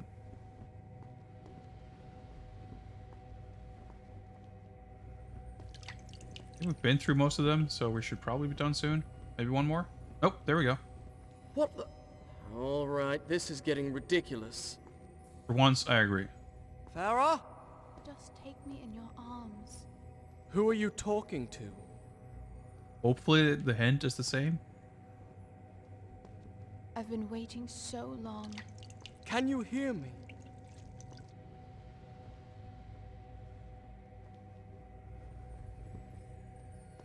Why do you act so distant?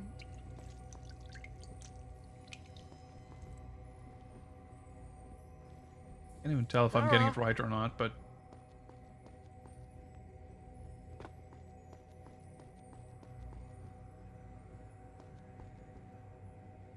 Farah? Quite brave of them to use audio cues. Because the audio mixing in this game is like fucked. You can't hear shit. Alright, okay, wow. The CG cutscenes coming rapid fire here. Gaming, yeah, you gotta Come on. ascend to a certain level of gaming.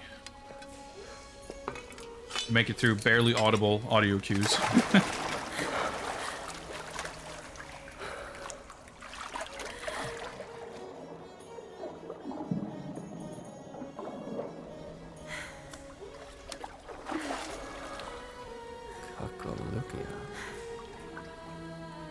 I don't know, I just can't take this seriously at all. I mean, I guess the way this is presented doesn't help, but that's fine.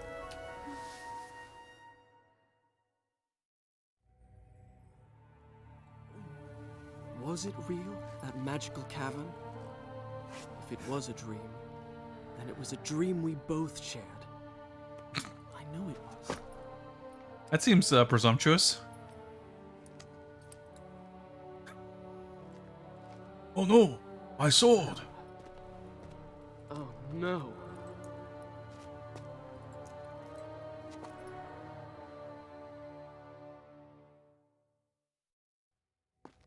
Yeah, I guess you'll just all casually walk up to, hey, remember that dream we had when we made out in the bath?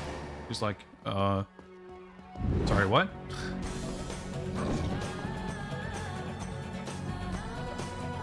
Alright. Well, you can't, like, vault over these guys, so you gotta just fucking juke them, I guess.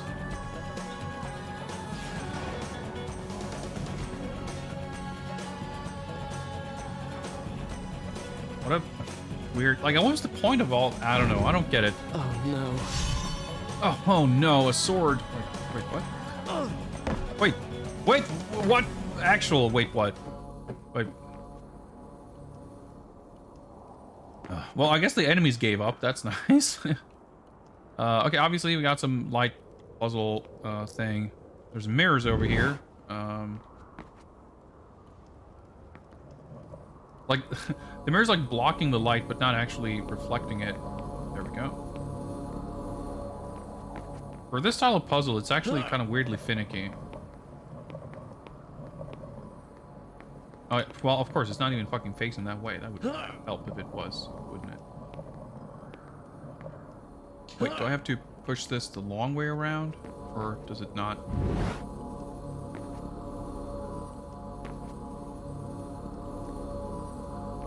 Oh, I guess you have to...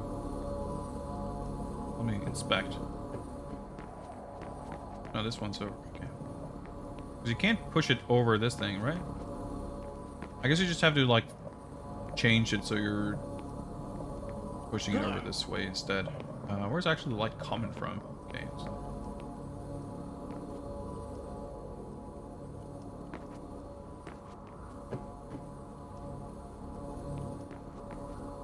There's no, like... push it into that thing to, like, spin it around or something. The fact that you cannot push things diagonally definitely is a bit of an annoyance. Well, okay. So... I guess I can...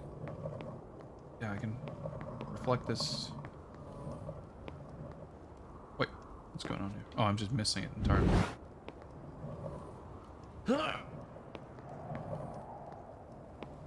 Hard to see. There we go. Can I hit? Oh, I can't push it further right. Okay, so I can't hit this thing. And this thing's just not...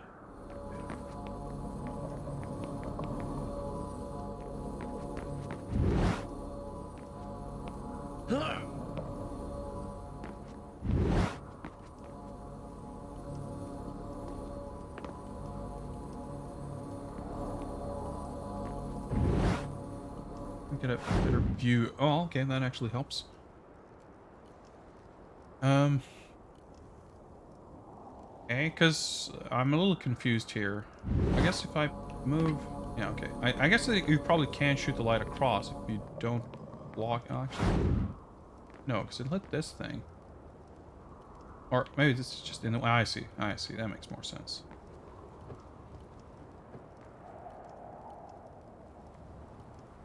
Figured. Have to be something like this.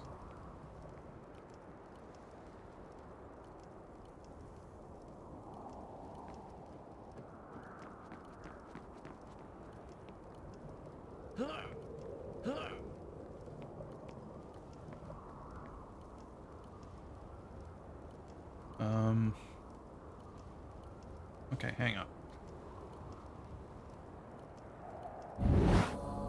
Wait, what? I didn't press anything. Which homepage is just weirdo music streams? I don't think I ever... I'm trying to think of when the last time might have been that I've ever deliberately accessed the Twitch front page.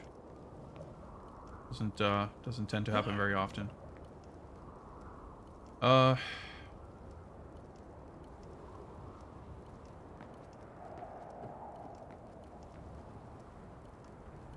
So I need this to...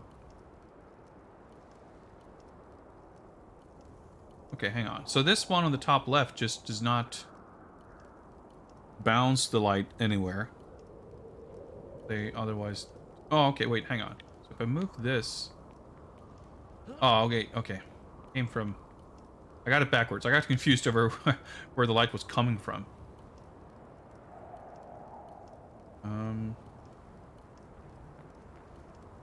Do I...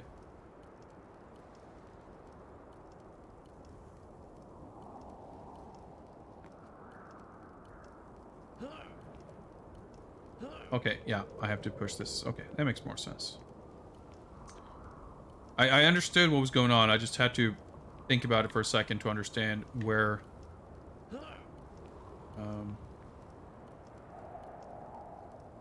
Oh. Thought I did anyway.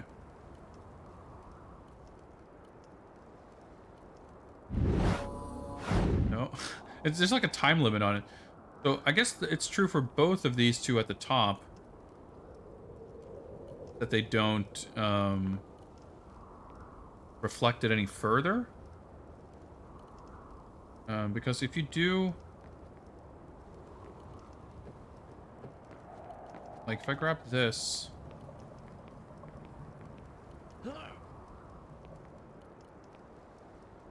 Yeah, see, it'll...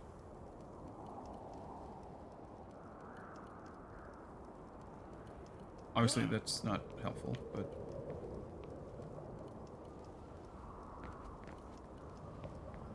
So this, if I push this to the left...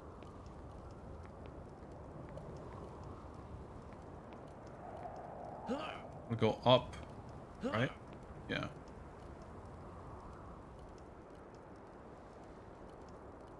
Actually pretty tricky. Unless there's some aspect to this that I'm missing. I mean, clearly there's something I'm missing. I haven't figured it out, but if there's like something that can be moved somewhere.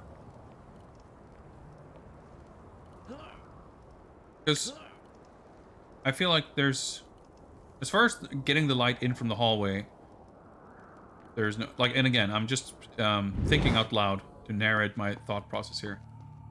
Surely there's nothing, like, it just starts over here. Okay, whoa, those guys are still left. And once you get over here, I need to bounce it off of this thing, or it's not going to go anywhere. And instead of bouncing it into this light... Well, I guess... Okay, hang on. Maybe there's... I can use this one to bounce it either... Yeah, so this is what I had before, I guess. Remind myself...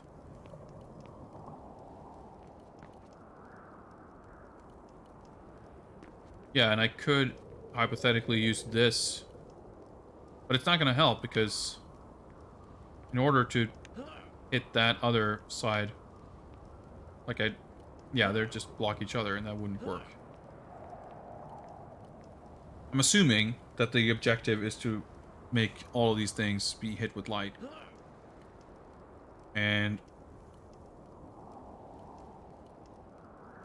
I suppose... Okay, hang on.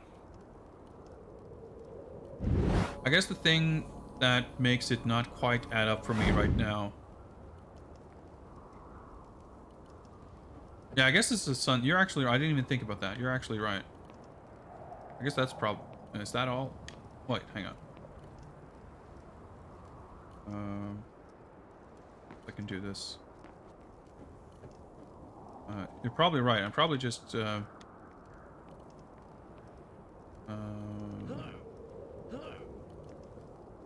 Approaching this incorrectly. That makes more sense. It's weird, hard to see. Let's... well, I guess I can pull this back a little bit. There we go. I guess it makes sense that this would have significance. I didn't really think about that.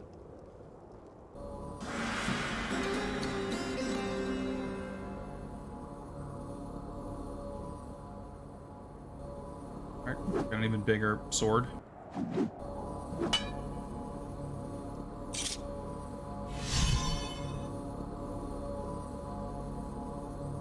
I guess we can destroy that door. Maybe we can go fight those guys, because fighting is so much fun. Jokes aside, there might be something here, maybe? I don't know.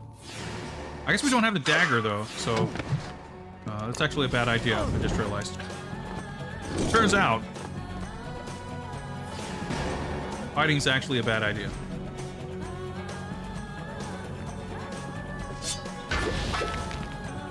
Explodes it in one hit.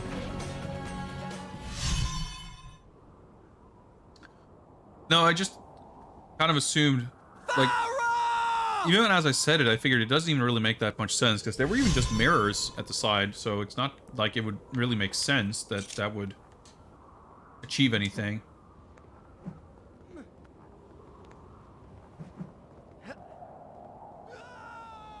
I don't have the sand. No, that didn't happen either. Right. I'm used to, like, being kind of careless. Oh, sick. I wonder if I can... I can run past these guys pretty easily. It's still weird to me, like, that the door doesn't close behind you. Like, you could still have some, you know, some kind of gate with a hole in it or something. Yeah, see, that one's even placed there correctly to begin with.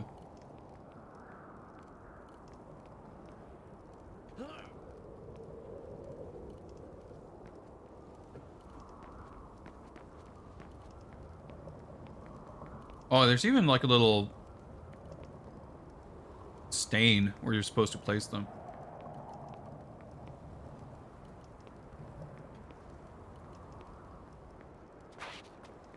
Kind of, anyway. Yeah. Luckily, you can actually skip cutscenes after you've seen them once. I mean, it's still bullshit that you can't skip them the first time. But I'll take partial bullshit over complete bullshit. Farah! That's exactly how I killed myself last time. I was like, let me just go over there first. That's not how it happened. And then I'll stop to think about what I'm supposed to do. It's like, well, no, wait, fuck, I went too far.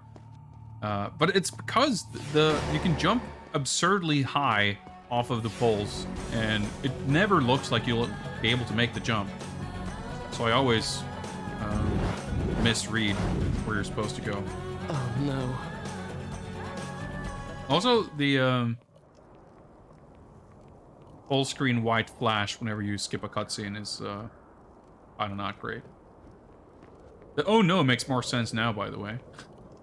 As in, oh no, I have to do this puzzle. Oh yeah, that's the wrong mirror. I have to do this puzzle again. The first time it played, it's like we saw a sword sitting there. You would think you'd be happy to see a sword, so the oh no kind of didn't make a lot of sense, but recontextualizing. I mean, partial bullshit is not ideal. But given the choice, you know, I'll take it over complete bullshit.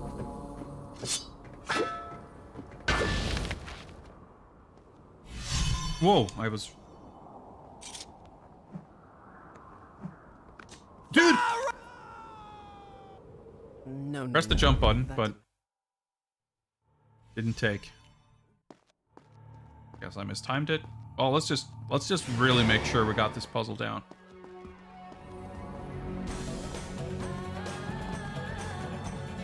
It's funny though, like this for sure is one of those things where Oh no.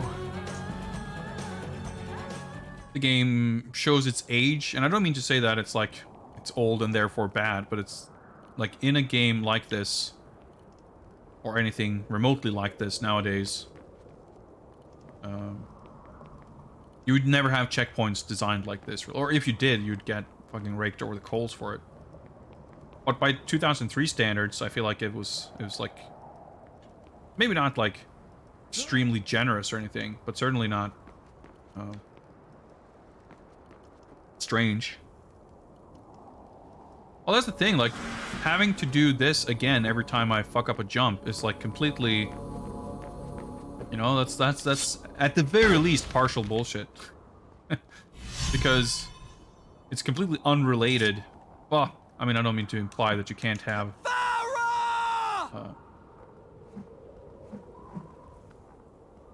you know, stakes that are designed that way, but it doesn't add challenge, it just makes it more obnoxious. Oh shit, okay, I guess this sword works pretty well. Or maybe we're still in a dream, I don't know. Dude, check that shit out. Just fucking wake up attack. 3 of them. Dude, if combat was like this entire game, maybe I wouldn't dislike it so much.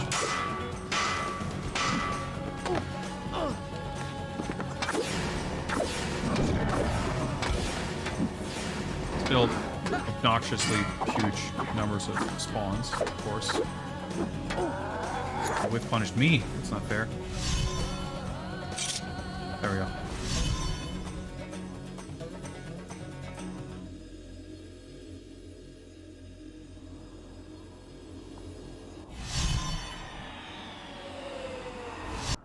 I mean, it depends entirely on what type of game it is, right? But for this type of game, like, it's totally cool to have a section that's a bit of a gauntlet. You have to do, yeah, I mean, it doesn't make it easier. I'm sure you could come up with a number of metrics by which it's an additional challenge, but I don't think it's an interesting way to create challenge per se. Done. Like in this particular Start the instance. story from here. I'm not saying you need to have a checkpoint on every single jump. You could absolutely have a, you know, either a linear kind of gauntlet where you have to make a number of, I mean, the way the original Prince of Persia games worked, right? Where you just have to make a lot of successful jumps and what have you. There's healing up there. This, I don't know what you say, guys. Like, I think this looks like progress. Because you can kind of see this thing. I'm trying to piece together. I was like, maybe one of the paths is a little more hidden. But no, this angle very clearly signposts both directions. But it does look like the door down there is closed. So, I guess we probably have to go up to find a switch to open that door or something.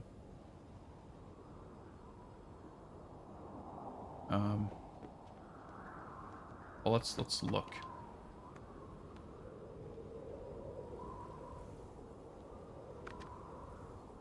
But a puzzle like that is like you've solved it and then you've solved it. Like it's not, you know, I guess you down here from below.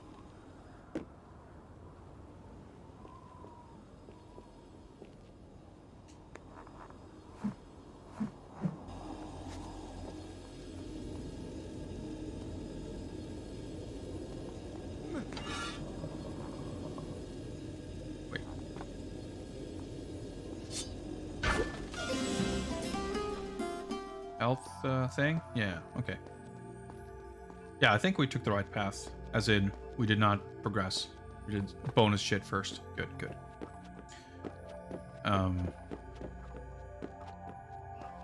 But when you have like, you kind of want to focus on one challenge at a time, and once you figured out that puzzle, it's never going to be interesting to do it again, really, but especially not when you are in the middle of trying to figure out something else. As in, like, a platforming challenge.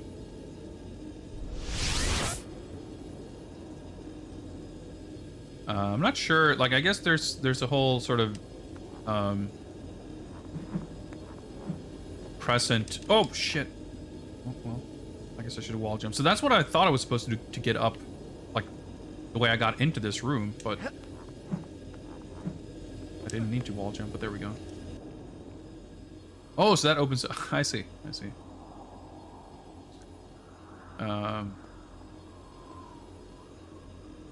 Well, I guess I might as well save again. 90%. Yeah, it looks like we're gonna. Looks like we're probably gonna Done. finish. I'll start the story from here next time. What's up, Tefla? Oh, what? There we go. So I got a health extension for that trouble. That's good. Might need it, I guess. Oh, okay. He's here. Hi. Nothing? We just can never shut up, and now you just like finally find her again. It's like, nah, I guess I don't have anything to say. That's fine.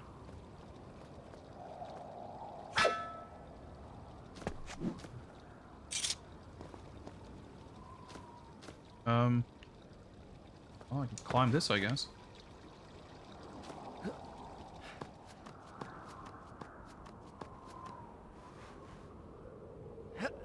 Shit is fun, though. Am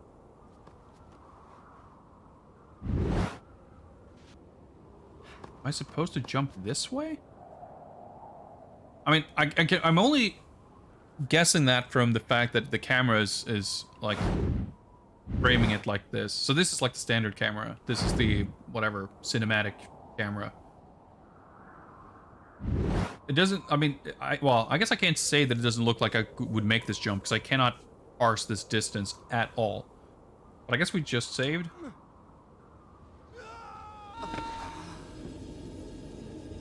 Oh, okay.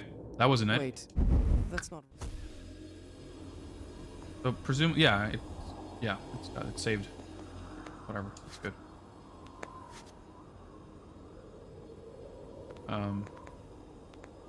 Sometimes, you know, I will say that moments like that stand out because for the most part, the game is not that ambiguous with where you can go or where you're supposed to. Oh, maybe I can. No, that's too high up, I thought. I guess the pillar is for making it back from over here? Like, you can jump so far that it's... Okay. Not that far, apparently. That's not how it happened. You can jump really far, and the game don't... Like, the game doesn't...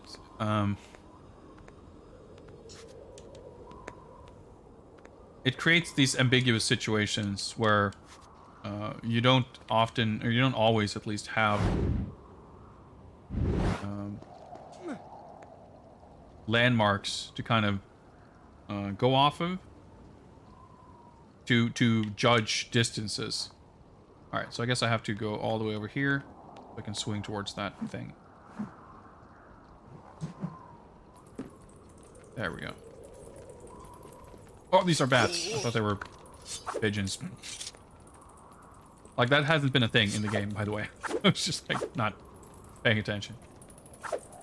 I guess in my mind, like, it's thinking we still don't have a sword or something. Oh, whatever. Fuck these guys.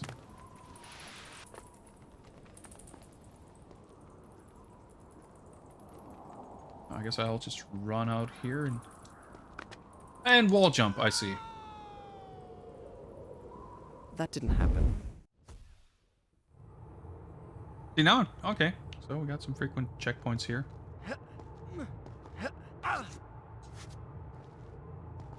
Pretty dodgy looking geometry here, but that's fine. Whoa. Oh, there might be something over here, but I guess not. Yeah, look at this shit. Like, pretty plain. You got some mountains and some scrolling clouds. Very low resolution clouds, actually. Like the sun. I don't know, it's a pretty cool atmosphere. I like it. How'd she get up here? Was she like maybe not meant to be down there? Using the dagger. Farah, be careful! I feel like she wasn't meant to be down there. That's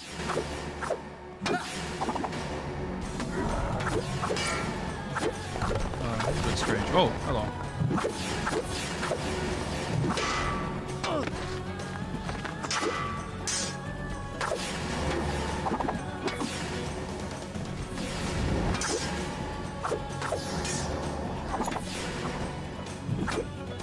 Even with the fucking instant kill weapon, fighting is still a bit obnoxious.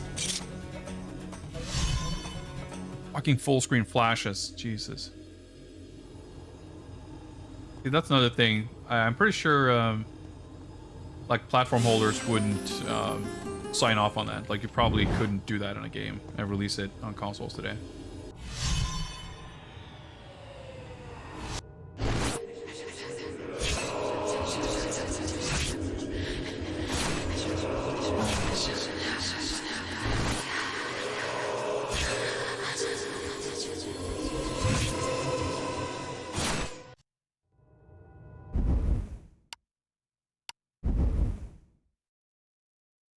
Like, there's a lot of stuff, and I mean, to be fair, even if it wasn't a like technical requirement thing, Ubisoft nowadays are actually pretty good with accessibility stuff.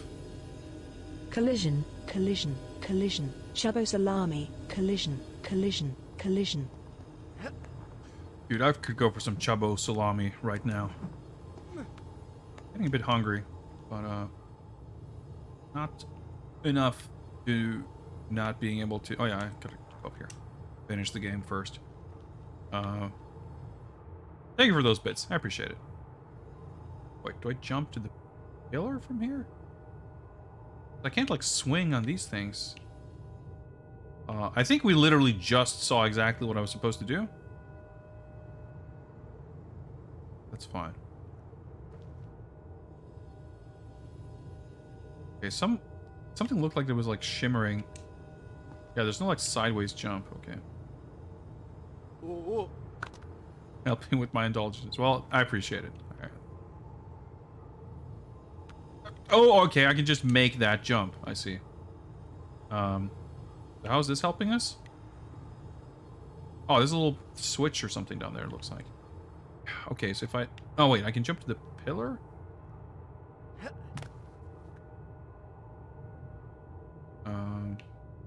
Is that gonna help us?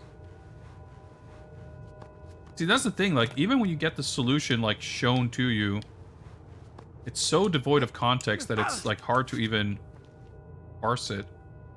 I still feel like it's I really don't like it, because I think whatever information they want to convey, I think they could convey in far more elegant ways with, like, light, subtle hinting in the environment itself and stuff.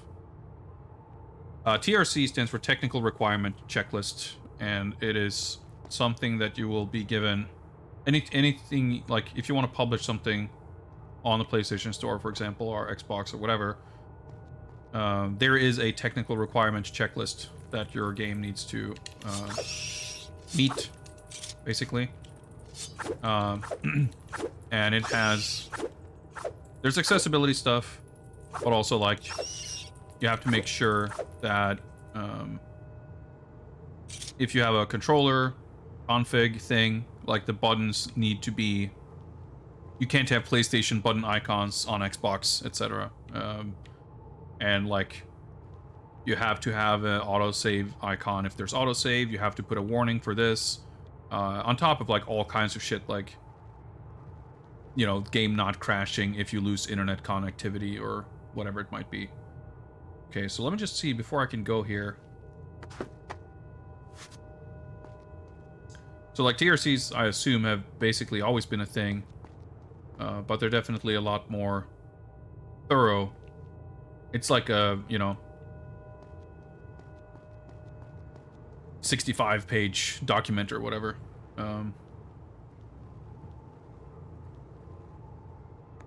Yeah, I'm sure you're no stranger to technical specifications. But for the benefit of other viewers who may not be so inclined or experienced,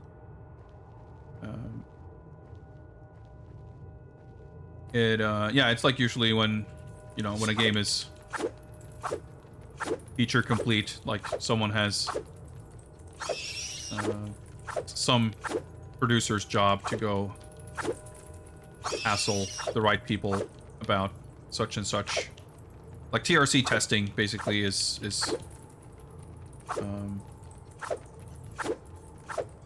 actually it's one of the things that you would have to pay, like it's part of the certification process.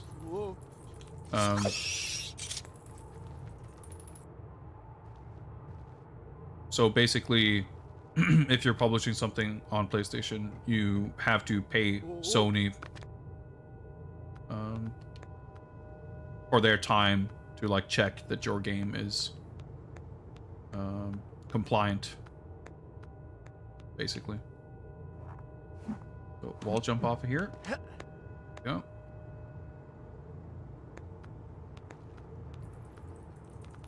Section's pretty cool. Ah, bats though. But there's a lot of stuff like I remember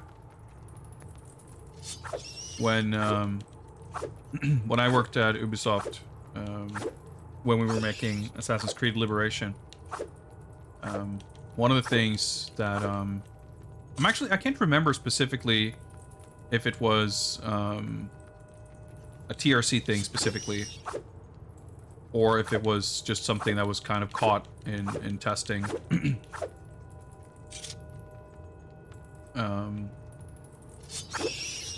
But there were like a lot of staircases that were very problematic because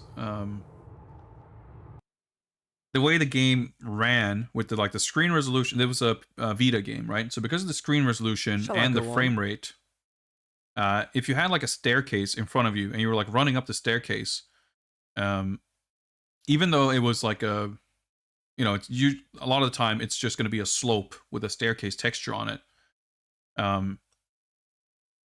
Through a combination of like contrast in the texture, screen resolution, frame rate, like mip mapping of the textures, a lot of different factors like coincided to make essentially you would get a like flickering pattern. And thankfully I don't suffer any kind of photosensitivity. Let's see, I don't want to hit the add friend button here. I want to hit this button right here.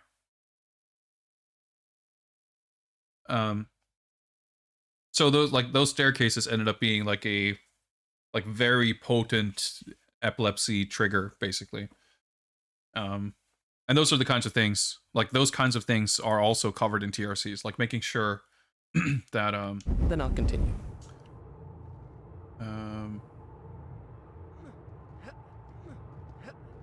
that there aren't those kinds of issues. Like I said, I don't remember specifically. I just remember because, again, I worked on environment art, so that kind of stuff was part of my... I don't remember specifically if I was tasked with fixing any staircases, but I remember that being a thing that's like, oh yeah, this came back from QA as something that needs addressing. So we had to like... I don't know if the textures changed or we used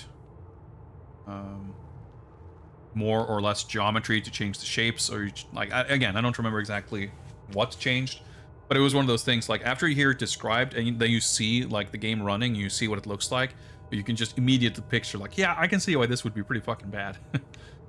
But at the same time, like those kinds of things, like it's not necessarily obvious at all when you're making it that that's going to be, especially if it's like sensitivity issues that you have no awareness of, which is why like it's I guess I have to go on the inside or not. Oh, I'm gonna wall jump my way down. I see. Like, why having sort of checks in place to catch those kinds of things is good. And for sure, like, accessibility is something that is greatly improved in games nowadays. I mean, I complained plenty at the beginning about, like, even something as incredibly basic as subtitles just not being a given feels so weird. Oh yeah, I mean, for sure. Like I said, I think the white flashes in this game are obnoxious. I don't necessarily. I mean, it's certainly not. It's not triggering seizures or anything. It's not. In fact, I wouldn't call it painful exactly either. But it's like, I don't like it. Yeah, I'd rather not see it. Like,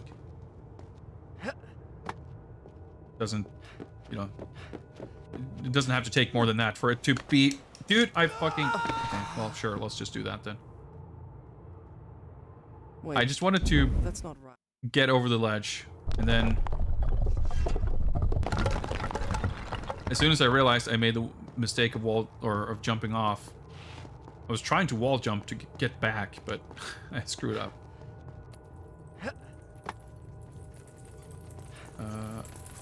Luckily, checkpoints. Whoa, holy shit, they really latched onto you. Oh, okay. Well, I guess you gotta wave them away. No, no, no. Yeah, I don't have my dagger though, so I can't rewind. Like, it feels obvious that the game would do that, right? Like, you've been relying on it the entire game. I can't help, though, feeling like it's...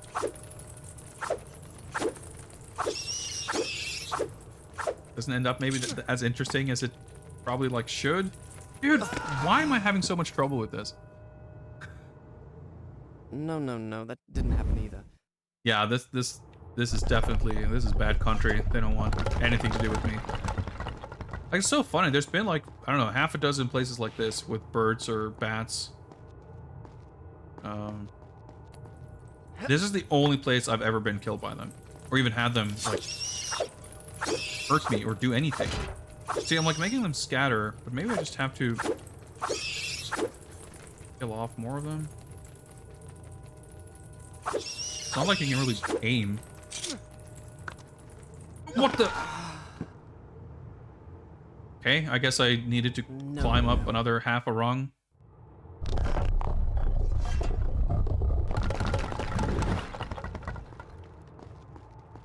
Like, it's... I don't know. You know, it could be that I'm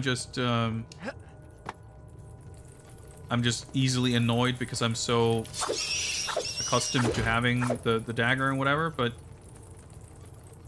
actually, I guess it's just that this is kind of unfun in general to deal with the bats. What I was gonna say is, like, I was gonna basically complain that oh, they just took off completely.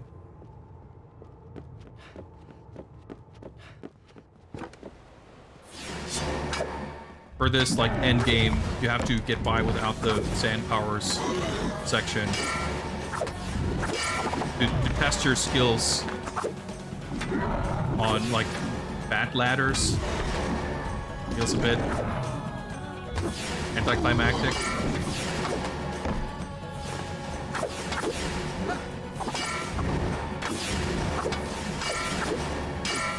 It's also funny where you know, you have these different attack animations when you attack in different directions.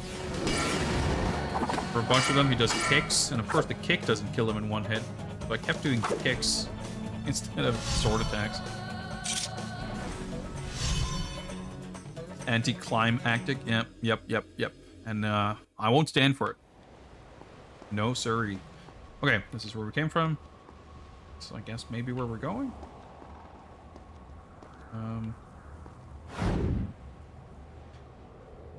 Okay, so in this angle, again, this is like the cinematic angle. I forget what they call it. Actually, what do they call it?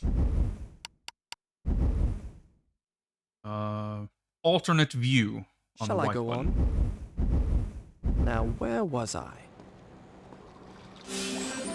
It's actually, like, it's a weird feature that definitely feels dated. You wouldn't expect to ever see that in a game nowadays. But it's kind of neat because I guess it's like, well, I guess it wasn't anything here. You can see from it where they want you to go. So it's a nice, like, whenever you end up in a fork in the road and you're like, well, I can't discern which path is going to take me, like, which path leads to forward progress and which path leads to maybe hidden alternate shit. But if you have an angle that, like, very clearly presents one route over the other, like, it feels like a safe bet to take the other path. So that's kind of nice.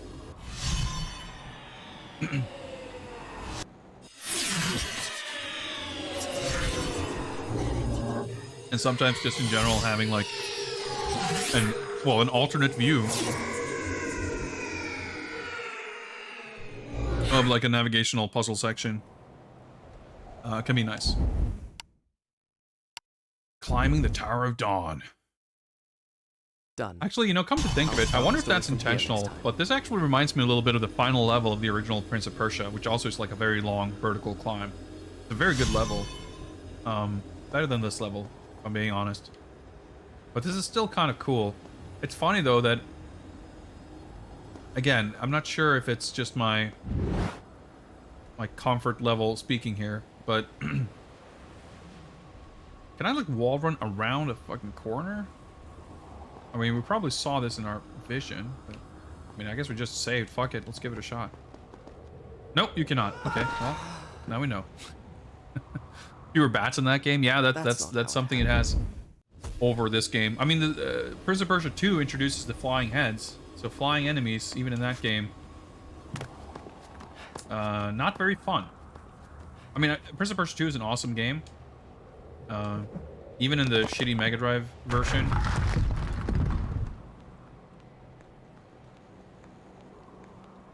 And learning to deal with the flying heads can be satisfying, but they're still pretty fucked. At least in that version. I'm still, really need to play the Mac version. At some point. Oh, I guess I come back to this. Nope. Okay. Whoa, hang on. Oh, I guess if I go up that little slope. Well, maybe not, because... Oh, okay.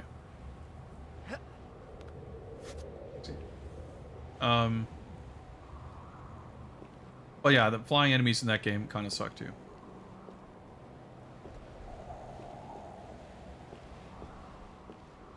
But yeah, I feel like for this, like, final gauntlet thing, like, you can do without the fighting, that's fine. Just have it be purely a climb thing. I think it's also, like, the fact that it's, again, something I think the game has not been doing super well in general, of, like, establishing very clearly what we're up against and what we're trying to do and how we're trying to get to it. I mean, of course, in the original game, that's less of a thing in general, just because of the limitations of the, you know, the presentation. But here, yeah, I mean, we've seen the tower and everything, even though the way it's been talked about occasionally seems a little bit light on explanation as to, like, why it's important and whatever. But okay, so I'm just assuming that there's, like, something here. It doesn't look like it. Yeah, it's just empty.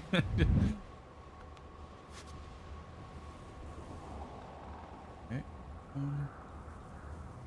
I mean, even if I could jump that gap, it's just gonna literally take me back right to where I was. And again, like, yeah, you do get some context in that weird avid fart, you know, vision. But, like, I just wish they would have laid out stuff and presented the camera angle such that you always have, like... I think in those sort of puzzle room sections where there's a more open space and you actually have to look around and navigate, it works better. But in these, like, more linear sections,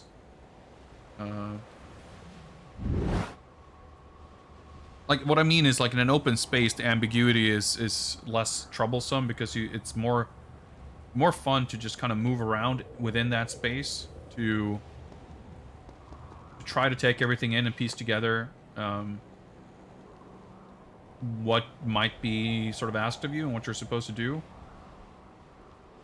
Here, it feels like you have fewer avenues of exploration, and you're more quick to end up feeling like a fucking idiot, which is not ideal. All right, is that a climbable pillar? No, no, definitely not. Maybe I can wall jump. I can wall jump inside that thing, most likely. Yes, okay, that makes more sense. Yeah, it seemed... See, that's the thing, though. Almost every time I've, like, fucked up and sort of second-guessed where I'm going or what I'm doing, it turns out that my initial idea was, like, actually correct. Which means that the game did push me in the right direction. And, you know, arguably, it presented me with the information I needed. I just kind of ignored it or fucked up. But I think sometimes because the game has the visions, I can end up second guessing myself because I'm like, oh, I guess there's not much of a hint here because the game expects me to have seen the hint beforehand. But even disregarding that, I still think they're very ugly to look at, the way they're very 2003. And it's just, again, such an incredibly heavy-handed way of guiding the player. I speculated when we first played this that I wonder if those were something that kind of came in later as, like, you know, based on playtesting, realizing at some point that people were having trouble figuring out what to do. So let's add this thing. I mean, it could have been a thing that was there from the very beginning. I mean, thematically, it works out just fine, of course, with the whole time manipulation and everything. Him getting, like, visions and seeing the future. I mean, sure, that makes sense. So this is ridiculous, but I assume I'm going to have to wall run and jump off of that pillar that's hanging there. Like, I just have to run about 15 meters across this wall. And then jump off this thing. I mean, it's cool. Just a little bit crazy, that's all. But yeah, like with the camera stuff, like I feel like the game could do a better job of showcasing our objective. I mentioned Uncharted as a good example of, like, I know in that game, yeah, I have to just, I'll jump up there, like those, man, the vertical distance you cover from those jumps is so silly. And I'd say that not because it's unrealistic, but because it's unintuitive how far you can jump. So I keep, like, misjudging what I'm expected to do because it just does not look like you'd be able to do that. Like, I remember hearing about the Uncharted games, especially starting with 2. I'm not sure if the first game does it as much, but they, like, basically the entirety of those games are, like, pursuit of towers. Like, they explain in the story what we're doing, where we're going, and whatever.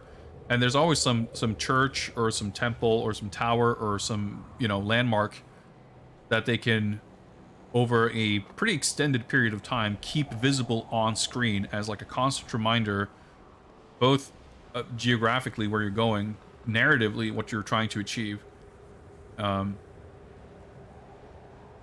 on smaller scale too. Like, so you have these, like, multiple scales of this objective that might be something that you're going to reach an hour from now, but in every, like, 10 or 15 minute chunk you're going to have something that's pretty clearly presented as, like, your goal. And I mean, I'm not saying this game very sturdy ladder. I wouldn't, or perhaps at least shouldn't, expect too much. Like, I think it's one of those things that seems very obvious when you hear it explained and you see it in practice in that game. Same with, like, Breath of the Wild. There was a GDC talk, I think, where they described the kind of process of designing the world in that game, and it's a lot of the same thing, where a lot of attention is paid to visibility, where certain things are kept very visible and other things are deliberately obscured on the horizon, so you can't see everything, so you're encouraged to actually go explore. Farah, no!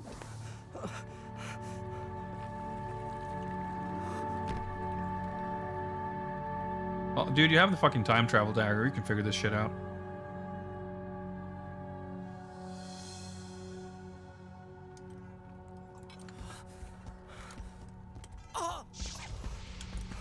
Alright, we got stock fire sounds.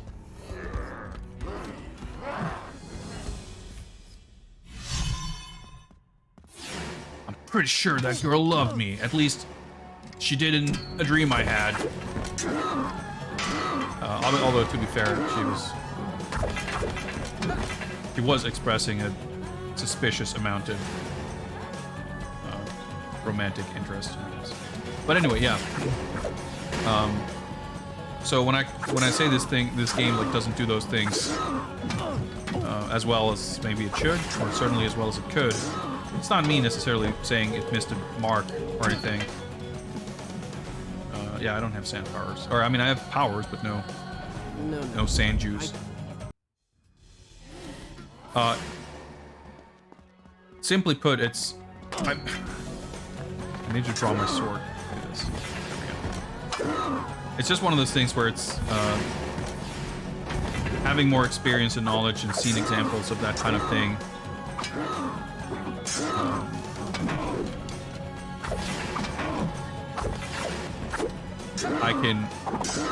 Those issues as they exist in this game are more apparent. Like, I personally have more context and knowledge, so to speak, to recognize those issues.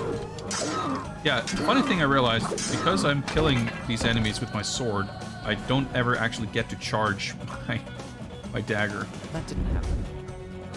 I had that one chance because he got knocked down by someone else.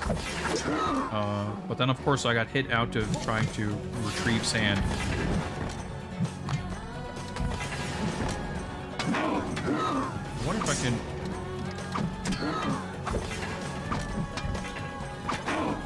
That's like, yeah.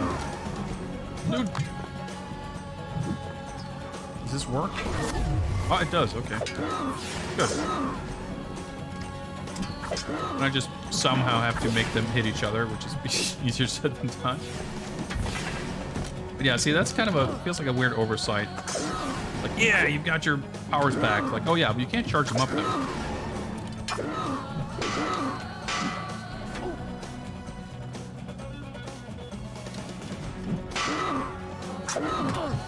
Like, these guys, the wall attack is the easiest way to deal with them, but I need walls to do that. Just remember that I had sand power, so I could have rewound. That's why. But these are among the more obnoxious enemy types to deal with. What's up, Jinkinator? Well, I mean, Assassin's Creed was made by the same people who made this game, or the same studio, anyway.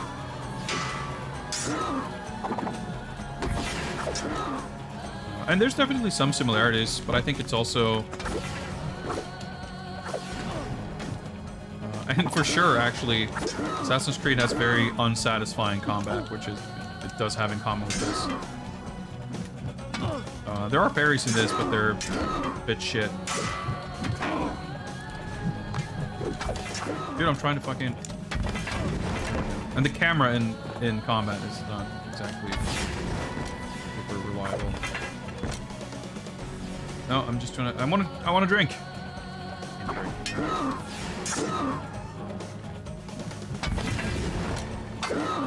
That, like, just hitting them resets the... forever. Remind friends to hydrate and, well, I can rewind that at least. Probably rewind past the previous hit also. Maybe? Nope. I cannot. And I mistimed the fucking rewind.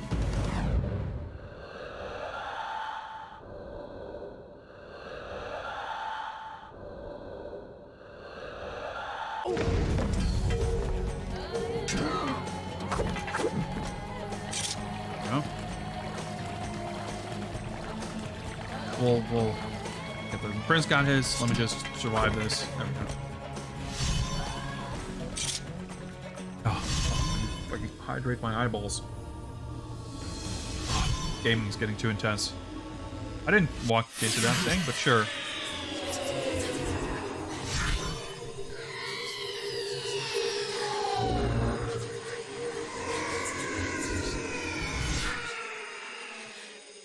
That's the thing too, like, again, I actually think the game shows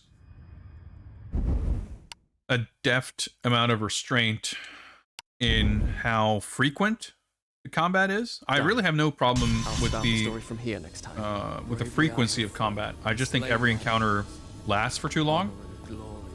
But especially in the last, you know, fight until the desert sands themselves quarter of the game or so. Blood. I could not bring back the dead. We'll see about that. Load screen's pretty unusual. I was gonna say it's probably a cutscene coming up. Yeah. No. No. No, combat in this game is completely mandatory. There's no, I mean, technically, I'm sure there's like speedrun tricks to skip some of it, but Give me the dagger, and I will. in Two Thrones, the third game, it's kind of like that. Will be yours. There is some section in that game where Live you forever sort of have a choice. when those I loved are dead and I to blame. I choose death.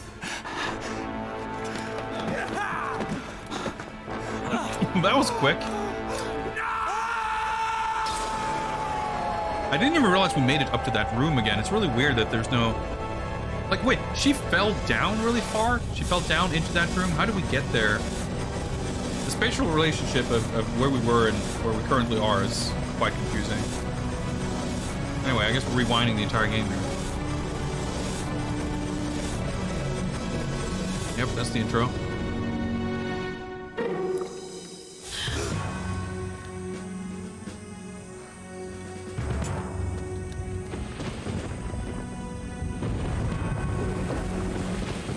I don't remember this at all. Which, granted, I fucking didn't remember anything about this game, really. But yeah, like, the frequency of combat has been mostly fine. But every encounter's lasted for too long. And further into the game, some of the more obnoxious enemy types make the combat less fun. And then for this entire... Do not be afraid. This belongs to you. The dagger of time. Don't be afraid, I'm just a strange dude who's snuck into your palace. Most people think time is like a river that flows swift and sure in one direction. But I have seen the face of Yeah, time, fucking... and I can tell you, they are wrong. Time is an ocean in a storm. Yeah, that's a great way to make a Why I say first this. impression on someone. Sit down, and I will tell you a tale like none that you have ever heard. No further. I am the sun, and that is why I have come. To warn you and your father to arrest this treacherous vizier before he betrays you and brings ruin on us all. His signal is a flaming arrow shot into the air. Prevent him, and my father's army will know the traitor has been unmasked. They will turn back.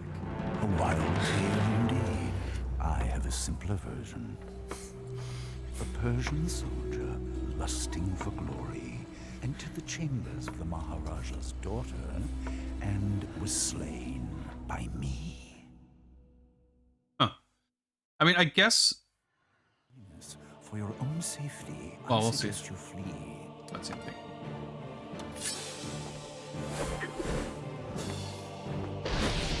I guess the idea is the whole thing about him narrating the game was him explaining everything to her. Which, like, yeah, that's a neat little, you know, narrative trick.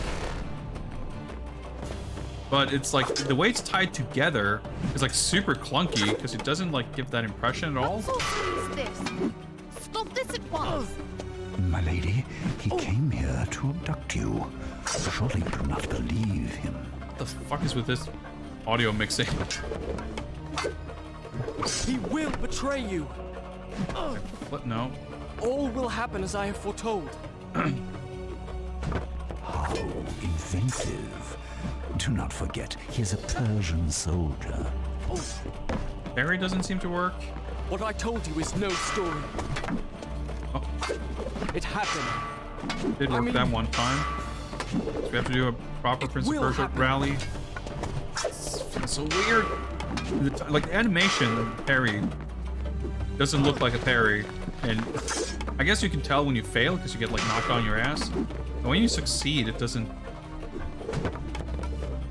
look like you succeed. I think that was just a block. Oh, my God, he's flashed white. I don't know if I see that. I didn't hit him there, did I? I don't remember this fight like at all.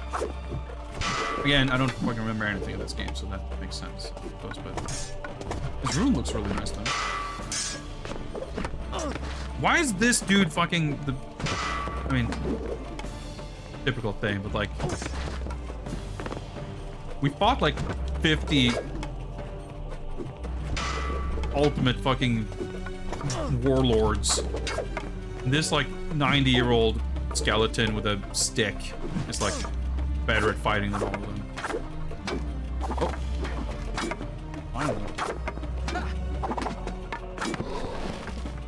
Well, that just took all of my life bar. Your exertions are most amusing. Like, it's one thing that he's like some fucking magician, sure, but then why? Let him be brought before my father. He will judge. Why is he like the sickest at hand-to-hand combat? Wait, did I? Vizier, I have commanded you to stop. Do you disobey? I've taken orders long enough from a senile fool and a sniveling brat. No. Your father was a great warrior in his youth, or so he would have the world believe. A pity his son does not take after him. This time, I mean, I'm gonna Perhaps father die and and son redo this. Like, it's are obviously not worth. It would appear that both Rewinding have a taste at this for point. easy thunder. You waste your breath. What little you possess. Counter hitting. I will handle this. Like, it doesn't. Those times I land one hit and he flashes doesn't look like I'm achieving anything or doing anything differently or more successfully. I just have to like react to that happening that way and keep mashing the attack, because then I think I'm hitting him.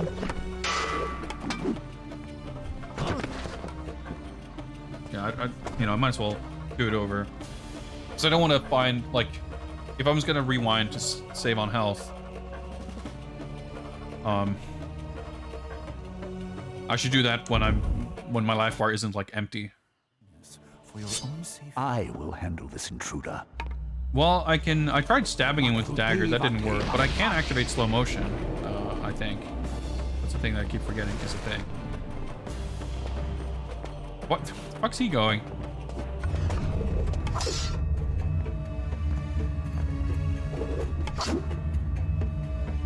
Yeah, that doesn't seem to help much.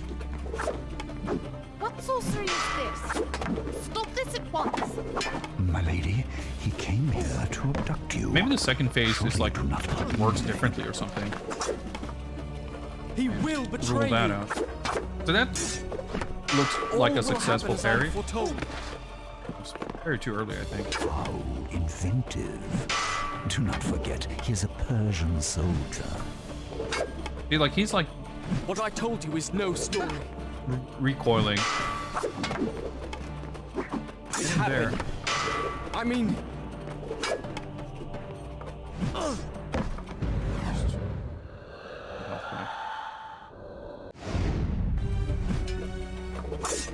it will happen. Like, it seems so typical for a game like this too. Where like it's got combat, but the combat is not the game's strongest suit. But there's more combat and harder combat towards the end, because that's what you do in a game like this. And because the combat is just like not as fun as the other stuff, you end up with the finale of the game being like the least fun part. That's pretty unfortunate. Exertions are most amusing. So I noticed that he's got at least one attack that's like a vertical chop of some kind. I wonder if I can just before my father. dodge He will it. Judge.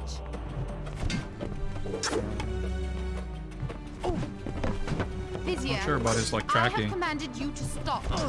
Do you disobey?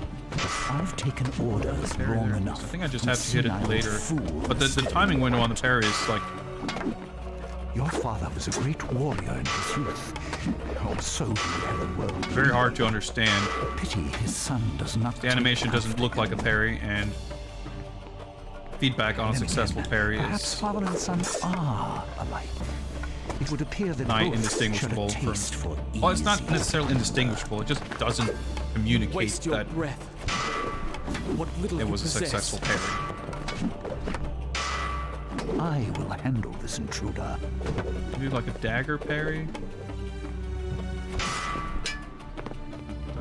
I guess he's immune to dagger hits, of course. So.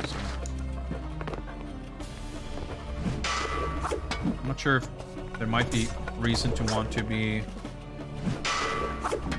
frugal with your meter. I'm not sure. Oh, like 2 hits there. Oh. But once in a blue moon, it's like possible to land a counter hit. For the most part, it's not. Oh, he's. Did you really think you could defeat me? Careful. Don't tire yourself. Viva a party. Bit silly.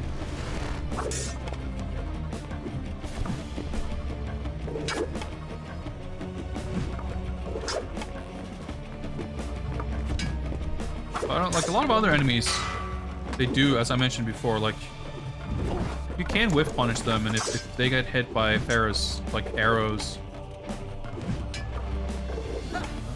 you can sort of combo them off of that. So I feel like it might be possible. But even his like completely vertical overhead chop seems like if you try to dodge it by walking sideways, it's funny. Like when I try to dodge it by walking sideways, it seems like it's tracking perfectly. When I'm trying to parry it, I just lean out of the way and it misses. Yeah, I'm sure I mean, speedruns for this game is definitely a thing. For all I know, I might not even be doing this. I might be completely fucking it up on an entirely casual level. Oh, shit, okay, finally.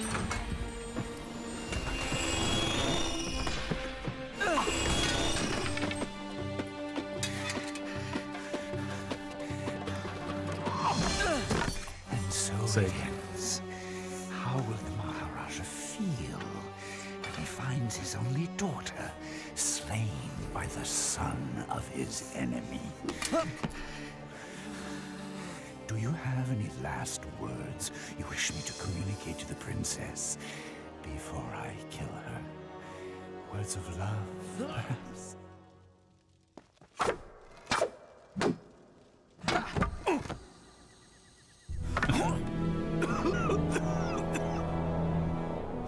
I could have been immortal.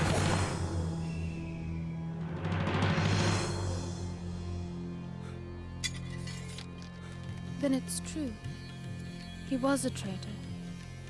Take this. Return it to your father's treasure vault. Guard it well. I owe you thanks. But why did you invent such a fantastic story? Do you think me a child, that I would believe such nonsense? That's not appropriate. I said I owe you thanks. You presume too much. Such a fantastic story. Well, Do you that's think me a child, that I would believe such nonsense? that seems like an irresponsible use of that You're power. right. It was just a story.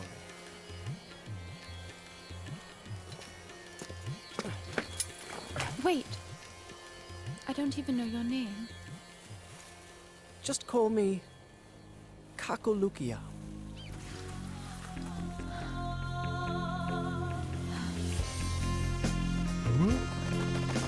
Nope.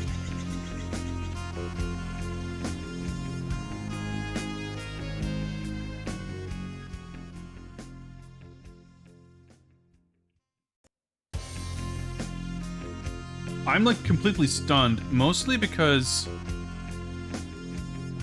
I have a very distinct memory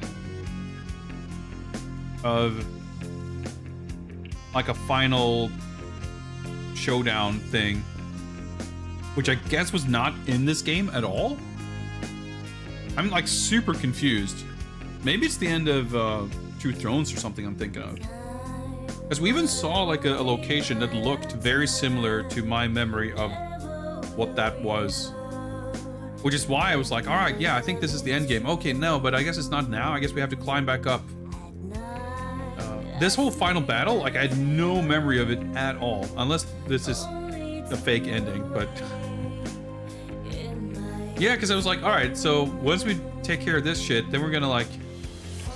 shit's gonna go down, and then we're gonna like go back to the other timeline, and then we're gonna have the actual final battle. Like, no, this was like completely not at all what I expected. Not at all. Because, again, I didn't remember much at all about the story or set pieces or anything, but I thought I remembered the end, but apparently I absolutely did not. Yeah, the thing he said about like the name to call him, that's a callback to earlier in the story.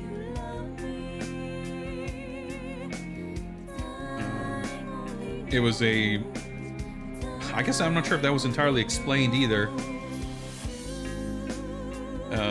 But it was like a magic word that her mother had taught her as a child when we were like trapped in a underground catacomb of some kind.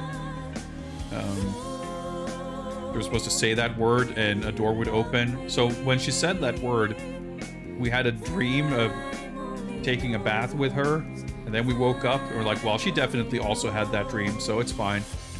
I can totally ask her to marry me. And then next time we saw her, she was running away, and then she died, and then we rewind. I don't know. It was the whole thing of how it like. I think as a narrative device, as like a setup with the whole like the broad strokes of it, I think is actually pretty good, and I don't think it's entirely successful, but at least I kind of appreciate the attempts at like showing growth in character development, and like it's undercut a little bit by the whole him like forcibly kissing her. I think honestly, again, I just assumed, not remembering anything, I'd assumed the game would end with them falling in love or whatever. So I think it's actually good that it didn't, because that shit was pretty weak. Which definitely makes me curious about, again, like the remake, right? Because I was thinking, and I said too, like, well, I don't think they could take the sort of romantic aspect out of the game. They could rewrite a lot of it, but they couldn't take it out without changing a lot.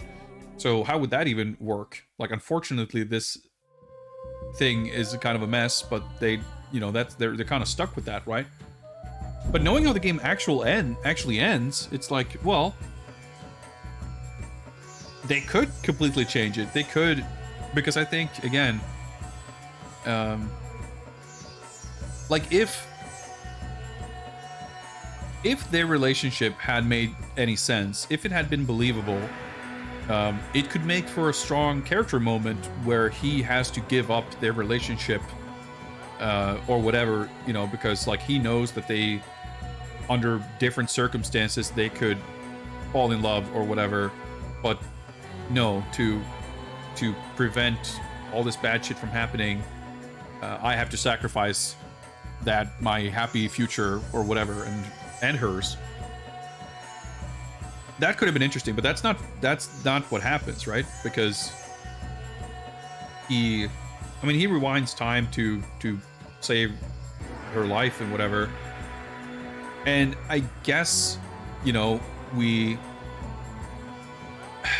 it's implied, I guess, that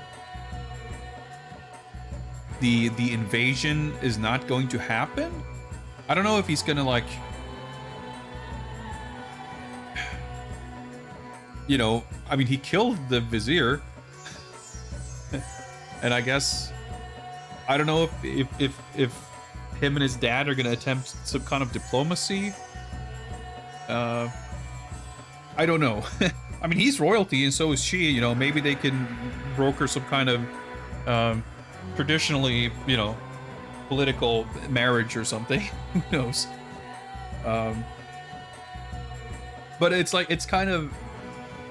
I don't think they earn him being like sort of redeemed and like going back and like it feels like he only thinks that all the shit that went down was bad because of his personal loss. I kind of feel like he lost his dad and whatever, like, but it was her being killed that was like the most sad thing, so he had to prevent that from happening. And it's like, well, we should prevent all of this entire thing because it would lead to this hot babe dying, and we can't have that.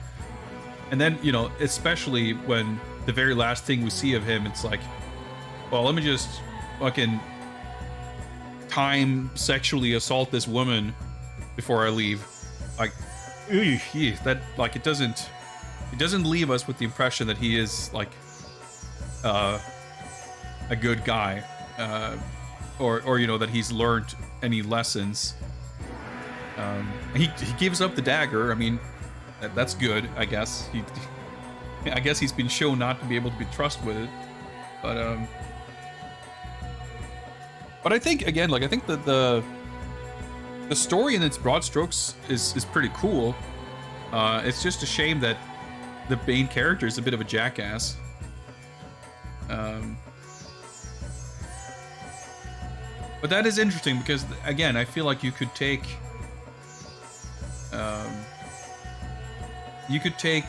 those broad strokes and you can change some of the details, and I think you could create a much more you can, like, all the elements are there for him to begin the story as a jackass, and actually, like, redeem himself. Like, I think I would rather see him trying to, like, I don't know, court her or whatever, and like her having none of it, and instead of her like just actually like, well, he's the hero guy, so I guess I will fall in love, like that she stays, pissed at him or whatever, begrudgingly works together and convinces him that, like, yeah, okay, maybe hitting on her is not conducive to what we're trying to achieve here. And, maybe they can actually have a conversation and get to know each other, which they don't really do throughout the game. Maybe he can gain some new perspectives. Maybe he can realize that the whole war and conquering and stealing their shit and enslaving their people is, like, not a great thing. And, learn to become the bigger man and some kind of benevolent leader in the future, something like that. And, like, sort of, I think the game is super fun. Like I said, that you have to have some, I suppose, distance and kind of ability to appreciate things, both with it being a almost 20-year-old game, and also presumably written to be very old-fashioned-y in a way. Although, as I said before, like, I think when this game came out, I think a lot of the story stuff would have been taken at face value, and now it kind of can't. You can't take it very seriously. Like, it feels silly, and it feels, frankly, just very dated in its like worldview.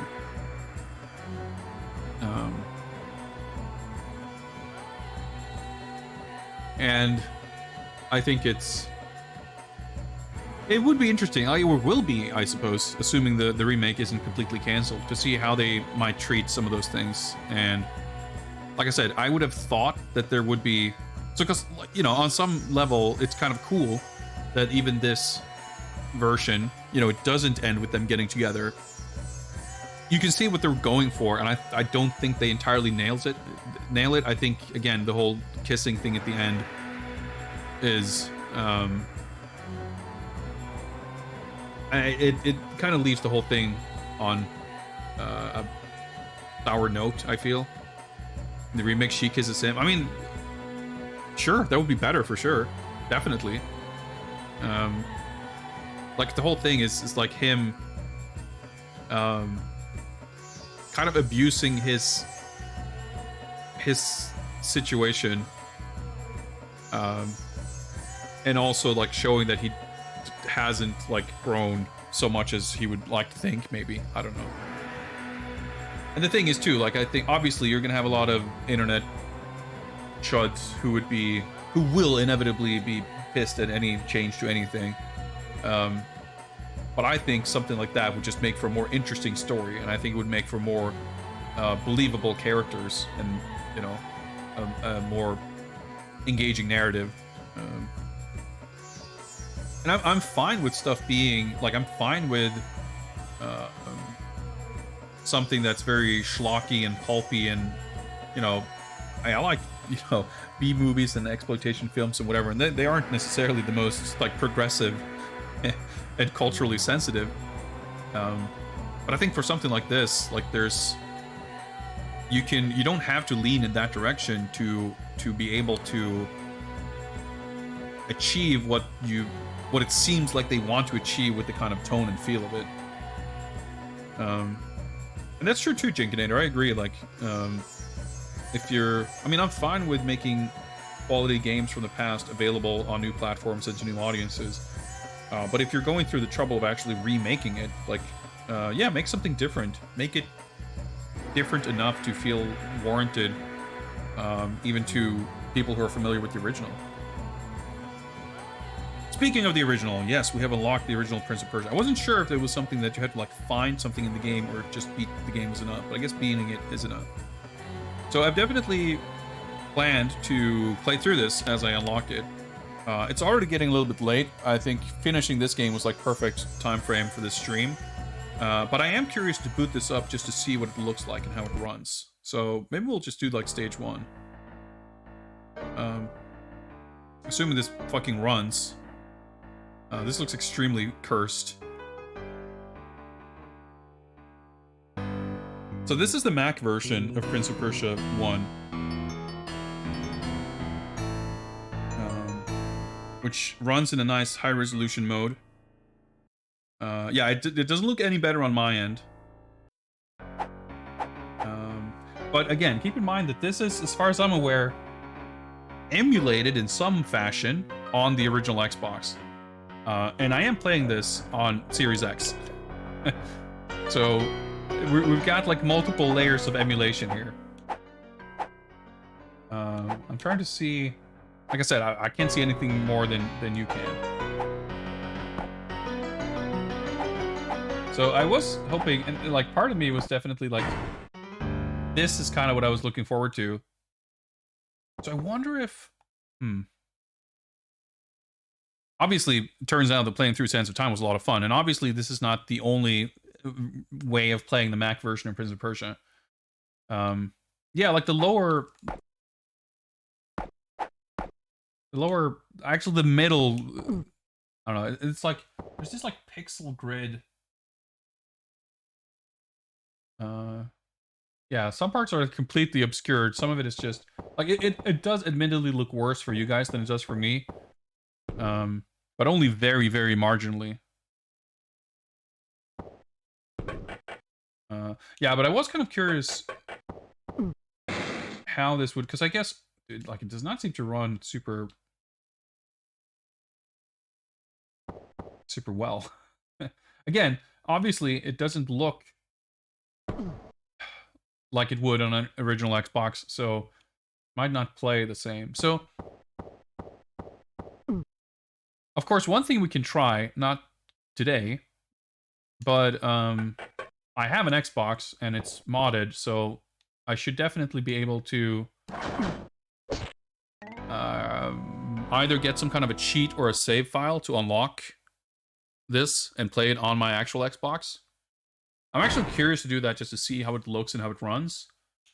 But I will definitely want to get some Mac emulation. My fucking sneak button. Oh, there we go. To play the Mac version of Prince of Persia 2. And I always wanted to play the Mac version of POP 1 again as well. Yeah, it doesn't actually shock me. In fact, I guess part of the reason why I was curious to play this, the original Prince of Persia on this, is exactly because of what we're looking at now. Like, how is this gonna run? Like, what can we expect from emulated emulation? Even from Xbox, not much apparently. It really does not seem meaningful to even attempt to play through this level, does it? Funny though, because I can't really see what I'm doing, but like, yeah, I know the layout well enough. Yeah, POP. This is like blindfolded, but you're kind of peeking through the blindfold mode. I feel like I'm like breaking my monitor or something. It's just like so awkward to look at that it doesn't look right. But yeah, sense of time. It certainly doesn't end on the strongest note, and I'm not even talking about the narrative stuff. Like the final boss fight, easily the worst part of the game in terms of how it plays. The last couple of combat encounters, kind of shitty. I feel like the middle third of the game is probably like the most fun. Like climbing stuff is starting to become a little more complex. Enemies aren't too annoying yet. But still, all in all, I enjoyed it more than I thought I might. I thought I would maybe not like it that much. I think I liked it I liked it better 5 hours ago than right now because of the the latest parts of the game, but all in all, fun, and it has me very excited to play through more Prince of Persia games in the not too distant future. I own and I think I have installed the HD versions of Warrior Within and Two Thrones on my PS3, and I also have the digital version, I believe, of the Forgotten Sands. And I have the 2008 Prince of Persia game, which came out in between Two Thrones and Forgotten Sands.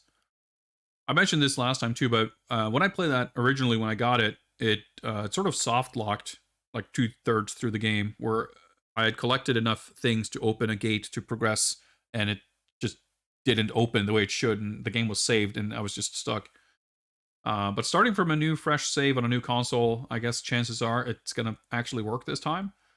And that game is also backwards compatible. So I'm actually tempted to give that another go, because I remember at least mostly somewhat liking it until I got stuck. But if I'm going to play through all those games, I definitely want to do it in chronological order. And we'll see if I even get through Warrior Within. Because I did not when it back then. I played it, I started playing it, but I didn't finish it because I got kind of bored with it. Streaming and playing games now and coming to it 15 years later, like a lot of things are different about it. So I don't mean to say that I expect to hate it so much that I'm going to stop playing it, but I know that game has aspects to it that I'm fully expecting to like less than this game. For one, a larger emphasis on combat, but I will see. I still kind of want to revisit it. Is Twitch dying? I don't know. You tell me. I'm not dropping any frames as far as I can tell. So if my stream is exploding, that's probably on Twitch and not me for once. But I'm not sure. I guess I might find out because I'm going to head to Twitch myself, because I'm going to have to figure out who else is streaming so I can raid them, send you guys there.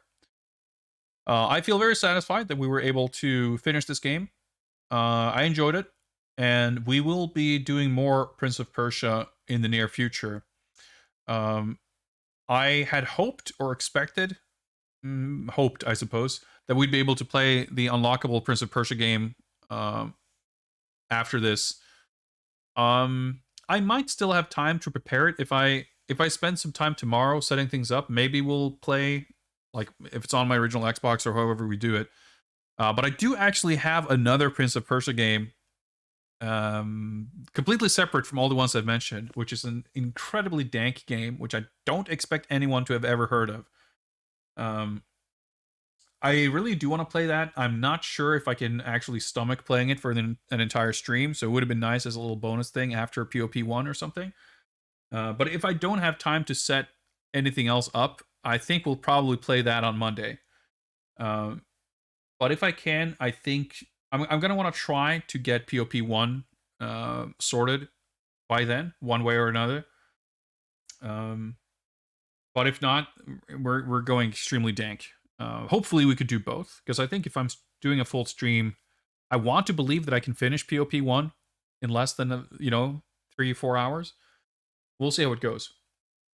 No matter how you slice it, though, stream will be back on Monday, and more than likely with continued, slightly smaller perhaps, but Persian gaming for sure, royal Persian gaming even.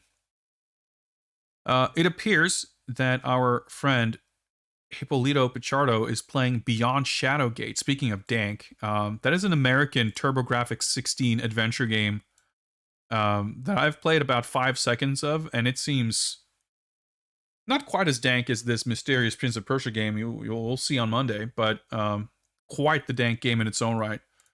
So let's go check that out, and I can finally go make some dinner. Thanks a lot for hanging out, guys. I greatly enjoyed playing this game and chatting with you guys, and I hope to see you back on Monday. Take care, everybody, and see you next.